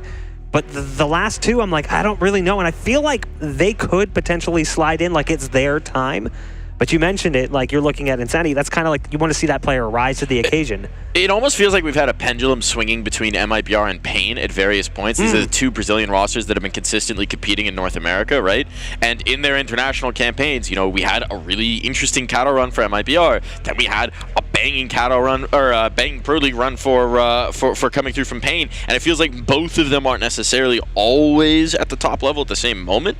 So I don't know whether there's like a magic object being passed between these two rosters, but it would be interesting to see if we could have a matchup between them, and that might happen if MIBR can make quick work here. There could be a lot of really cool matchups in like the 1-0 games tomorrow, or later tonight as well. That would be pretty sweet to see between a lot of the squads we have. I think my biggest vibe check with MIBR at the moment is that like I feel like I don't feel like Henny's like gotten back into the swing of things. No, like ever since he made the decision to leave FURIA, I've been like, where's that Henny at? Where'd the FURIA Henny go? It always felt like Henny was like the player that never was but almost was. Like he was like, okay, we see him when he comes into the scene and we're like, okay, this kid is nuts. And then just sort of fizzle. And then you see him rise again. He's never been able to fizzle. It feels like he's never been able to like break into or make the decision to be on like the best Brazilian team at the time, surrounded by the other best Brazilian players. He looks like Billy Madison's Cursive Z's. Goes up and then just squiggles down a little bit. That is a reference that most of this audience will not be getting. It's okay though. Well, speaking of references, well, I don't know whether they'll be getting that reference, but we do have an interview with MIBR to go ahead and give a listen to. Stop looking at me, Swan. How you feel about visiting Monterrey and having this tournament? We play here a lot on the North American qualifiers and championships tournaments. So it's good to be here, to play here. Tell me, you're one of the youngest players in the tournament. What goes through your mind knowing that you'll be playing with the most experienced players on RMR? I'm trying to not think about it. I'm trying to not think about other teams or stuff like this. I'm trying to think about me and my team. So we are confident on what we do best, that is play CSGO. we are confident on our stuff and to play our best. During the Blast Showdown, you lost against Spain. Are you looking forward for revenge or for the match? Maybe it happens that we play against Spain again, but it was a tough match for us, but we learned a lot from it, so it was good. If we fight Spain again, we are looking for a revenge. What are your expectations from Flamengo as an opponent? They are going to be a tough opponent from Brazil, our land, and it will be a cool match, our first match of the RMR. So we are confident and we expect to win. Good feeling to be here. An interesting note that, you know, despite these teams being Brazilian, Monterrey is kind of home turf because for a lot of the teams that were competing in North America but didn't necessarily go into the US, they were playing from and living in Monterrey for an extended period of time.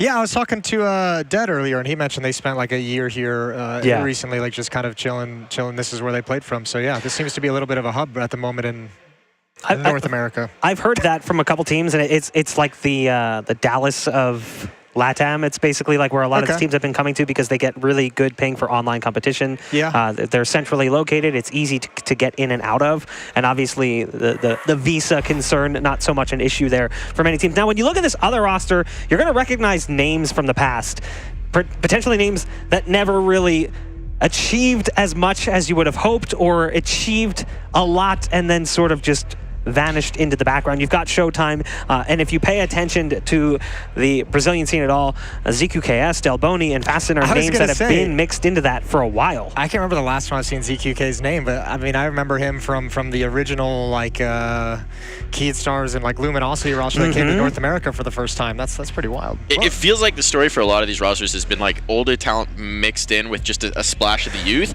For MIBR, we got a little bit more of the youth. For this one, we just kind of have Nissim, and everybody else is, even Fasten has at this point been competing for quite a while. So there's a lot of experience on this roster, but it's also experience on, we just haven't seen an international competition in a while.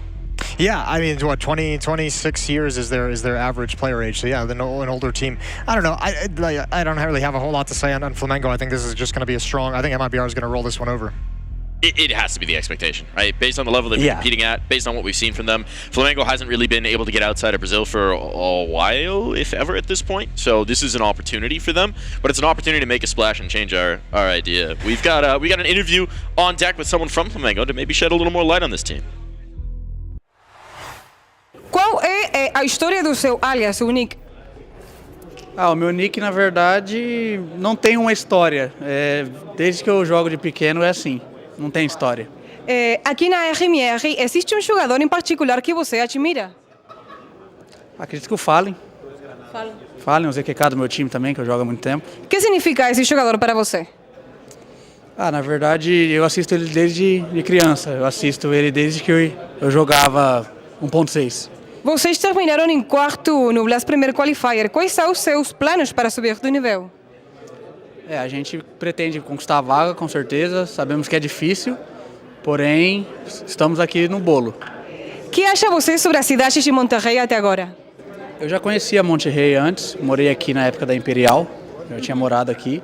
É bem bonito aqui a cidade, essa parte da cidade que estamos, mas é bem calor também. No, it's actually been quite cool the last couple days. Yeah, we've been lucky.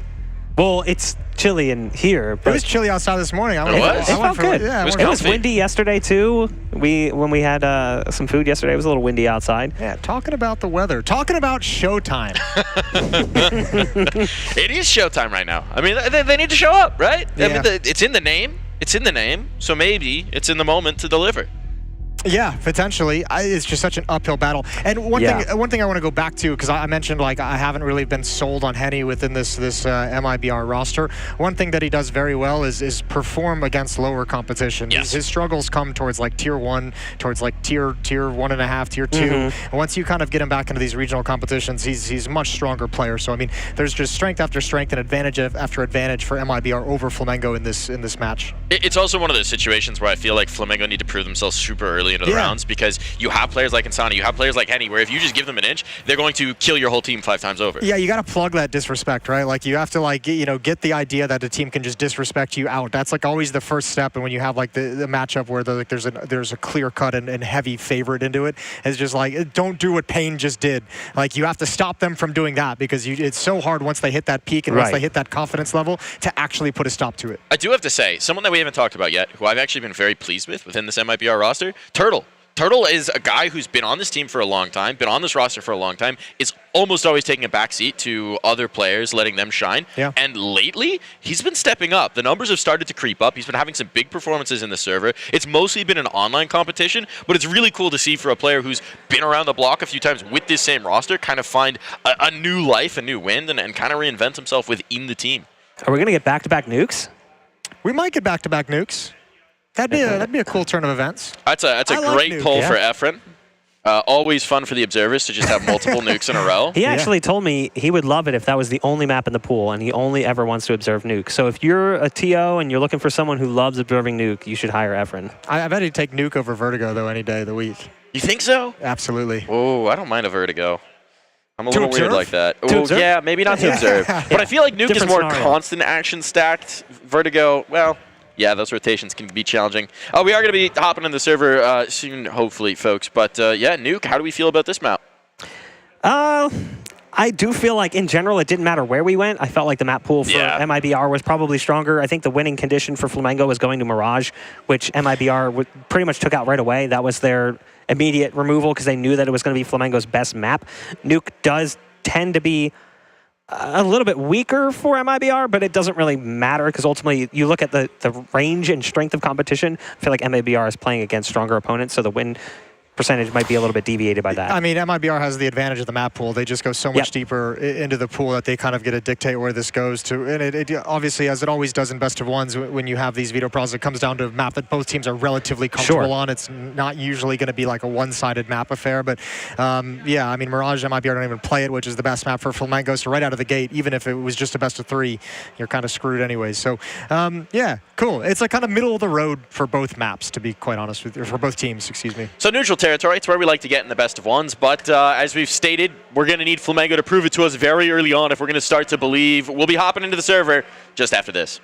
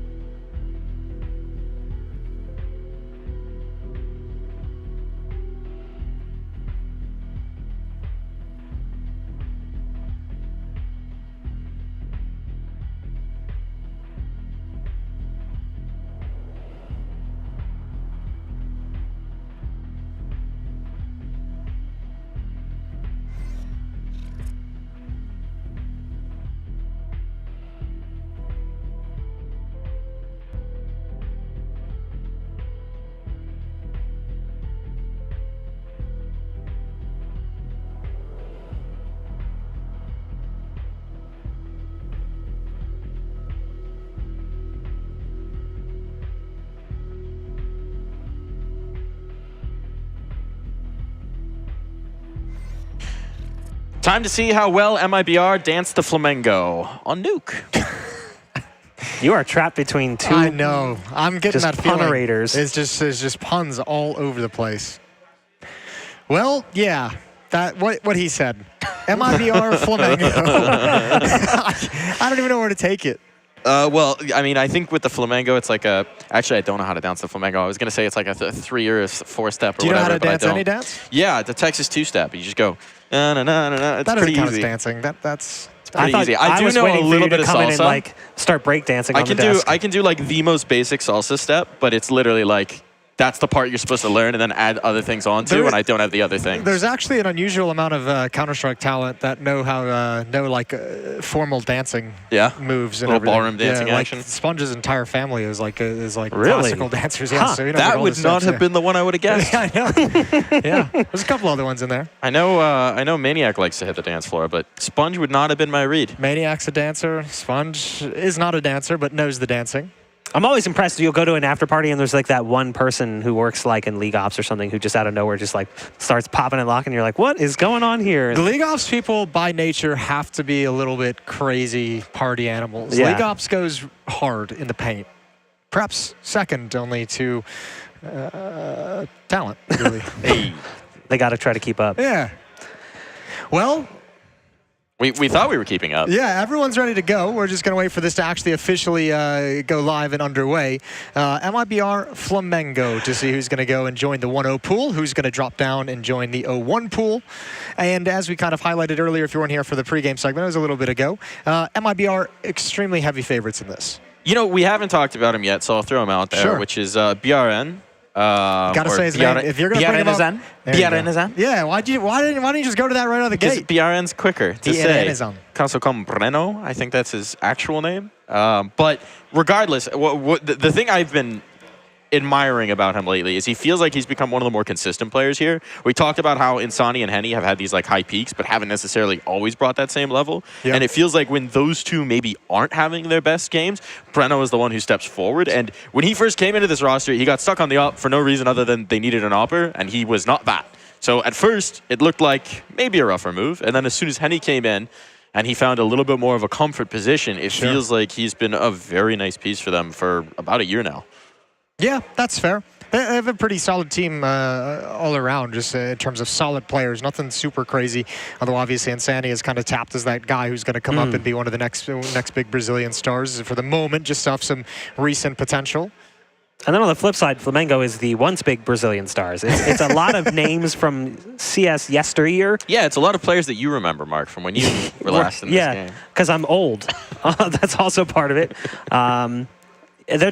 They've been around for a long time, but it doesn't really feel like they've really accomplished much. Not that they've never accomplished much, but just in recent history, it's just sort of been a middling regional performer. They've sort of been like buried in some of like the lower tier Brazilian teams, so we haven't gotten to see them at some of the bigger events, haven't gotten to see them at some of the international competition on the bigger stages and everything along those lines. It's also one of the situations where you have so much young talent coming through, and I mean, we mentioned Nissim on their roster as well, but it's sort of a question of, you know, how long do these players of yore have to keep pushing, and this is their opportunity to show that they can certainly still hang. It does seem like we are just going to have a few more moments here, folks, so we'll take a quick little break. Be right back. The Blast TV CSGO Major in Paris kicks off in 2023 with a new and improved format. Teams from all over the world will battle for the lion's share of $1,250,000 in prize money. The Major has 3 phases. The qualifications phase, which includes both the RMR qualifiers and the RMRs, a playoff phase consisting of challengers and legends, and a finals phase called champions. The RMR qualifiers is the only stage at which competition is played online. For the RMR qualifiers only, the 3 regions of the CSGO competitive ecosystem are subdivided. This means that for Asia, China, Oceania, and the Middle East, including Africa, have qualifiers alongside a general Asian qualifier. In the Americas, North America and South America have separate qualifiers. It is only in Europe that competition remains continental with no regional subdivision. Teams that reached the Legends stage at the Rio Major are invited to their region's RMR. All other teams will enter either the open or closed qualifiers for their region's RMR, based on their position in the Valve regional rankings on the 12th of February 2023. For the RMR European qualifiers, the team ranked 1 to 16 advanced directly to the closed qualifier, with all others entering 2 open qualifiers. 8 teams advance from each open qualifier to the closed qualifier, which is played as 2 16-team tournaments with 18 teams advancing to the RMR. For the Americas, the teams ranked 1 to 8 in each subregion are invited to the closed qualifier, with all others entering 2 open qualifiers in each subregion. 4 teams advance from each open qualifier to the closed qualifiers, with 7 teams from each closed qualifier advancing to the RMR. In Asia, the teams ranked 1 to 4 in each subregion are invited to the closed qualifier, with all others entering an open qualifier in each subregion. From the open qualifiers, 4 teams advance to the closed qualifiers, with 2 teams from each closed qualifier advancing to the RMR. The RMRs take place in April and are played offline in each respective region. The European and Americas RMRs are a Swiss format, with the Asian RMR played in a double elimination format. Initial matches are best of 1, while all elimination and qualification matches are best of 3. The Asian RMR is an 8-team tournament with 2 teams advancing to challengers. The American RMR is a 16-team tournament with 4 teams advancing to challengers and 1 team advancing to legends. The European RMR is split into 2 16-team tournaments, European RMR A and European RMR B. From A, 4 teams advance to challengers and 4 teams advance to legends. From B, 5 teams advance to challengers and 3 teams advance to legends. 1 further team advances to the challenger stage from a last chance playoff. Find schedules, team info, articles, and the best live viewing experience of the Blast TV Paris Major on blast.tv/major. Okay, so I have 5 rounds, and if I nail someone in the first shot, I'm gonna walk out the door. Flusher is the first guy I'm gonna get. No, it was not Flusher. Let's start with Simple as the first guess. Let's try. Okay, let's type Monacy, okay? Let's start with him. I heard he's a really good player. Okay. So he's from Europe. And he's young, it seems like. Let's try. I'm gonna go further down south.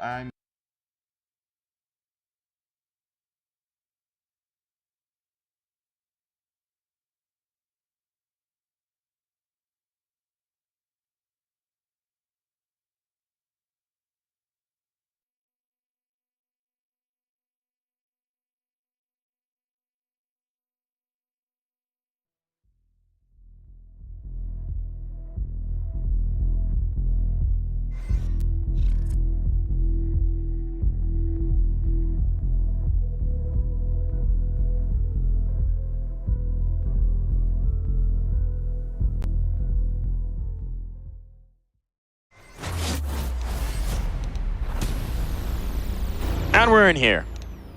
We'll see. Flamengo, MIBR, who's the better dancer? That's really what we're trying to find. Counter-Strike player, not relevant. It's all about footwork in both senses. So who's got the swifter feet? Oh, between what? Between us? No, between these 2 rosters. We could do between I us. actually would love to see us do a foot race. I would not. A foot race or a dance-off? Oh, foot race would be fine. I think a foot race would. Water. You think so? Are you a track and field guy? No. No? I'm slow, so. Look at you guys. I'm deceptively quick. Yeah, I'm not going to fight on this one. I'm slow. Listen, I'm just going to throw out. I'm deceptively quick. If it's a short burst. Look, I climbed partway up a mountain the other day. My ankles are not happy with me. I'm not winning any sprints. I think this is content that needs to happen now. Nope, I'm all right. I'll record. I'll hold a stopwatch for you, too. You know how you go to like a baseball game and you watch the sausage race? That's me every time I run. I'm the sausage. Okay. Yeah. Okay. Mark the Sausage Wilson. That's a That was claim. my nickname in high school. Sure. I have questions. I don't think I want answers, though. Let's see. Questions into this round. We're seeing a little bit of the setup. As hopefully we're getting this pistol round underway. We got dualies out. Quaddies. I love the dualies. I'm so happy we got dualie meta going on right now. 2 You pairs like of the- dualies. We've seen that a lot today. You like the lot hot of play? dualies. We've seen a lot for a while now. Yeah. Dualies have come in style. I like the hut play on Nuke with the dualies, where you just slam 4 pistols in on 2 players and yeah, see what's going to happen. We had that in the pain game as well. I mean, they didn't do it as a tactic. They just as a response to what the other team was doing. But yeah, it's always a good time. It's always fun. Well, we're live. We are, in fact, live. MIBR Flamengo pissed around here on Nuke. Blessed pistol round of play. Out of yard, completely given over. Exit's kind of watching this, but from a distance. So a smoke down seems like they want to negotiate their way in. There's a gap. Let's see if Exit can punish this. There's a player coming in to maybe give a look from Locker as well. It's actually Exit for the moment. He's seeded Heaven. This could get a little weird. Turtle spots it, so information given over, but they need the kills right now. BRN will get the kill elsewhere, and oh my goodness, here we go. The dualies on full display, and the bomb dropped as well. A little bit lagging in that one, and BRN's just punished them. This Heaven setup just doesn't matter for naught if you can't get the bomb back. I like this play from Exit. I like the way he just hopped out of the windows. Nice freebie kill. Good reward, and there's one for ZQK, but it seems to be a kill in a losing effort. The timing there from Exit exploiting that jump through the window, making almost no sound. Everyone's really lost in the shuffle. And he's able to just exist in that backline position. I actually feel a little bit bad that Flamengo didn't get anything off of that, because that was kind of a cool way to mask what was coming and a cool way to find, they had a really good timing out towards Lockers and wrapping around Heaven, just not able to find the kills to give it any kind of an impact, any kind of oomph. 1-0. Isn't that just pistol rounds incarnate, though? You can put yourself in the best situation possible, but it still feels like you're gambling. It's why you still kind of hear that like little rumblings about how the pistol rounds sometimes are a little bit random. There's been times where people have argued against them, saying that pistol rounds should just be removed. It's like taking kickoffs out of football. It's just it's a part of the game's culture. It's been there for so long. Is it wild? Is it random? Yes, but it's also spicy. And there's different philosophies and approaches, ways to mitigate the risk. Why not get spicy? Full save in this round from Flamengo. Just a P250 is picked up, just a single P250. 1 kill outside already on Henny, making bank for the AWP. Turtle, light him up, knock him down. Double kill for him. And now everyone knows what's happening. A missed spray from Exit, but the situation is under control. Full control for Exit. No problems. No problems. So, I mean, no bomb plant here means that even if this is getting the investment, which it is indeed going to come through from Flamengo based on that save, it's not going to be great. We might see a faster play. There's just not the extended utility to like throw the fake and then go in. It might be a little bit of a quick one. This will be our first opportunity to see what Flamengo is able to do on the attacking side. They only have 2 flashes. On the T side, I feel like the previous match we had, we didn't really get to see a whole lot of that. It was very sloppy. Yeah. Largely due to the mismatch between the teams. I feel like this one's maybe a little bit closer, but still heavily favoring MIBR. Yeah, well, this round's going to be this round could be cool. I mean, there's an advantage for Flamengo in terms of 5 AK-47s, and you got 3 MP9s on the other side of play. So MIBR are going to have to find a way to get these SMGs in a position to be effective. Exit again. Really all the responsibility on his shoulders to deal with this outside approach. And with the shallow smoke, now the deeper smokes come out and they're shifting a player with the SMG. Ooh, Henny wants to take the fight here around the blue box if he was going garage again, but it's not. He's not going to have the opportunity necessarily. This is ZQK. Oh, they reverse course. This gets interesting. Nice flashbang. Good job from Henny and Exit working together. 1 kill is his. They're happy with that 1-for-1. Oh, you got to be careful though, Exit. And Insani now with his own SMG. Awkward fight. Showtime wins that. The prowess of the AK-47s showing a little bit of the range over the SMGs. The nature of that play initially delays things enough that the smokes fade and it gives them that opportunity, that small window. But like you said, SMG versus AK at that distance, it's very difficult to really find success. The problem is they're kind of stuck, right? They have no more utility. They've got a single Molotov, so they're stuck into this garage, and they don't necessarily know exactly where the sightlines are, but this is where Nissim comes into activation. He catches the player Hell, puts Exit in a really tough spot, and Exit will just lose the straight-up duel. So now at this point, the utility doesn't matter. Your sightlines, not terribly concerning. 1 extra kill for BRN will give them extra money into this next investment, but ultimately, it's still going to be Flamengo securing that first gun round. That's a really cool round. I like that round a lot from Flamengo, the way they kind of came back into things. That was nice. I thought MIBR had a pretty decent setup as well to deal with it and handle the situation, but couldn't get anything done. I do like this outer take too from Flamengo. We saw that kind of similar to what they did in the pistol round. Yeah. Favoring more pressure towards Lockers, towards Hell.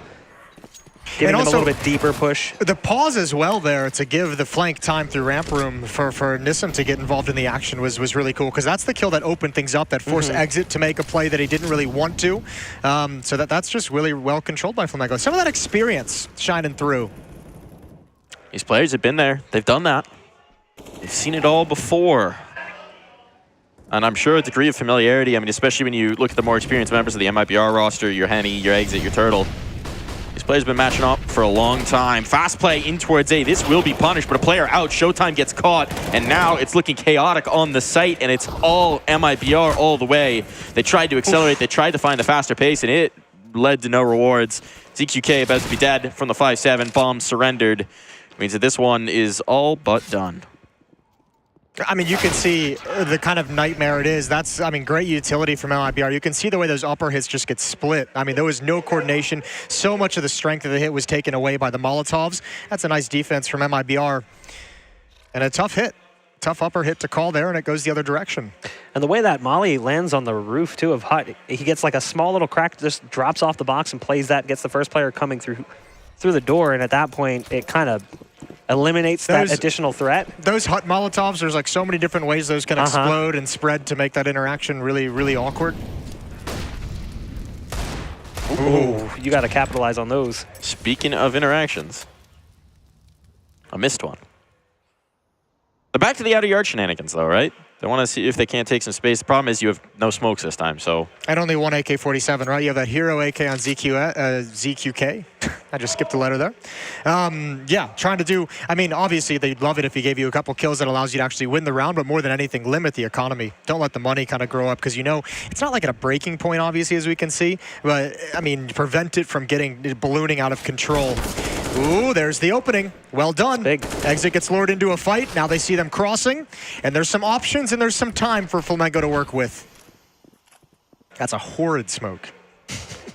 Not ideal. He can kind of see it, but not quite. So he spots the leg initially, starts to open fire. Had that been a rifle, I think that exchange goes much differently. Probably favors them, even gives them an additional body advantage. It's probably nice that he actually takes some of those shots, because I mean, I don't think MIBR realized how bad that smoke was until that happened. Oh dear, the pre-aim, good transfer over. That's a good timely recovery, because that was looking a little bit scary. Sani, one more bullet. Headshot on, but no, he's good for it. He's good for it. Big Insani round. Yeah, that looked that could have gone out of control. It was a little sketchy. They had the nice nade primer too, so the nade came in from stairs, and ultimately it just made things really uncomfortable. But you saw the way they were flooding in, you're like, oh god, he's gonna get overwhelmed. You're like, this could get swarmed, this could get sketchy real quick. 4-1. Op comes out. Have we seen this for Henny just yet? No, this is the first time he's had it in this half. So there we go. This might shift up how they approach outside as well. It's been Exit holding it pretty passively so far. Now Henny wants to challenge a little bit more in towards the garage early. And he gets the spot. Information tagged Delboni as well. Quick with it, as always, is Henny. Little stinger, just one damage nade. But yeah, they are a little tagged up. Still, they have control of Secret here, and Sani jump spotting for it. He's got the info, but how does he respond? Withdraws into the site. Yeah, but there's no defense that's rotated downstairs really to handle this. Just one player, invents. Like, that's a little bit scary. And actually, once again, they've called a different course of action. They've come back up. They've made it look like it's going to be lower. Even I was fooled. It's done a great job with this. And this pressure towards heaven and hell has been really, really tough for MIBR to deal with. This time, Exit able to get the first, spots the second. Nice jiggle, nice dink as well. ZQK cannot take that fight. That hurts. Try and reroute in the altitude. Nissim snuck out of Squeak. This is interesting now. Nissim's been kind of holding on to these lobby positions, trying to come in late. There's actually 3 players in ramp room. I mean, Turtle and Exit actually have to push because it's weird. And there's 1 player in lower. That's the only upper defense that there was. So even though you don't have the success towards hell, you've at least opened up an avenue to get into the upper bomb site, and we've got a 3v3. Look at the health, though, remaining on Flamengo. If there still is a Molotov, that could be huge into the late round. Exit's holding that. Keep an eye on the flames. And Sani trying to get up the vent, but he needs his teammates to create some space, and he goes ahead of them. A little bit of miscoordination, perhaps, and now the opportunity is limited even with the health. What it is, never mind. Attack with a no-scope on, but it's all onto Henny here. He's gone to the rifle. Knows these players are low. Gosh. He can't quite find the tracer, and time is being short. Nade, a little too close. There's the connection. The AK out. The bullets land. He can't find his kill in time, and ZQK will get the last laugh. Oh, he's only got dinked in hell. He had low HP that entire time. Oh, that's a scrappy round. You talked about wanting to see Henny step to the plate, and that almost felt like this is that classic Henny performance. Like, okay, these are the rounds that we want to see him win, that he's been able to win in the past. Yeah, I feel like he had like 3 spams that probably should have connected, gotten the kill. The AK spam, I thought for sure that would kill. I was like, that guy's dead. And nope. No. He'll be frustrated watching that one back. Yeah. Well, a timeout is called. Not a tech it anyway. So timeout from MIBR. Money's in a weird place, right? Henny's double eco. You have a lot of players who've got a little bit more to scrape together, so they could put together a pretty decent buy here. Henny will be limited, but there's something. It's an odd decision to have to make, and I think if you're here, yeah, I mean, they've gone the other direction than what I would have said. I would have thought like maybe they just go for a couple players with a half buy, but they're full investing across the board. So this is really investing a lot of economy now, and if they get punished with this kind of a buy, that can put them in a really weird hole that they're going to have to kind of claw themselves out of moving forward. So relatively decent-sized risk here for MIBR in terms of their money. On the up out for ZQK as well, without one on this counterpart. He used to op over Fallen back in the day. Just going to throw that out there into the world. See if he maybe provides some credibility to that choice in this game. Hard when you know you get taken off of it and then the next guy becomes a Hall of Fame player. Yeah. Oh, the double boost though. This is actually kind of cool. This could be perfect. I like this call, and obviously it's going to get some love, some attention, but contact wasn't made until he was so deep that he spotted both players, so it falls to waste. They really needed Exit, I think, to step up a little bit there to give them some additional pressure because, like you mentioned, he's able to get so far out at that point that he sees 2 players. It really eliminates the threat. Even though he's tucked in the corner staring at the wall, doing his very best to hide that head, it doesn't matter in the end. And this is now that punish. This is now that awkward punish where, I mean, you obviously have to save these weapons, but, I mean, your money is just kind of like you don't really have a whole lot to go with, and now you're in a situation where you're going to be saving in the next round to get Turtle and Henny back up. And if you're Flamengo, obviously you love the reset, but the extra layer on top of that is this is maybe an extra round or 2 throughout this half that you don't have to deal with Henny's AWP. And the more you can take that weapon away from him, the better and the easier your T-side's going to be. Especially with the way this team likes to take control outside. You know they're going to be dealing with that op a lot, so if you can keep the op out of his hands, it makes those takes so much easier because they have been doing this sort of hut smoke, window smoke that gets them deep control, and you're not really going to want to do that against an op that could potentially be in garage. We've already seen Henny challenge that position once. This takes away that flexibility for MIBR. The one rifle survives. Not going to be able to invest anything around it, you'd imagine. Ooh, I like this, though. This game's got spicy early on. Yeah, a little bit more. We weren't sure quite what to expect from Flamengo. Haven't necessarily seen them in the international competition, but there's some juice here. Oh, wow. We just had Skulls on, and he was just saying, he even brought it up. He's just like, yeah, Brazilian matchups always get a little bit really weird. Yeah. He also said there's so much depth to the Brazilian scene that we have not personally witnessed yet. There's so much talent there that is still waiting to be spotted, and even though we know some of these names, it doesn't mean that their time is done. It's funny, it actually feels like ZQK, he's just 5-4, but it feels like the impact's been a lot higher than that. I feel like I'm focusing on him a lot in some of these rounds, and that's I mean, that's cool to see. Yeah, we like that. Late smokes towards outside. A cache of smokes. The second one is very, very late, but they are setting up the wall. It doesn't look like anyone's going to use it, though. Well, the bummer for Flamengo is that Exit being this aggressive is like, yeah, they threw a wall, guys, but don't worry about it. Like, no one's here. I'm good. Showtime's going to hold for this. Showtime's holding for this. Oh, he spots it. He's got the kill as well. Exit. Only 40-year-old players hold that after a smoke wall. It kind of felt like they set him up for that. The smokes come out, no push comes through. The assumption is that there's nothing outside, so you're going to push because you're probably prepping for a lobby push or something towards ramp room, so it's not the worst read from Exit. Well, now look at this. It's opened up the avenue for Showtime to split this through Mini. And I mean, Exit kind of had to take a little bit of a risk with the M4, right? Yeah. The only one with a gun. So he's like thinking, I need to do something that's going to be a game-winning play. Maybe I just pick one player off at the flank. Maybe I force them into something else, and obviously doesn't pan out. So no big deal. This round was always going to be really, really difficult for MIBR to steal away. Yeah, just imagine if he gets the pick and peel. So he gets the kill on the flank, never really pushes into lobby, doesn't have to, just has to fall back. Now all of a sudden they're constantly watching their back because they don't know what's potentially lurking in the shadows. And I mean, especially with the time low by the time they go in towards A, could have gotten interesting. Could have. Won't, but could have. Clean round, though, for Flamengo. Very clean. A little bit of extra money in there. One of the team's skulls kind of brought up specifically is one we haven't seen yet at the RMR, Fluxo, who's waiting to play their first game. Last match of the other stream, just after EG Imperial ends. We've gotten some teasers from Fluxo at international competition. I've seen them at a few tournaments, and but they haven't necessarily gotten the same consistent opportunities yet.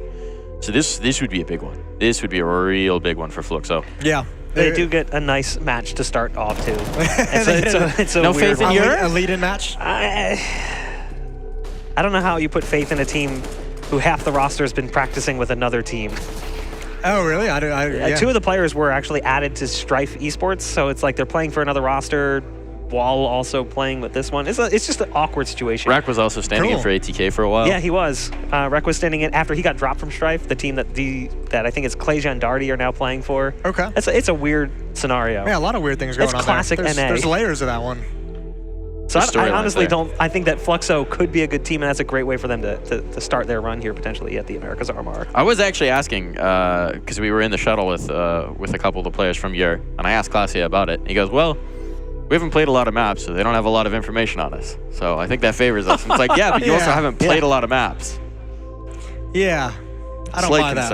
I don't buy that. The only time I ever hear that is from like teams that you just know aren't gonna. Yeah, that's again, that's like a bottom of the barrel thing that you bring up. But we'll see what happens. If we don't know what we're gonna do, they don't know what we're gonna do. Exactly. The problem is I don't think they know what they're gonna do the second they get into the server either. So it adds even a layer of bizarreness. Okay, well, I can't read lips. I don't speak Portuguese. He's saying but it's looking like a headset issue. He's saying someone ate his sandwich. He's saying he can't hear me. I read that. I got that one. I think it might be that Henny isn't being heard as well. Oh yeah, maybe. Bit more of a concern since obviously, I mean, the coaches can't talk that much. You need to be able to be heard, but in the important moments. But audio, it's the devil.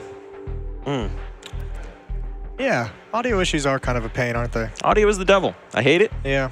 I wish we all just didn't have ears. Well, while this match is paused with a tech pause, the other stream had a tech pause as well earlier, but it's back live now. It's Evil Geniuses and Imperial. If you guys want to check that one out, Evil Geniuses, the pipeline, up 10-6 over Imperial.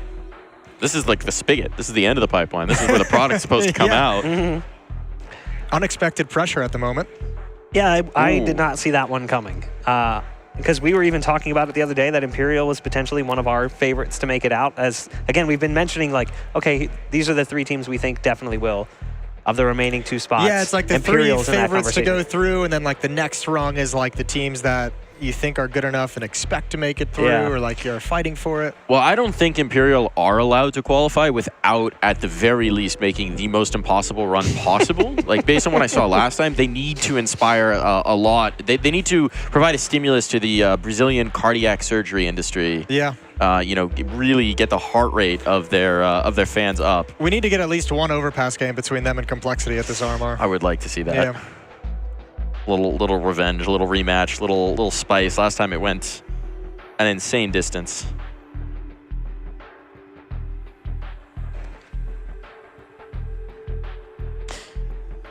Well, I don't know about you fellas. Yeah, what's up? But I'm beginning to lose a little bit of faith in the length of this time. But we have a moment here. No, don't lose faith. All right, I'll keep the faith. Just remember.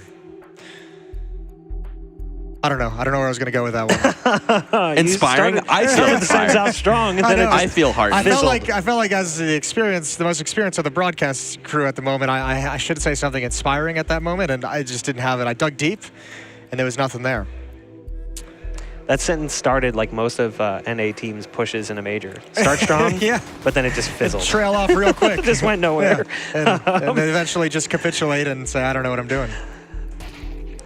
This upcoming round, I know we're watching replays right now. This is a great moment from Lengo in this series. You guys can't see it quite yet, but it's a strong buy coming in from the T side. They have the op in play, full util, and the CTs will be doing the same thing. So MIBR is going to spend pretty aggressively, but they aren't going to have an op, and they're going to spend down to broke. So this is a massive moment for Flamengo if they can find the. And I mean, not having the op, remember, is the result of that force buy they had like 2 rounds ago, where they just spent all that kind of reserve cash. Like even in that situation too, Henny had the least money at, I think it was like 17 or 1800. He could have chosen to save himself so that he could have the op in this round. So yeah, this is a little bit of a self-punish coming in for MIBR going into the next gun round. And we are back live. Issues are fixed.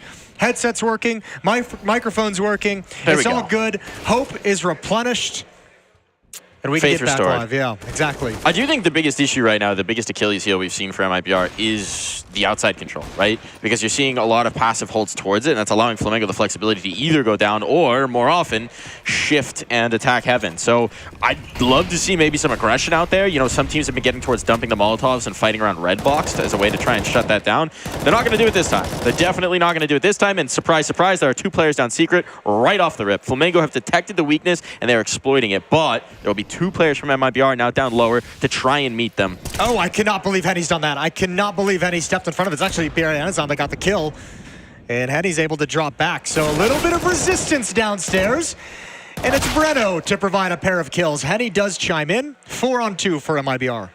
So here's the response. Let them down, but then try and suffocate.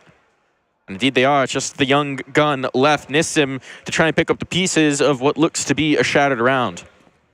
That could be a great gift as well, as the op was just dropped outside of Mini. The last remaining player, Nissim, trying to literally make anything happen, but does not have bomb. Kills are the name of the game. It's economic. Yeah. We really just went over the economy, so it's like, get some frags, baby. Find yourself 1 or 2 kills. Don't let this one slip away without fighting for it. Any gun you can take away at this moment is valuable. Or even prevent the op pickup. I'm not sure if they realize they've dropped the op. I assume they have that realization that it's sitting currently outside Mini. Again, anything you can do to keep that out of the hands of Henny. It's going to be a tough fight against Turtle. A little bit of an off angle, and yeah, Nissim doesn't even get a shot off. 5-4. MIBR grab a lead, and that's going to help some of the economic woes. They just salvage a free AWP as well out of the round that you just talked about outside of Mini.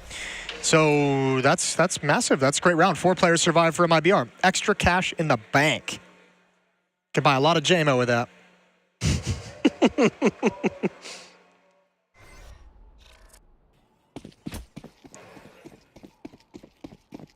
Op is going to route outside, so we are getting that at the very least. That's the option that's now available to them. That's the new tool in their arsenal, and an early smoke and commitment. Here we go. Here's the red box aggression. There's the spot, but the question is getting away. He's got support. It's exit. He can maybe set up some util to back his teammate out, and exit actually very aggressively postured on top of the blue box. They want this fight, but they're not quite getting it on the terms they were hoping for. Flamengo cutting the pace, changing up the wall of smoke slightly. Going for a deeper approach. Yeah, and eating time off of that smoke wall. Oh, that's a great follow-up Molotov as well. And that's the kind of stuff I love to see from Henny. Get aggressive. Go put yourself in a position to find a kill. It's not risk-free, but it is low risk, able to get out. And then the follow-up Molotov, I mean, ooh, you even could have got a pick on that cross. Now that they realize they've actually crossed.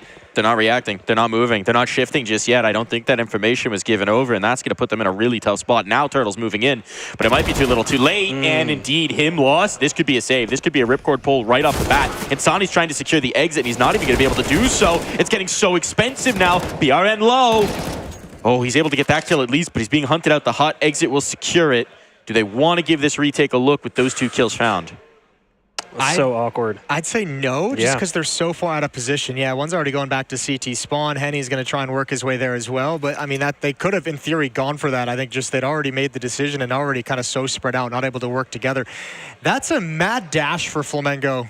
Down secret. Crossing with the smoke had faded with no wall, all the way down to secret, all the way down secret to the lower bomb site before anyone from MIBR could react. Like, Turtle was the first contact, and he's still basically just getting at it down at the base of the ramp.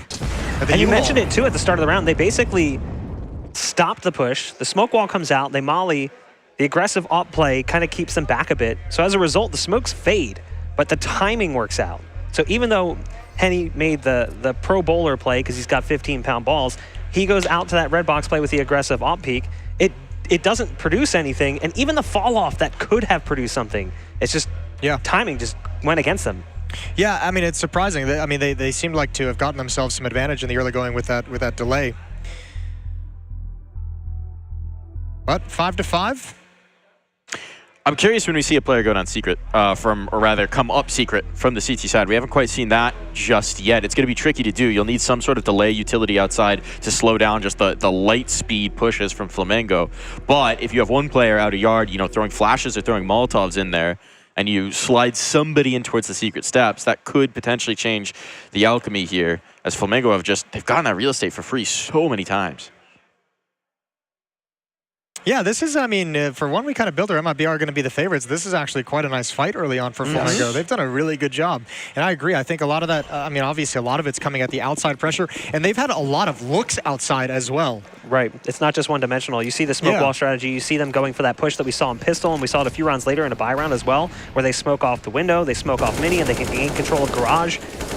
Definitely more dimensional than I expected coming into this. We do have 5 rounds already is really good. It is. It is. We do have the change up here, which is that Exit's made his way in towards Secret. He went for the upstairs approach, I believe. But we've also had the switch up from Flamengo. They've left it alone for now. They may be clearing back in late outside, and that seems to be the ticket. So now we're going to see the interaction between Exit and this attempted play back down Secret. Yeah, even Turtle, they've positioned Henny with the op over in ramp room as well, which allows Turtle to be more mobile, so he can prevent and have information if anyone's kind of pushing up. Maybe a little bit of spam damage if spotted. Not going to touch him. No, it sure isn't. Oh, and they throw the counter molly to sell this further, to try and stall it out. This is so much a setup for Exit to now pop off. He's going to get hard cleared, though, regardless. Ooh, that's my man Showtime. The dive bomb. I thought for sure he was going to at least get enough delay with the position that the play from Heaven would actually happen. Say what you want about old players, but they clear everything. Showtime was the one watching that flank earlier as well. That guy's he's not missing a beat. Always got the awareness. Always got the awareness. I mean, it's another situation where if you're MIBR, it's frustrating, but you have to pull the cord on this again. There's no world where you trust yourself to get back into this. You don't have kits. You don't have all sorts of things, and the money's going to be in shambles once more. So Flamengo, again, finding the right moment for the back-breaking round. This is where they turn it from one round to a couple tumbles their way. And this is turning into a brilliant T-side of nuke. And it's all predicated on just continually abusing one approach, right? Yeah. Yeah, I mean, well, MIBR at some point have to show they can stop it, right? Like, you gotta stop it for them to change anything, and at the moment, they're not able to find the solution. And what's kind of scary about that is we've seen a number of different looks on the defense as well. We've seen, like, double rifles a little bit further back. Sure. We've seen Henny get aggressive with the op. We've seen Exit try and, like, play aggressive on red box and then go for a flank eventually. We've seen them delay the smokes and break up the smoke wall. Like, just nothing at the moment has worked for MIBR. I think one of the few things we haven't seen them do is maybe get a little bit more aggressive in the lobby, trying to crunch from ramp and door if possible, but that's such a gutsy play. Now this is interesting. This is a Flamengo timeout, and they've won 5 of the last 6 rounds. So I guess maybe trying to preempt some of the changes, but you're also given a chance for MIBR to have a conversation where they've already burned a couple of timeouts earlier trying to fix this problem. You might have been able to apply some pressure, force a third one out, but given time for MIBR to talk some things over. Getting scary. Henny's getting vocal here. Henny's getting vocal. He's calling for something. I'm curious to see what this is. Because they do have the op, right? So that's the big gun into the round in a limited buy. There's a little bit of investment around it, but they're going to try something with this AWP, and I'm curious about what they're going to bring to bear. Faster play towards A, and a lobby hold at least initially for Flamengo. Yeah, I think he's going to push hot with this scope. Drop scoped in. No, he's just going to park himself behind the silos. Turtle's down lower. What does Turtle have? He has the rifle, so that's the vision that they're going for, and he's going to have the space. Showtime may be looking for it, but dropping off the silo won't have the initial clear, so Turtle will see that there's nothing outside. And now Showtime comes into the angle. But there's not his teammates behind it. This smoke is maybe just a little bit of a fake, and it's coming towards ramp instead. Exit's going to be the man on the spot. Now, there's no way for Henny to get involved, right? Dropping down vents is going to be a little bit of a risk. He's clearing out doors as we speak. It's going to have to be Turtle dropping back that can maybe do anything to delay, harass, pick a player or two off downstairs. But plenty of utility for Flamengo to use. Oh my lord, they're going back. They're doing it again. They're going back. They've pulled the two players lower. Oh, now there's a chance for Henny. He gets the connection. So here's the impact for that AWP. He's getting at least a chance to get involved in the fight, but he's got to bring it a little bit of a step further. 40 seconds on the clock. This A hit is starting to get risky. Another gun dropped in towards the hut, and Flamengo on the tempo change. The player's gotten up. Nissim has all this control in towards heaven. What's he going to do with it? Exit heard him, though. He knows he's there. It was a loud step, so he's going to call it out to his team, and they're going to do everything they can to stay out of position. It's just whether or not he can chime in time. You see the damage being dealt. Here's the flank coming through from the P250. That's quite a round to steal away if you're MIBR. Yeah, I mean, that's Flamengo getting a little bit too fancy. Like they taking ramp and falling all the way back. And I mean, you know, it's easy for us to say, but it felt like really that round is Flamengo out-calling themselves. Yeah. I mean, that's also coming off the pause, right? You take the pause, you implement a very specific strategy to try and throw a change-up pitch, and chaos. I think they had the right call with the initial play. The ramp play worked out great. It's just what they did with it after that. It was like mid-round into mid-round adaptation. It was just weird that they made that decision. They didn't really have any reason to make that call either. It wasn't like they saw something or heard something. They just sort of went for it. I think it's a gut check. It's designed to trigger the rotation lower, which they did. They brought two players lower. They just then couldn't also hit on towards A very effectively. Good damage early here as well, trying to get out of the hut, out of the lobby. They're punished. Yeah, punished in a big way. Two players down, just one bullet away. A stiff breeze from All right, fellas. death.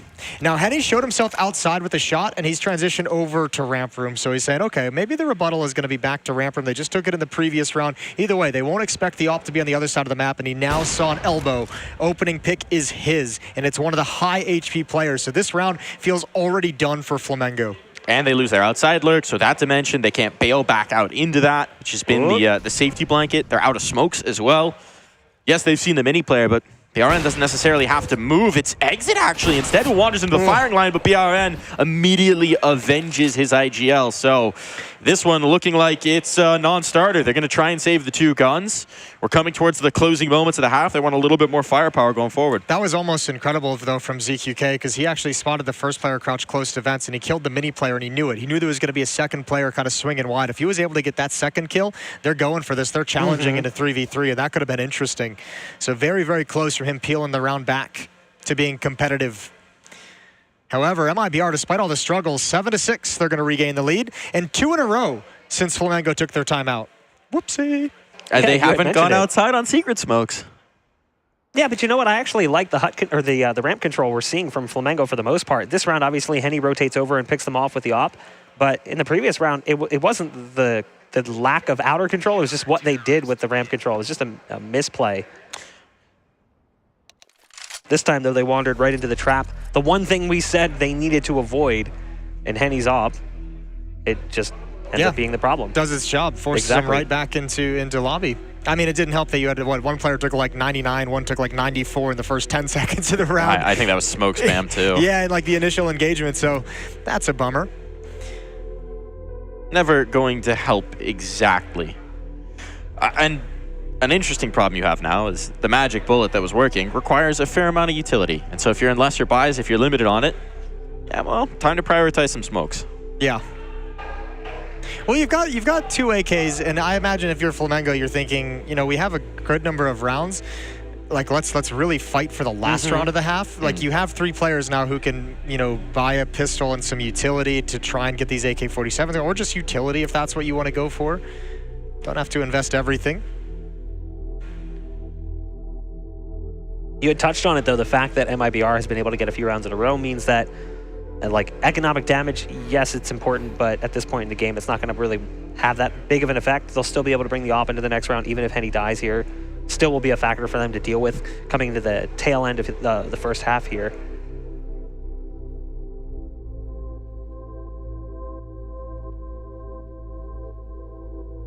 You know, we got a moment to talk about Monterrey here. Sure.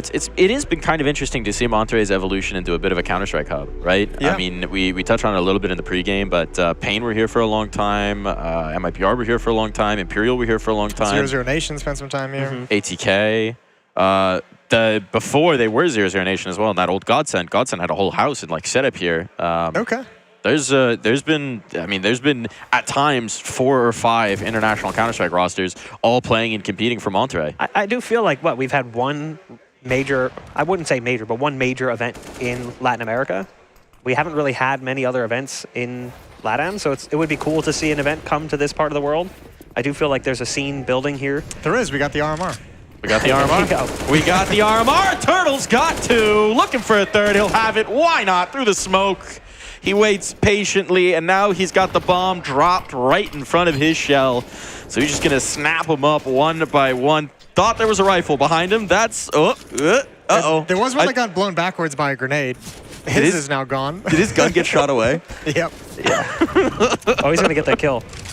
Nah, Molly? no, Spread? Spread? Nah. Spread? I thought he was on the other side of that. That would have been great. Oh. He's got it now. He found it. Came all the way back to ramp room for it. Henny, nice shot. Even taking a bullet to the face. Through the corner of the box, so not too bad. Just down to ZQK. So it's going to be 8-6. MIBR is going to take a lead into the second half. Quite the recovery as well. And they're feeling confident now. You can see it just the way they're shouting. Definitely feeling the way the last few rounds have played out for them.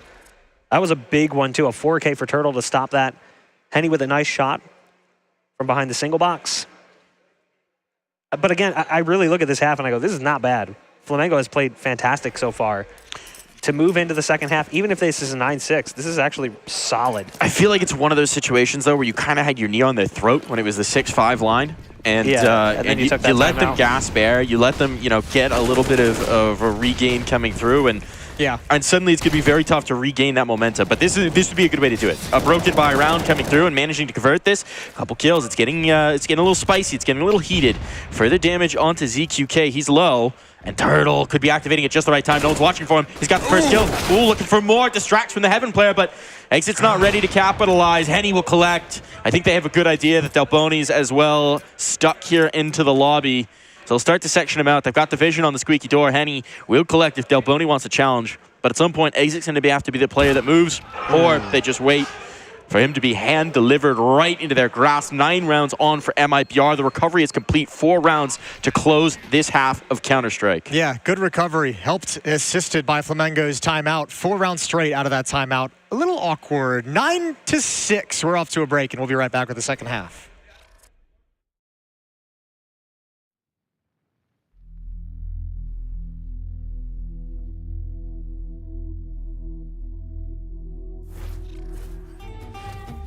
Our first time Royal Arena, playing in 2017. We want to win the first time on Danish home soil. Device is sick. We have to play with Dennis as a stand-in. I don't sleep 1 second the whole night. I didn't even understand. I remember me 5 in the morning, going outside, going for a run. I was like, what is going on? Why can't I sleep? And then I go back, I try to sleep. My heart is pumping. I was like, why did I do that? Why didn't I even go for a run? We go to the venue the next day, and I see the makeup artist, and I'm like, you gotta help me. I didn't sleep the whole night. We somehow managed to get to the grand final. Everyone is really happy, and we're 9-0 up on third map. Easy. And somehow we managed to lose that. We were 9-0 up on T-side catch. I'm never going to watch that game back. Never ever in my life.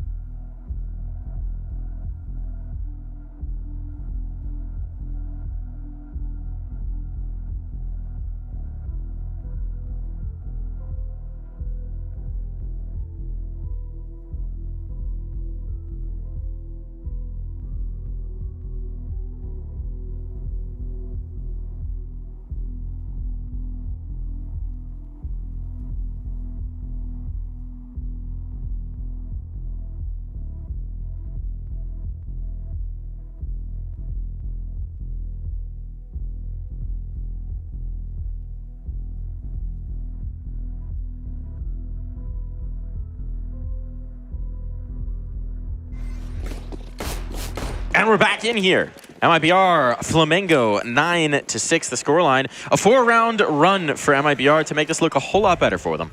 Yeah, or at least show like a little bit of life and recovery. And also it helped Flamengo went away from all that outside pressure that was getting them such a good lead on the T side or such a competitive half. Still, you're going to be happy with it if you're Flamengo, just a little maybe deflated due to how it ended with such a streak. Yeah, they tunnel visioned ramp towards the end, which interestingly is where the pistol round is going to be developing. As you see the action taking place, it is going to be a shutdown slaughter as it comes down to one player here for MIBR. All 5 still up. It's looking like it's going to be a perfect round coming in from Flamengo. All I'm saying is this Glock Ace is going to be incredible. Oh, well, Yeah. the next one. Yeah, you know, they can't all be magical. 9-7, Flamengo with the pistol. Nice little crossfire in ramp room. Single box player, never expected whatsoever. And MIBR is going to buy up into the round. Tech9's brought out armor, utility, all the goodies up against 3 M4s, a FAMAS, and an MP9 on Delbony? Delbony. Who needs Delbony the to his vowel? friends. Yeah. Please call me Delbony. Delbony was my father. What? I think Showtime stole his O. He needed an extra. He wants to be show. Always travel with a spare. Okay, we've got to play outside, which is interesting because they do have some more smoke, so they can go for this, right? This was the hot spot in the first half, and now we're going to get the spam spot maybe for Showtime, but he's never pulled the trigger. So they're actually just going to be past him. They are straight down, unpunished. Nissim will go into reinforcement for the moment. Okay, and Sonny was supposed to be the stinger on the end. Instead, it's Nissim getting all the stings on out. He's got the whole hive going here, so that play is a complete dud. They put full faith in Nissim to deliver, and he delivered in spades. Yeah, he did. That's well done. That's like a very committed position as well for a play like that. You're spraying him down or you're getting traded and potentially a bomb plan over to the team. So nice triple kill for him. And Henny the last remaining. Taking his time. Hoping to find a straggler. That ain't gonna happen. No, Henny, there is no AWP in this round for you to find and save. You will have to try and pry something away. Rifle at best situation, yeah, but the SMGs are the ones that will hunt. Ooh. Oh, my goodness. Oh, it wasn't a dink. That was just 12 No, damage. he was just low damage, yeah. I was like, That's okay. a dink. That's a dink. No, yeah. That was a dink. Yeah, he was already low, but still bringing him closer to death. All right. All right. All right. A little bit of damage, not much. Flamengo, that's a really nice response. Again, full credits to Nissim for the round. Very tough angle, and he's very good on the spray. I'm worried about MIBR in this half, though. I mean, Flamengo, we saw in the first half, very well prepared, very good on the map, very good in understanding how they want to move around the map. As I mean, I got to imagine on some part of my brain is telling me that the CT side is not going to be too much different, that they're going to feel well prepared and well drilled and well oiled. And being well oiled is always a good thing. This is one of your favorite pastimes, I hear. Yeah. Oiling? Being well oiled. Just being well oiled. Just existing in a status of oil. It's important to find what brings you comfort. Yeah, is there a spa at this hotel? I don't know. Haven't explored that yet. That's a great question. MIBR haven't explored much in this round. Everywhere they've gone, they've immediately met swift death. But next round we get the guns. This is kind of a problem too. What, only like 1 kill in these past 2 rounds? Yep. In the previous round, that full investment didn't really net them a whole lot. So I mean, Flamengo is going to be really happy with how they come out of this first initial trio of rounds that are winning the pistol. And we talk about the value of the AWP for MIBR. Obviously, on the T side, it's just a little bit more ham-fisted and awkward. So I don't know how much value they're going to put in that for Henny. Well, yeah, but also like Henny at his peak could manage it, right? Like Of course. Henny at his Yeah, best, we've absolutely. seen plenty of times him defy the rules of an AWP. It just, that was kind of my criticism coming into this game, was like, I don't see that Henny much these days. Still decent enough on the AK-47. Here we go into round number 19. It's tied up at 9. I'm hoping for some explosion here. I feel like even in the first half, when MIBR were able to set up sort of straight fights, they were still favored. Yeah. But it was the maneuvering from Flamengo that really caught them off guard again and again and again. So let's see.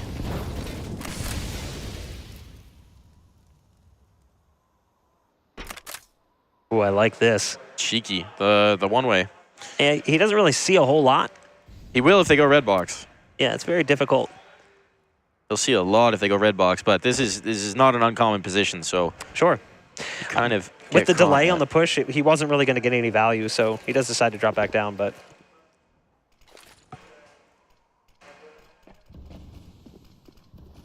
All right, we got the wall of smokes. This sets up the option to go in towards garage or to take it lower. So Showtime, you are in the spotlight right now, and he's going to find the perfect time to peek back up. That's savvy, and he dips. Gets the confirmation, gets the kill, and he's out of there without any ability to punish. That'll slow MIBR so much as they round these corners because he could be anywhere. And Insanity's still just the lurker over in lobby as well, and he's got to wait for his teammates to take some attention away from him. But look at, I mean, Flamengo's set up perfectly to punish wherever he wants to lurk. Hut is pushed, ramp room is pushed as well, and Sani's going to have a tough time. Actually, Nisa might actually push right into him, and oh, he turned around. He looked the other way. Only 3 players remain for MIBR, and they're all down low. 28 seconds on the clock, and it is all on this push. And there's 3 holding. There's 3 holding towards lower. There's so much control. Saving? It feels like they just decided to save. This gives a chance to talk about it, though. We highlighted Insani coming into this. He's been impressive for them at various times. Completely neutered in this matchup so far. I look at Showtime, though. One of the things you talk about when you talk about veteran players is they're not as likely to make sort of silly mistakes. Showtime gets that 1 kill and realizes quickly, I don't need to overextend this play. I'm just going to get out of here. So the early pick, the peel. Yeah. And that's brilliant because a younger player might feel the need to push the issue, try to stack some kills up.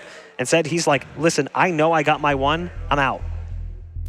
Yeah, that was a good one to find as well. He mentioned he had the great timing. As soon as Breno is going to clear the left corner, he was perfect. So we have a timeout called. This one's by MIBR, and it makes sense because at the moment they're just getting stomped. 1 kill in the first 4 rounds of the second half for MIBR. That's brutal. Yikes. Yikes. Who picked Flamengo? Not I. Yeah, I don't think any of us did. I don't think any of us did I think either. this was a full stack MIBR. I feel like some of it is just that we didn't have data set for this, but it's the fact that we were familiar with the players and hadn't seen them in so long that I feel like we may have discounted just a little bit. But fools on us. Yeah. Got egg on our face. That's all we potentially. got. But let's see if they can close. There is still the possibility that, you know, someone over on the C side starts to wake up. Insani, I'm looking at him. He's playing the lurk here, which is interesting because he's a dynamic, aggressive player in a lot of situations. And oh, an odd roll for it. Oh. 1 for 1. Yeah, this time Showtime really committed. Missed the initial salvo that he wanted to get involved in and swung really wide to go for more. It rebuffs them, though. They don't want this. They're backing away. They've dragged the second player lower in this him. But they don't want to continue down past the smokes.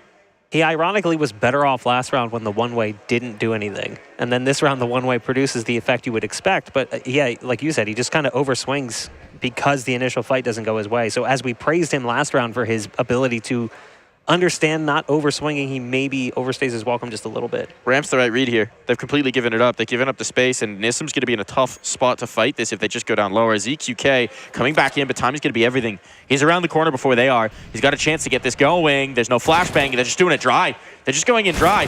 And, well, okay, they will trade it out, so that's still A-okay. Pressure on towards lower. Nissim now knows which direction to look, and the response is a push in towards lobby to limit potential options. So it is going to be the lower hit. The rally will be here, but once again, it's the young player of Nissim behind this cooling tower who's got to be in the spotlight, and this time he's not up to the task. Bomb will be going down. A good situation in the post plant. Not a ton of utility to hold on to this, but more crosshairs to defend. And it's a hard position to be in because his teammates have such a long rotate as they're flanking through lobby that he feels like he kind of needs to know what's coming. If he has a teammate that drops down vents, which is a tough prospect when you don't control it, there's Turtle with another headshot, and there's Turtle with the second one.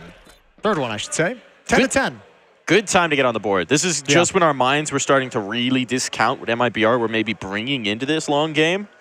That's a much needed round for maybe the faith of the fans and maybe the faith of themselves. Round 21. Flamengo, plenty of money to buy. They even got a little bit more cash in the bank, so it's not all gone yet. They've got some options in terms of their money. Let's see if they can put a stop to MIBR before they really get going.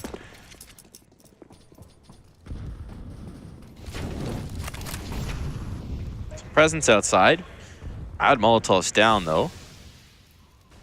means that this is going to take some time. Oh, Nissim's so aggressive with this. This is something we haven't seen yet, this early push in towards lobby, and he's finding a lot of space, but it's all going to be about which direction he's looking at which time, and he's actually checked. BRN ready for it.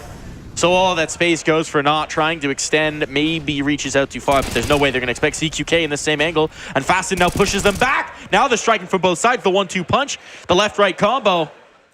Wait, he has no idea that they're not actually in the upper bomb site. What an awkward position inside the hut. He had no intel. That's so weird. This is a weird round now. I mean, you've still got a massive advantage for Flamengo. They've still got a lot of control, but don't have any on A itself. There's a player, I think, in Heaven right now. Yeah. Who can maybe do something about this, Delboni, but he's wary. Doesn't want to get caught, and he's checking outside. A lot of responsibility for this outer yard, he's assuming at the very least. And I think this may concede a bomb plant. Yeah, this is, I mean, none of them are actually together, these three defenders. So none of them, I mean, ZQK is outside, but they can't fight at the same position. So, okay, now they know it's in the upper bomb site. I mean, even on this retake, right, there's an opportunity here. There's flashbangs, which can really neutralize what MIBR is going to do. But Insani, let's see what he's got. The flashbangs are lethal. Was so good. Oh. That was a double flash. So he had the bank flash. He had another flash coming through from the roof. And they easily get back in. I think it's the right call to surrender site control, give it up, play the retake. You just don't know where they were going to move, right? Just playing it safe. And with the man advantage, you'll take that advantage into any kind of a post plan. Just you know, icing on the cake to get a double kill in that fashion coming out of Heaven. Very, very easy in the retake. Flamengo with a 1-round lead, and MIBR do rebuy into the round with the plant. It helps a lot, but they're out of money after this. It all started with that awkward exchange in lobby, too, where you see Nissim go down and you just assume that's the round kind of spiraling, but somehow it came back together off of the op work from ZQK, who also had pushed up, and they crunched from hut at the same time. They had no idea that no one was on site. It was very, very strange. They know this player could be down vent. I think they may have even heard the drop, so they're shifting a player in to respond in showtime, and Nissim's on high alert for the ramp push.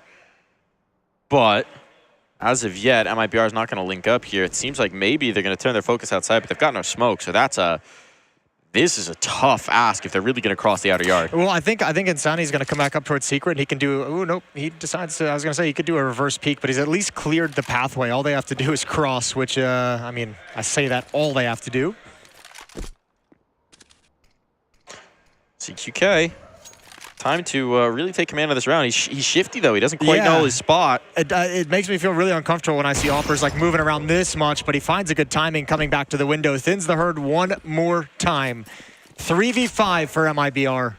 And now Insani's position really doesn't matter. It doesn't give you a whole lot of advantages. Oh, they didn't find much out of that vent drop. Timely smoke as well.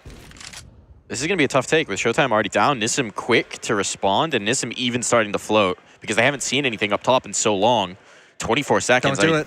It has to be the commit. They're coming through. I think he was spotted. No, not at all. Turtle might have, but the communication didn't get there. That's nice trades on the entry, and that's a better one. Exit provides the entrance. Oh, but one more there to take it all the way. Turtle can't get it done, and Flamengo recover. For a moment there. That's going to be a stinger for MIBR to lose.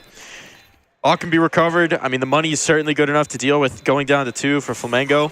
The question is, with this bomb plant, do you chase it? You've got pretty good money on the T side with another plant down. Do you chase this? I think you have enough money to do it. I don't think you could criticize the call if they decide to eventually go for it. Again, as Bach mentioned earlier, the op not exactly the most wieldy thing, despite the fact that Henny's been able to make it work in the past, but it's not like you're saving. You don't need to save for it. They could even go for it. Yeah, Exit Exit can drop one and get an AK in return and make it work. That's not happening. I feel like the utility is so much more valuable in this scenario. They're just in a position where I don't feel like you want to give 13 to Flamengo because your buy rounds haven't been going that great for you. So rolling the dice and expecting the next round to be that much better, it's really not going to make a difference. I feel like you kind of have to pace change here and maybe catch Flamengo off guard. Man, well, that's I was going to bring that up too because it doesn't feel like MIBR's kind of adapted at all. Like I haven't felt like any big shift in kind of the way they're approaching some of these rounds. It still seems to be like heavy reliant on Insani lurking in towards lobby, 4 players outside, 4 players elsewhere. You had that round where he got the vent drop and got lower, and then they just didn't do anything with it. It seemed like they sort of floundered in the mid-round. Yeah, they couldn't find a way to connect with him in any way. That's a nice nade.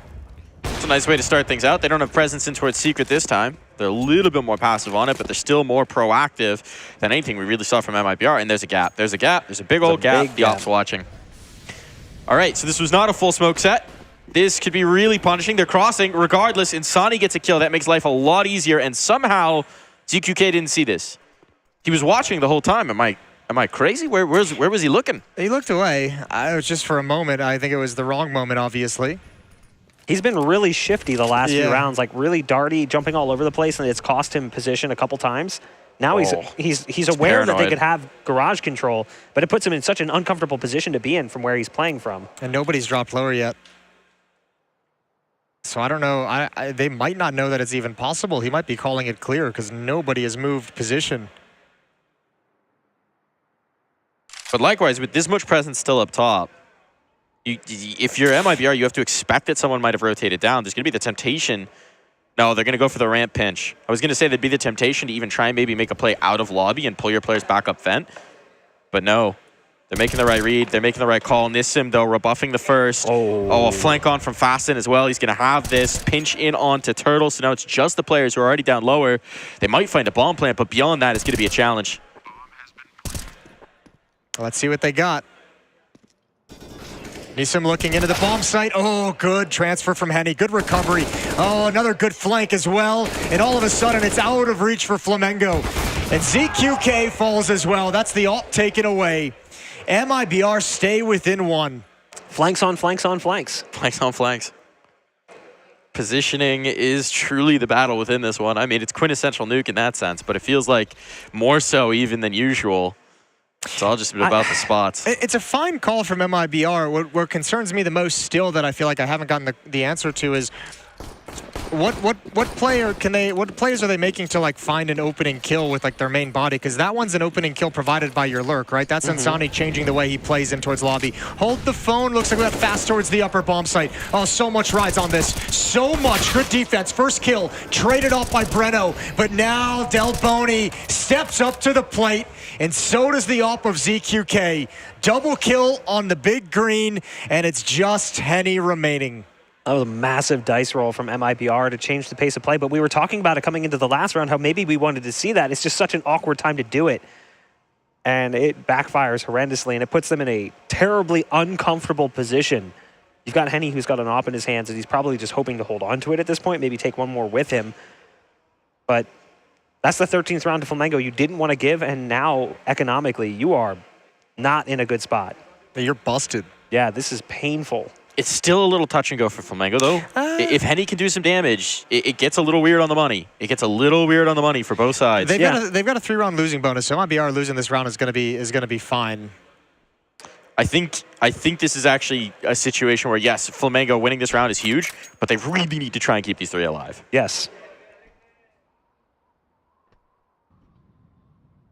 35 seconds. How much of an effort does Henny want to make here? Yeah, that's what I'm trying to work out in my head. I almost feel in one sense it would be like fine if he just actually died in this round. I actually just goes for the clutch and lose the op because he'll get the bonus money. He'll be able to have an AK-47 with full utility. If not, otherwise you save the weapon, you drop a Galil. I don't think he's going to clear second vent. I think that's the issue. He's going to drop down. Now it's the full save. Yeah. Didn't get the bomb. Okay. What's happening? Uh-oh. That's a blunder. Why is that a thing? All right. I don't like that. Don't do this. Ooh. Oh, they want to recover the op, I guess. That's risky, though. No, just a fun little smoke. 13-11. 2-round lead for Flamengo. That kill makes things very interesting here, though, right? You're not going to be able to have the op, period. Yeah, you did not have the money to go for that. That's a brain fart of epic proportions. The last two rounds in general from MIBR have felt somewhat awkward. The previous round, they went for that outer take. They actually missed the smoke or didn't have it. They cross off a little bit of timing luck as ZQKS has been darty all over the place. He wasn't really watching it as he should have been. So they ended up getting the best of them in that exchange. That previous round, they just went for a fast play out of hut, which I understand they were pace changing, but it didn't really work out the way they expected. Yes. Bombs down event. They need another play to drop or they need to back up. Speed. ZQK, I mean, they've gained the site, right? But you need the C4, and so Sonny's going to go do it. It's not defensible though. Like it's not in a position where you can really defend it if you're Flamengo's defense. So it kind of is awkward for both sides of the coin. What's really awkward is there's still one player in lobby, one player outside. So they're waiting for this bomb to go down so they can turn into like really annoying nuisance lurks that you would just never expect. One of them is found in lobby. That's exit to drop. Henny's still on the board. He's going to lurk down secret, but no one is rotating through vents. Nobody's actually rotating to secret, so his lurk means absolutely nothing. This is an interesting 5-man ramp retake. And they're just going to flood out and try to use the firepower that they've got. And Sonny's making this interesting. If he can delay just enough time for Henny to get activated. No. Oh, Henny's found it all. Does Henny just want to save this op at this point? Is no, the real you question. go for it. Go for the win. Go for the win all day long and shut down, but I admire the attempt.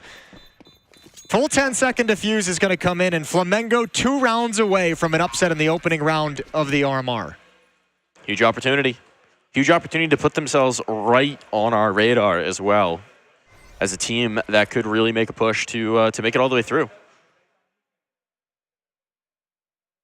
There's always some surprises in these formats, especially now that you can only lose one. Yeah, and even like we were saying when we talked to Skulls, he said, you know, the Brazilian matches are always interesting. You never know what you're going to get. They always produce interesting results. Here's a great example of that. This is a group of players that I think a lot of people would argue peaked in their career already, but clearly showing they've got more in the tank. And overall, I have been impressed from what I've seen from Flamengo. It's not like they're getting lucky in these scenarios. Their T side was creative. I saw a lot of innovation on their outside takes, whereas MIBR feels a lot more copy-pasted. It doesn't feel like it's as innovated. A little bit more dry.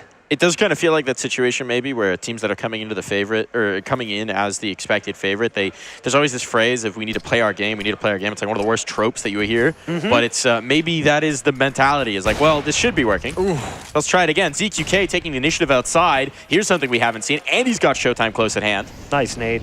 And they're out. They got what they wanted. They got the opener. They get the nade stinger. They're gone. I feel like Flamengo's done such a good job of finding a lot of the opening kills on the CT side and forcing MIBR to play this T side more often than not, like 4v5, like a man down situation.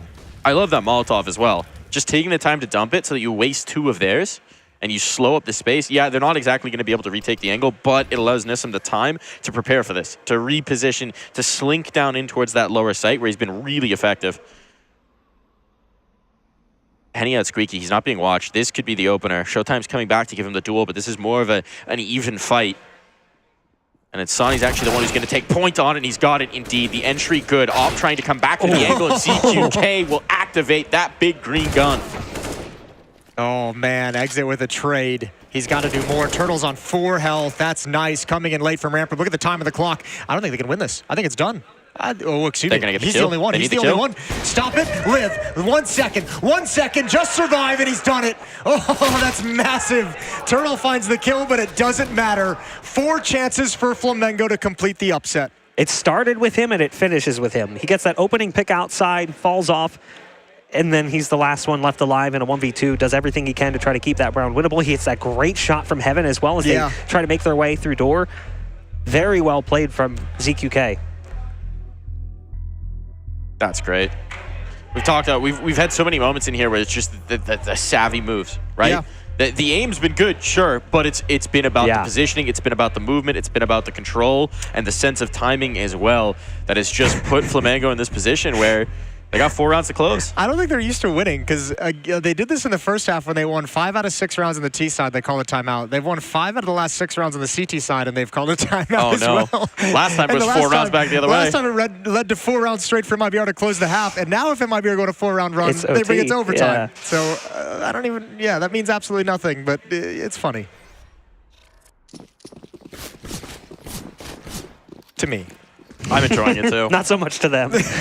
Definitely not funny to Flamengo. Comedy and tragedy are 2 sides of the same coin sometimes. Yeah. I think they say comedy is just tragedy plus time.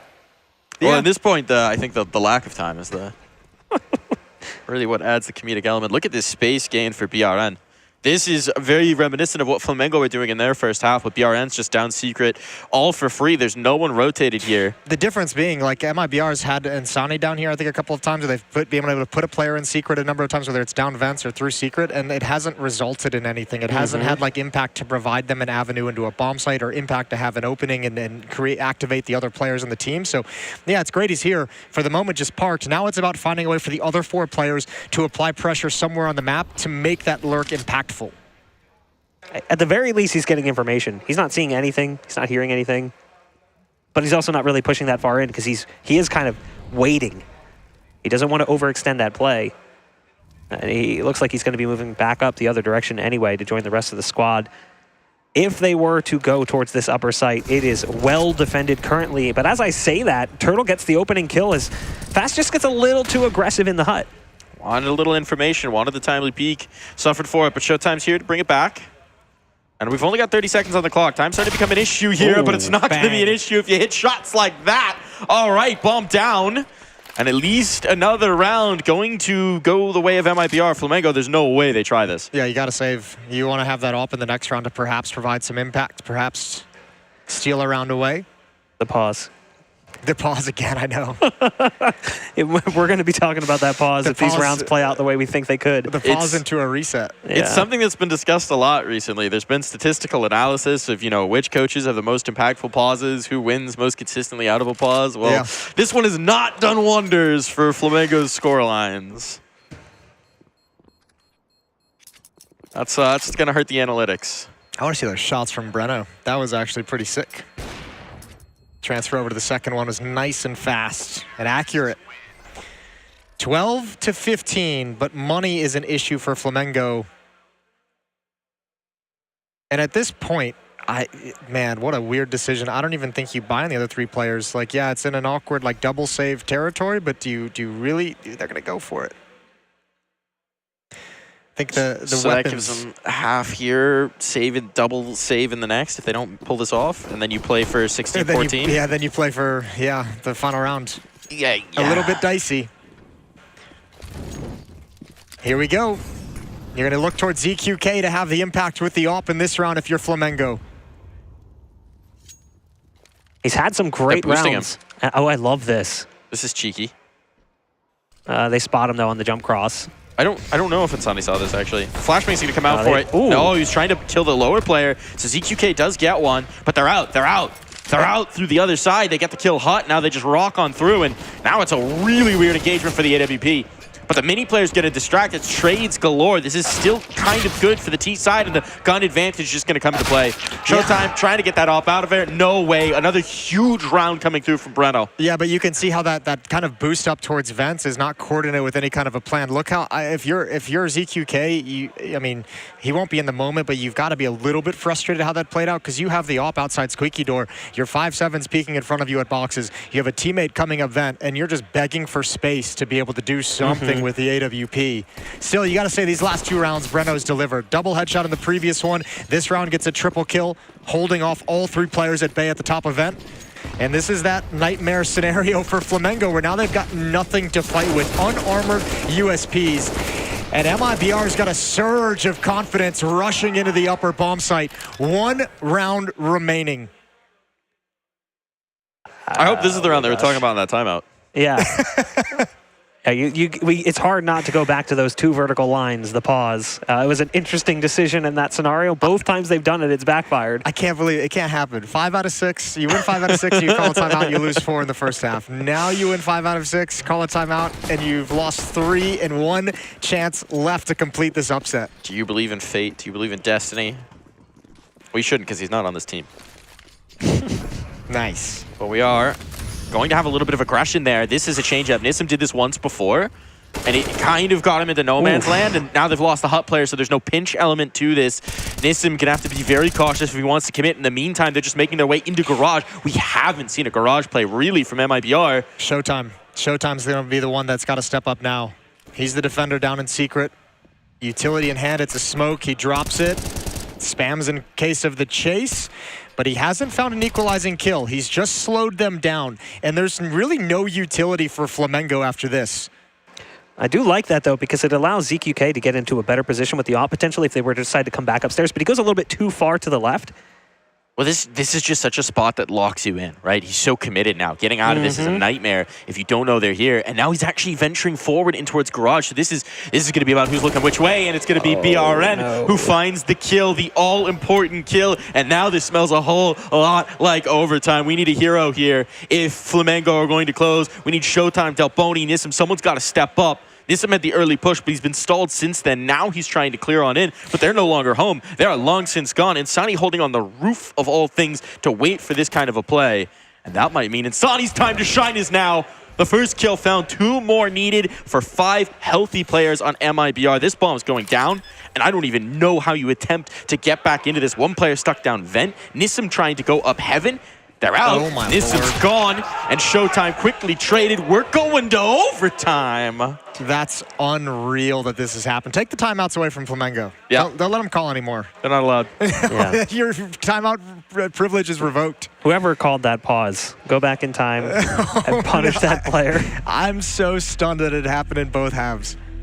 I'm so amazed. Well, at least money's not an issue going into OT. Again, though, it feels like a lot of the rounds that Flamengo was losing there towards the end, like you had ZQK with the AWP at like a really good spot, and then he would just maybe move up just a little too far, or shift to a little bit of the other direction. And every time he was in a great spot, he just got too antsy. I will just say, the coach of Flamengo, his tag is Chaos, and he's really living up to that in this matchup. Yeah, he's introduced a little bit of it here, hasn't he? Well, at least money's not as much of a problem. 1250, or 12,500, I should say, because 1250 is wrong. To start here in overtime, 3 rounds per half for all you new major viewers. 19, the magic number. And MIBR want to ride the wave, ride the momentum. Oh, look at it. It is so beautiful. What a transfer. What a sequence. And what a way to crack open a bomb site.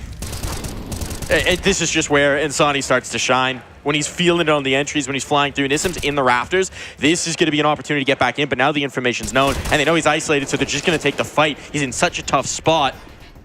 So it's ZQK. Solo Dolo trying to find a path back into a round that he is completely locked out of. And this faster, pacier play up top has caught Flamengo with their pants down 2 rounds in a row.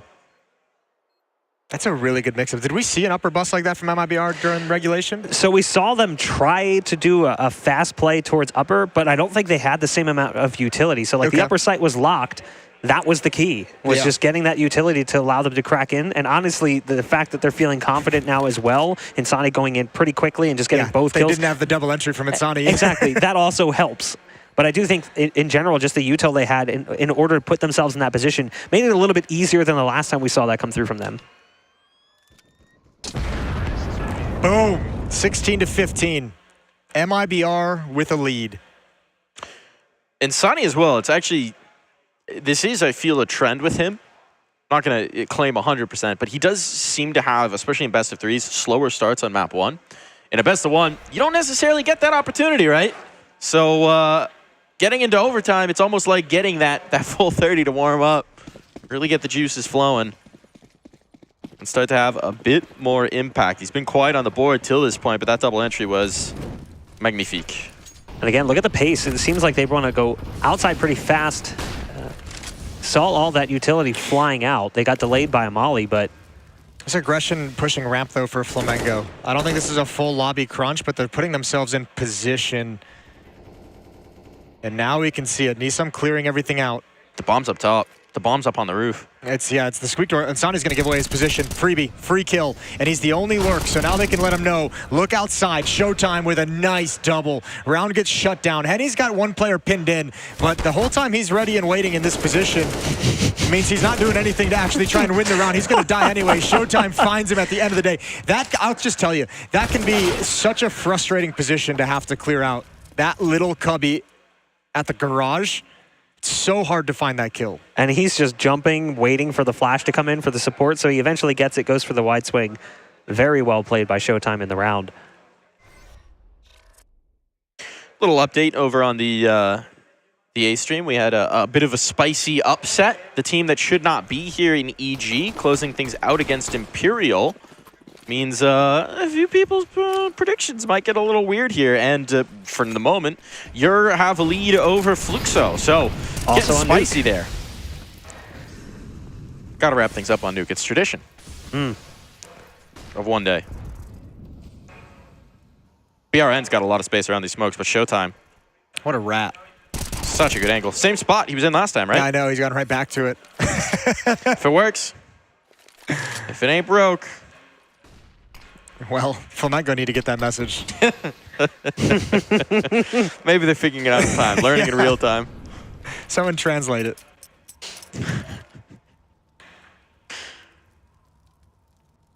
5-on-4 for Flamengo's defense.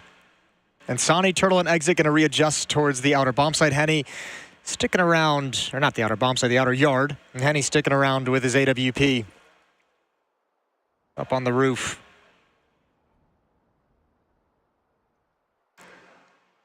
Does Showtime have vision on this? He does. But he's just got the rifle, not the AWP. It's kind of a tough fight to take with the A1S, and that's exactly why. And now they're wrapping in towards Mini. Pressure on. Facet under test, and he gets one. Damage onto the next as well. Turtle a little bit clipped. Delboni, that's a huge frag to find. The hot player could have been a real lethal position. Instead, you got two wounded ducks here, and down they go for a lead for Flamengo. Head into the second half of OT. Let's see what they got. We were really impressed with, I guess, like half of their T side in regulation. Yeah, pre-pause. Pre-pause T side. No, but we were impressed when they were attacking outside, wrapping towards Heaven, putting pressure on Secret, putting pressure on Garage, putting pressure on Heaven. It's when they kind of fell away from that and focused more on ramp room that everything kind of fell apart and felt lackluster. So, I mean, we saw like two different styles out of Flamengo. One of them obviously way more productive. I'm curious to see what they're going to open up with now. Their early ramp play was successful, but it was also against kind of lighter buys. Yeah. So it is kind of odd to see them shy away from what works so well for them. I would not be surprised to see them go back to some of that outside control. Again, because money is not an issue, they know they're going to be facing off against the AWP, and I think that might scare them away a little bit.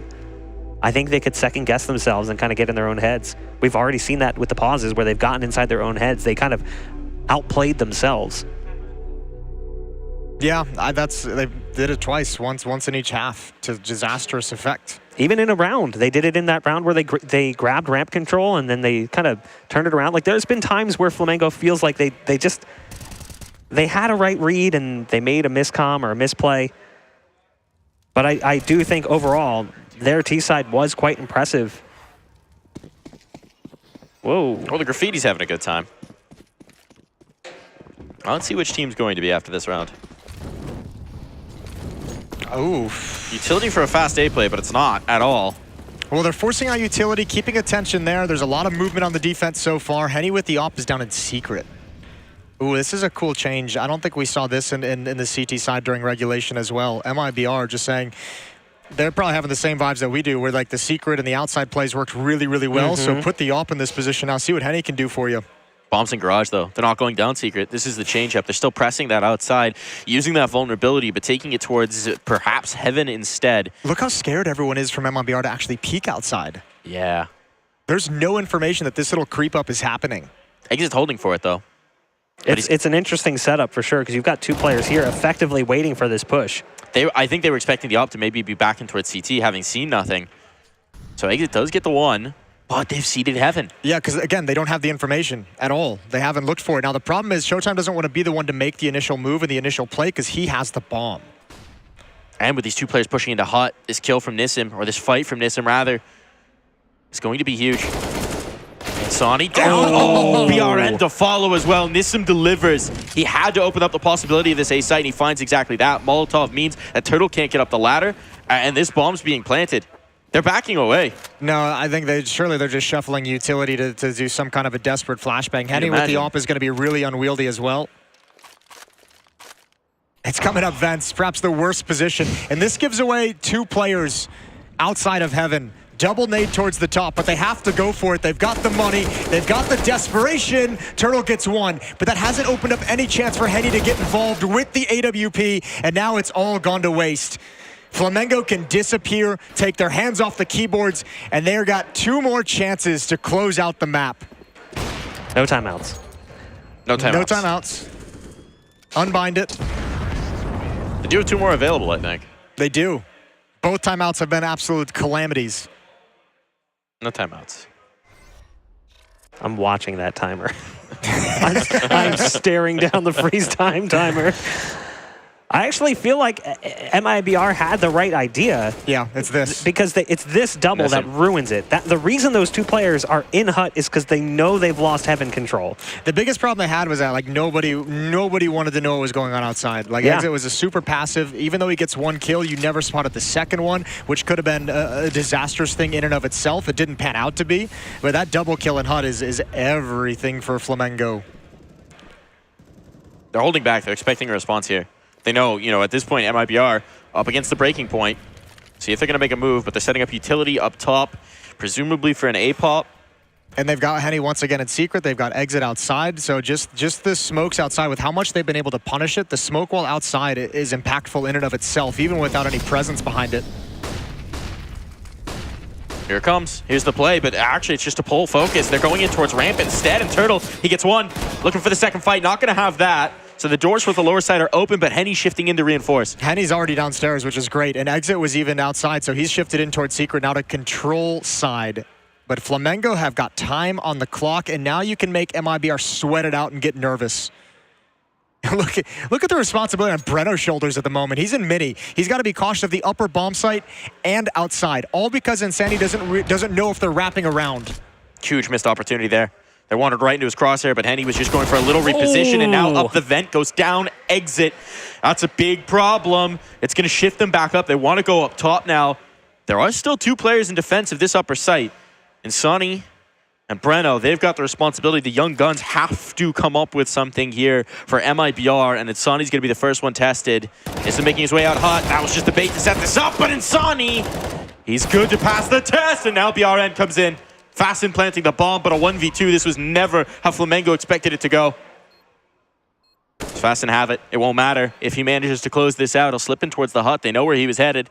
They've got a pretty good idea of where he wound up as well, and they've got eyes on. He can't wrap around. Bomb's not planted for him. He's got to find a kill before they get into the bomb site. Oh, once pass. He needs that. He needs it, but Henny's got it. 5-7. Moving fast, and 17 for MIBR.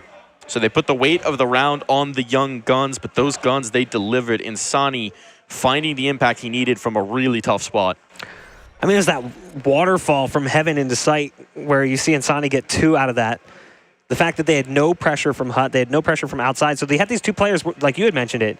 Yeah. Player Mini has to look at outside and inside. Insani's looking at heaven and hut. He has no idea where they're coming from. If they had even just 1 player come through hut at the same time as all of that happens, it drastically changes the dynamic of the round. But since you have 3 players just dry leaping out of heaven. Yeah, I think you need to gun out. That first guy just jumping out with his knife. Yeah. It's like an honorable thing to do and a valiant effort, but I mean, just gun out there. You got a man advantage as well. Yep. Some big kills out of Insani down the stretch. Insani and Breno are the ones that have kept MIBR alive into this with their performances towards the ends of these halves. And Flamengo's on the verge, man. This is their 6th chance to close out this map. They had 4 in regulation. This is their 2nd here in overtime. It's going to start getting really painful if you can't put MIBR away despite the opportunities. Smoke's outside, but the position of Henny means they don't trust it at all. They know. They've got all the vision. No one has crossed. And again, it's what we mentioned as well coming into this is during regulation, looked good when they were pressuring outside and moving outside and using those smoke walls. When you're in lobby, when you're in ramp, it hasn't been the prettiest thing for Flamengo. Here comes the hit. It's on the shoulders of BRN. He gets nothing, but Insani's there to mantle some of the burden. Still, he's alone, and he's down. And now, they don't have them for the bailout. It's going to have to be the vets to do it. And they're all out of position. You've got Henny smoked off, a re-smoke just in, players pushing in from the ramp. They've got nothing to be able to do about this, and Showtime's even holding for their eventual push through. He's in such a strong position. Such a strong position. I don't know if you clear this entirely. There's the gun showing. Oh, didn't get the kill. But that's going to make him nervous. There's the follow-up peek. They doesn't know about the second. Oh, he makes a huge assumption, and they're right back into it. Del Boni, all on him, 1v2 for the map. And MIBR looking for double overtime. dancing behind the tower. The spot Insani managed to hold last round. Now he's got the first contact, the transfer. The shots aren't on. Oh, no health to spare for Henny, but just enough. We're going for more. 95 damage. Oh my gosh. Real. He had the right call. Instant transfer over. All right, run it back, baby. Run it back. Go again. 6 chances gone to waste for Flamengo. And this time they had the trades. They had the opening kill. And Sani limited to a 1-for-1. Could not capitalize. That is a great play from Turtle. And Showtime just thinks, assumes there's only one player on the flank. Absolutely incredible. Astonishing. Astonishing that they're still in this, that they're still fighting MIBR. But as this goes on, right, it becomes a bit of an endurance game. Last game of the day. Let's see who's going to start strong here in this next period of OT. Right now, it's BRN. But how many times do you see this? The underdog makes such a good game out of it. You go into overtime, and eventually just these failing to close it out just always comes back to haunt them. It's got to be so frustrating. Now playing 4v5. They're going to go back towards the outside smokes. They'll be straight down secret, but look who waits for them. It's Henny. He's got the op train. He's been ready for this. He's been itching for this. He's been setting up here for so many rounds in that first period of OT. They never gave him the fight. Now he's going to get the chance. What do you got on the op? What do you got on the scope? Henny, first one collected. He's able to bail away. Utility goes down as well, so they can't quickly chase. He can reset, regain, or re-ready for the next engagement. And we talk about what worked for Flamengo on their T side, and it feels like they sort of go towards it, but then they just stall out, and I just don't know what's going on here. That's an incredible read. It's Exit likes that spot a lot. That's a hard read right there. Turtle tucked into the corner. He's going to be taken down as well. I can't believe you got another one. I cannot believe you got another one. That's unreal. Oh, they're right back in it. This is... Time's an issue. 17 seconds. Henny can't really address the bomb site because he's worried about this lurk. But he has the bomb. The bomb is the secret player, but he gives it up to try and focus on it. He doesn't realize what he has. 9 seconds, though. It might be enough. Just baiting, toying with them. They have to force this down to dirt. Ooh. And ZQK hits the shot, so now we're in the post play. Now it's an entirely different round, an entirely different game. We need Insani to maybe kickstart this back in because BRN is low, and he's stuck, and Insani is gone. What do you do with 15 points of health here for BRN? Through the door he goes, straight into annihilation. That's a 3 versus 5 win. I cannot believe the 2 kills that come out towards Hell. That's absolutely wild. And that was what we were just saying. We were saying one of the things that worked for them was that advanced presence up. Yeah. So they're waiting for it. Although, it shouldn't have worked this time. It shouldn't. No, there's no reason why that should have been successful. At least the other times it kind of made sense. This time, just some incredible shots. 19-18. Looking for 22 to take the map.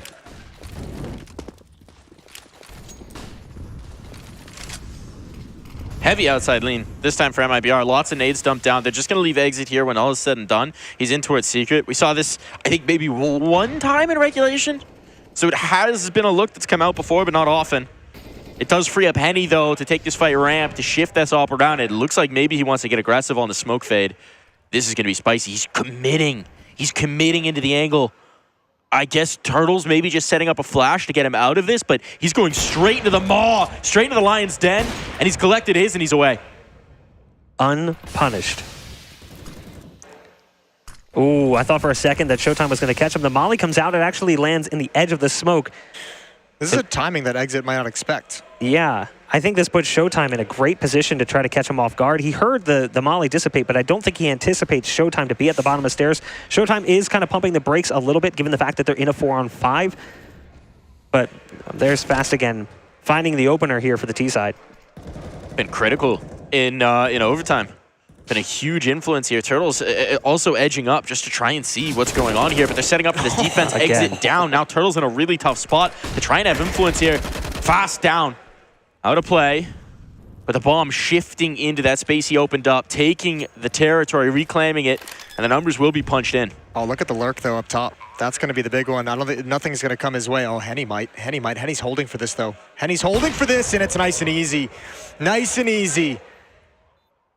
Stuck inside the bomb site. Showtime close up. ZQK can't really provide cover. He's got to be cautious of his flank, and look at the timing there. That's unreal. But does he check it? Oh, yeah. Oh, he's coming all the way back around. One more. And ZQK with the up. Here's the footsteps. Oh, what a flick. Henny, 1v2, and there's no time. No life left. Shut down. 20-18. The timing. Just the do-si-do playing ring around the rosy at the bottom of ramp. And then ZQK, again, gutsy with the op. Point blank range, no fear. Well played. This is, I can't, on part of me is like, I don't feel like MIBR should even have lasted this long. I'm also just amazed that Flamengo keeps like recovering despite the fact that they haven't been able to close this out. Right. For most, this would feel like psychological torture, having had so many opportunities, and yet still they're just eager to go right back in. Insani, though, this is early impact, right? Going for the double stack up outside Squeaky. He finds that, he punishes it, but he's lost now.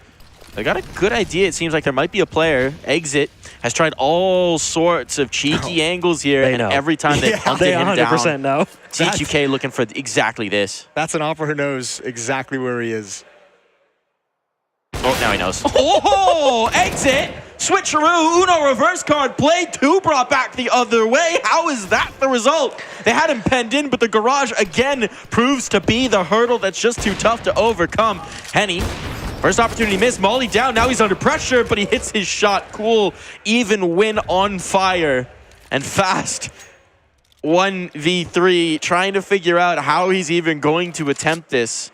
Where he's going to take this bomb to try and seal the round in 45 seconds. I don't know, but this kid has hit some bangers here in second overtime, so I'm going to give him the benefit of the doubt. He's got a puncher's chance here in the 1v3. Turtle inside the site, Henny inside the site as well. He just spotted an elbow. He's got space. But this is the op. Ooh, and he can't do it. It seemed like it was on point. 1 round for MIBR. How does Exit get 2 out of that? That was the widest of swings. That was a weird one. Yeah. I feel like that's kind of an awkward engagement to walk into as an opper, though. Oh, you never know when that wide swing is going to come. I just noticed that Turtle and Henny are sharing the same bevy. They're just passing it back and forth. That's teamwork, baby. That's a new one. That's synergy right there. You know, when you run out of water in double overtime, you know, you gotta manage resources. Yeah, do what you got to do. Manage the economy. The rationing. Manage the supplies as well. Ready to roll. Oh, all right. So a lead again as we head into a new half of play. At Showtime, he was so cheeky in a lot of these overtime CT rounds, and this time he's going to be back into it Seeker. We've seen him deploy a one-way here. This time, a little bit more traditional on the approach. Not attempting it just yet. And MIBR holding for something to come their way.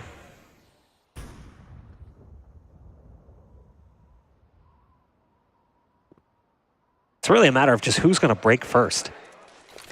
I mean, Flamengo, their T side has been pretty golden, but at times their CT side has shown cracks, and MIBR has won rounds off of major mistakes. Yeah, major mistakes, and also like major performances from individuals on the team. Like if you think back to overtime, it was Insani, it was Breno who were kind of delivering things to get them into overtime, and then to get them into second overtime as well. So I especially some of the, I think Insani's had like 2 or 3 really nice opening kills provided from lurk positions in lobby. Sure.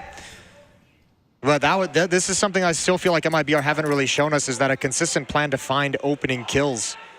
Smoke wall outside, Exit and Breno moving up along it. Showtime to defend in secret. ZQK with the op up in heaven. They're doing the mini wrap. They're doing the mini wrap. And there's no one up top on Hut. These players don't have vision. This is going to be really tough. ZQK down. Now they don't have oversight. Delboni from the back towers. He needs to find a bit more because he's losing teammates by the dozens. And now it's just left to Nissim. So out of position, he might find the timing on the planter, but they heard a footstep, he's going ahead of it. He's going ahead of it. They're watching for him. I think they've just gotten wise to his tricks, his cheeky plays, and he might still find it, but no. Turtle ready, quick to come off that bomb and seal the deal and tie up our scoreline 20-all. Turtle had an idea. He knew something was up. He was very aware of the possibility. It's like one of those things where when someone's been lurking the entire game, you're like, okay, we haven't seen him yet. Everyone check your flank. Yeah. Turn around. Oh, also, I think he probably hit tab and thought it was the upper defender. He's like, this is the anchor. We haven't found him yet. We haven't killed him. He's got to be around here somewhere. 2020. Bad year. Was a rough year. It's all right. It's in the past now. Yes. Let's move on.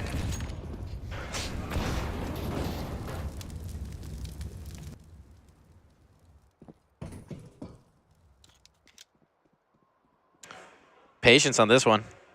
MIBR holding. They did this at the beginning of last round as well, but it seems like they might be setting up for smokes outside. Just based on the positioning of these players way out. So we are going to get the smokes outside. There's no one down secret. There's showtime in garage. We're going to see a rotation down through the vent, or are they going to see if they can't call the bluff? Did ZQK just get a spot on a player moving in towards lobby? Yeah, I believe he saw him on the cross. I think, too, what MIBR was doing here is we've seen Flamengo get aggressive playing double push on ramp. So just waiting to see if you're going to see Nissim pushing up with the backup of ZQK. You could see them kind of just holding those positions, waiting just in case that was going to be possible. It's not the case here, but it does feel like just maybe a read that doesn't end up coming to fruition. 50 seconds. We haven't seen much yet. Now it's going to be a hit in towards ramp, but they're not checking the close angle. Nissim gets that one, and he's so much damage. A TK coming through. Turtle holding the spray a moment too long, and he's down low as well. A disaster scenario. They had the opportunity to maybe make it in if they could get through clean, but anything but. Henny one shot back the other way, but that might just be a little shot and chaser on the end of this. Here it comes through. Showtime able to seal the deal. All right. Another one. It's their seventh chance to close it out. Seventh time is the charm, is what they say. That's what they say. that's how it goes. I've heard it. I've heard it told. It's all about the percentage game, right? If you give yourselves enough map points, surely one goes your way. Yeah, exactly. They probably said that at the fourth and fifth point as well. Here we go. MIBR going for the pace again? No. They called that off. They don't look. You don't call that. You don't call that on a round like this. No, absolutely not. There's no upper bust at 20-21. Not with that attitude. Unless you're Kerrigan. Kerrigan would call that. They're going to threaten outside. It's showtime. It's been really good in defense of this. And this time, at least, I mean, there can be smokes, but it seems like it might be the deeper angles in. More opportunity to play around it potentially for showtime. And he's got the Molotov poised. So he's going to make sure they don't get down secret. So wander outside, that's going to be interesting. BRN trying to bring the fight to him, and he's past the angle. Showtime has to be aware of this possibility. He's not looking for it. BRN might have the flank. Nissim's dropping down, though. So, I mean, they're aware of as you mentioned, the opportunity. That's a good find. That's a great find on the lurk. 5-on-4. Oh, and this defense in lower is going to be strong. Nissim can just chill and hide. I thought surely there's no way Showtime got that kill without taking a single lick of damage. But somehow he managed to pull it off. Now Insani is able to drop fast. That's a big pickup. Brings us back to even strength. Insani is low on 22 HP, but that does give them more flexibility, more options in the round. They have Molotovs for this position. Not coming out just yet. They're in.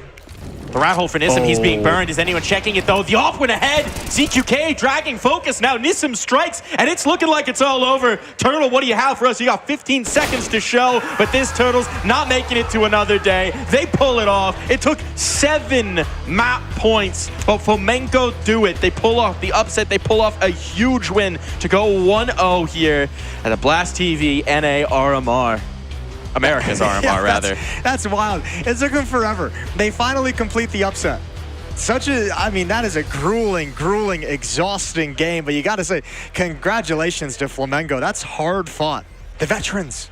The old guys. The old guns. They're doing it. And I mean, it was those veterans. Old guys. Doing it for us. Look, Nissim had his moments, but really it felt like consistently it was ZQK, it was Showtime, really showing up in huge moments and pulling off cheeky, savvy veteran plays to tilt rounds in their favor. Yeah, that was good. I mean, I think the big thing for MIBR is for the majority of that first half, it looked like they weren't even yet in the game. Like they had a slow start, and I mean, this was not MIBR's A game by any means. It does feel like Flamengo let them back into the game at times. Obviously, we meme about the pauses, but there was even instances where it was, yeah, it's just true. There was even instances that where like players were just rotating out of position. for seemingly no reason. It was just sort of like an odd timing thing where they kept letting players behind enemy lines. They were getting down secret despite the fact that they would delay the smoke wall with a good Molotov. Yeah. And then the op is in position to prevent them from crossing, and then inexplicably just rotates into a different position. Yeah, a little shifty at times there, but I mean, look, they got the job done. Now at least when you review this game, you're going to be really unhappy about a lot of things, but it's much better when you review it in a win. It's almost that ideal situation where you get the teaching tape and you get the dub. It's all good. These him at 34 kills. I didn't even notice that what was going on. Well done from him. He was solid. You got to say, Fasten though. I mean, the amount of impactful rounds that he had towards the end of that. I mean, the double kill outside towards single box, towards underneath heaven.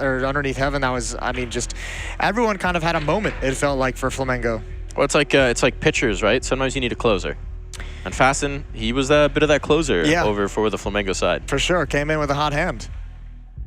Came in with a hot hand indeed. That's going to be so frustrating for MIBR. I mean, so many moments that they can point to in that where just a little bit stagnant, a little bit slow to sort of react. Struggled to handle all the outside pressure that Flamengo was throwing at him early on. Like that was like really the tough part. I think their T side was slow to adapt. They eventually did find a winning recipe, right? But it took a while to get there. And that's what I mean when I said MIBR kind of had a really tough, slow start to this. Is just some awkward moments trying to figure out exactly what was happening, exactly how they wanted the position to handle things.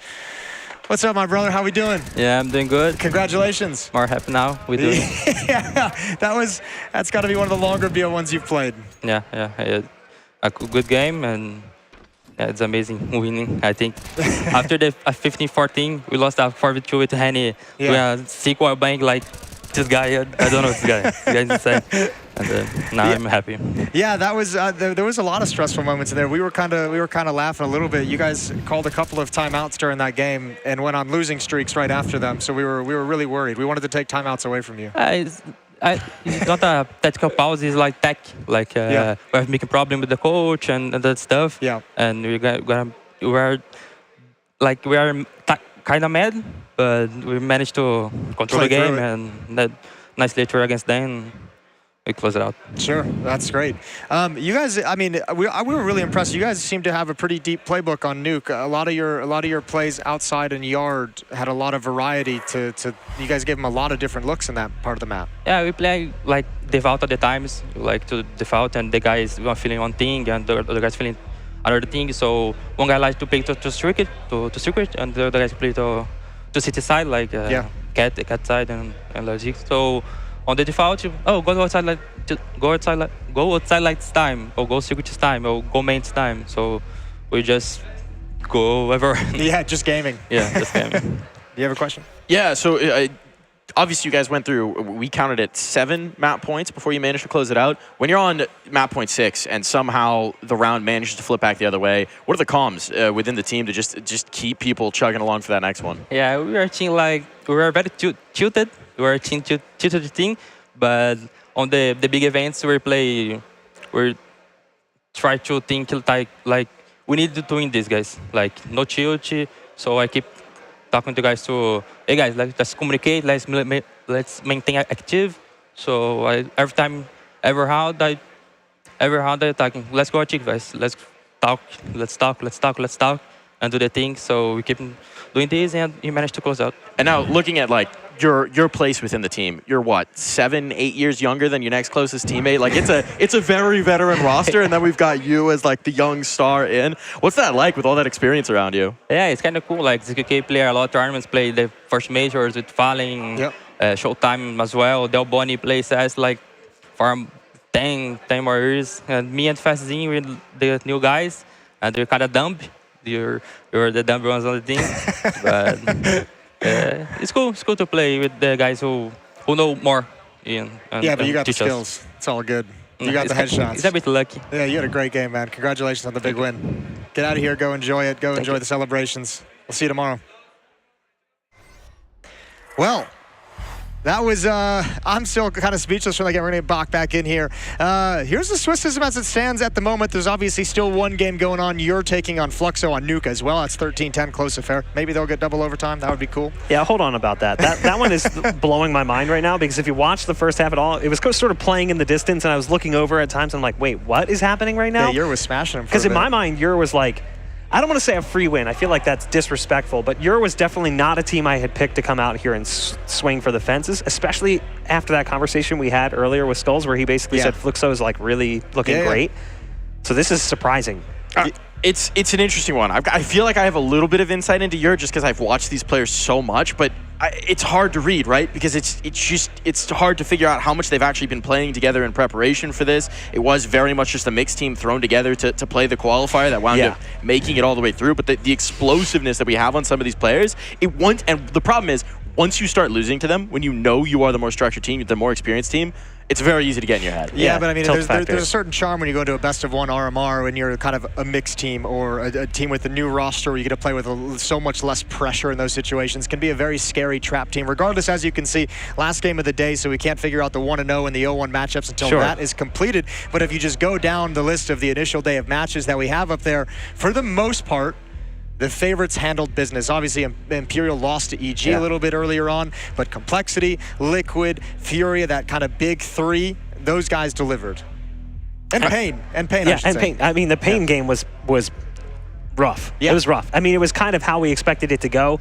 I'd say that was like definitely the nice thing is that the big teams that we expected to come out here, our top three, had top three performances to open the day. Yeah, and it's just like you come in with the fingers crossed and you're just, please, like big teams like favorites, FURIA, Liquid, don't slip up. Don't slip up for the love of God. Don't do it again. Yeah, exactly. Please, I can't do it anymore. Just get a nice start, get through day one, have a nice evening. We'll see you on day two. You know, I think the thing that's interesting is that Pain is making a really good case in these last few events, and particularly here with this kind of start, that they should be considered in that conversation as well. Sure. Where it's, you know, we look to Liquid, we look to FURIA to be the sure things, and you're looking at a Pain to become that as well. I think the difference is I feel like Pain haven't really yet have that like overall performance at an event to put them in that category. We've just seen them have some nice upsets, and obviously the eye test of them, like with talented players like Skulls, and just kind of with the way they've progressed and played when they've been at more European events. Like you like what you're seeing out of Pain so far, but they need that one tournament performance to really put them in a better echelon. It's right here.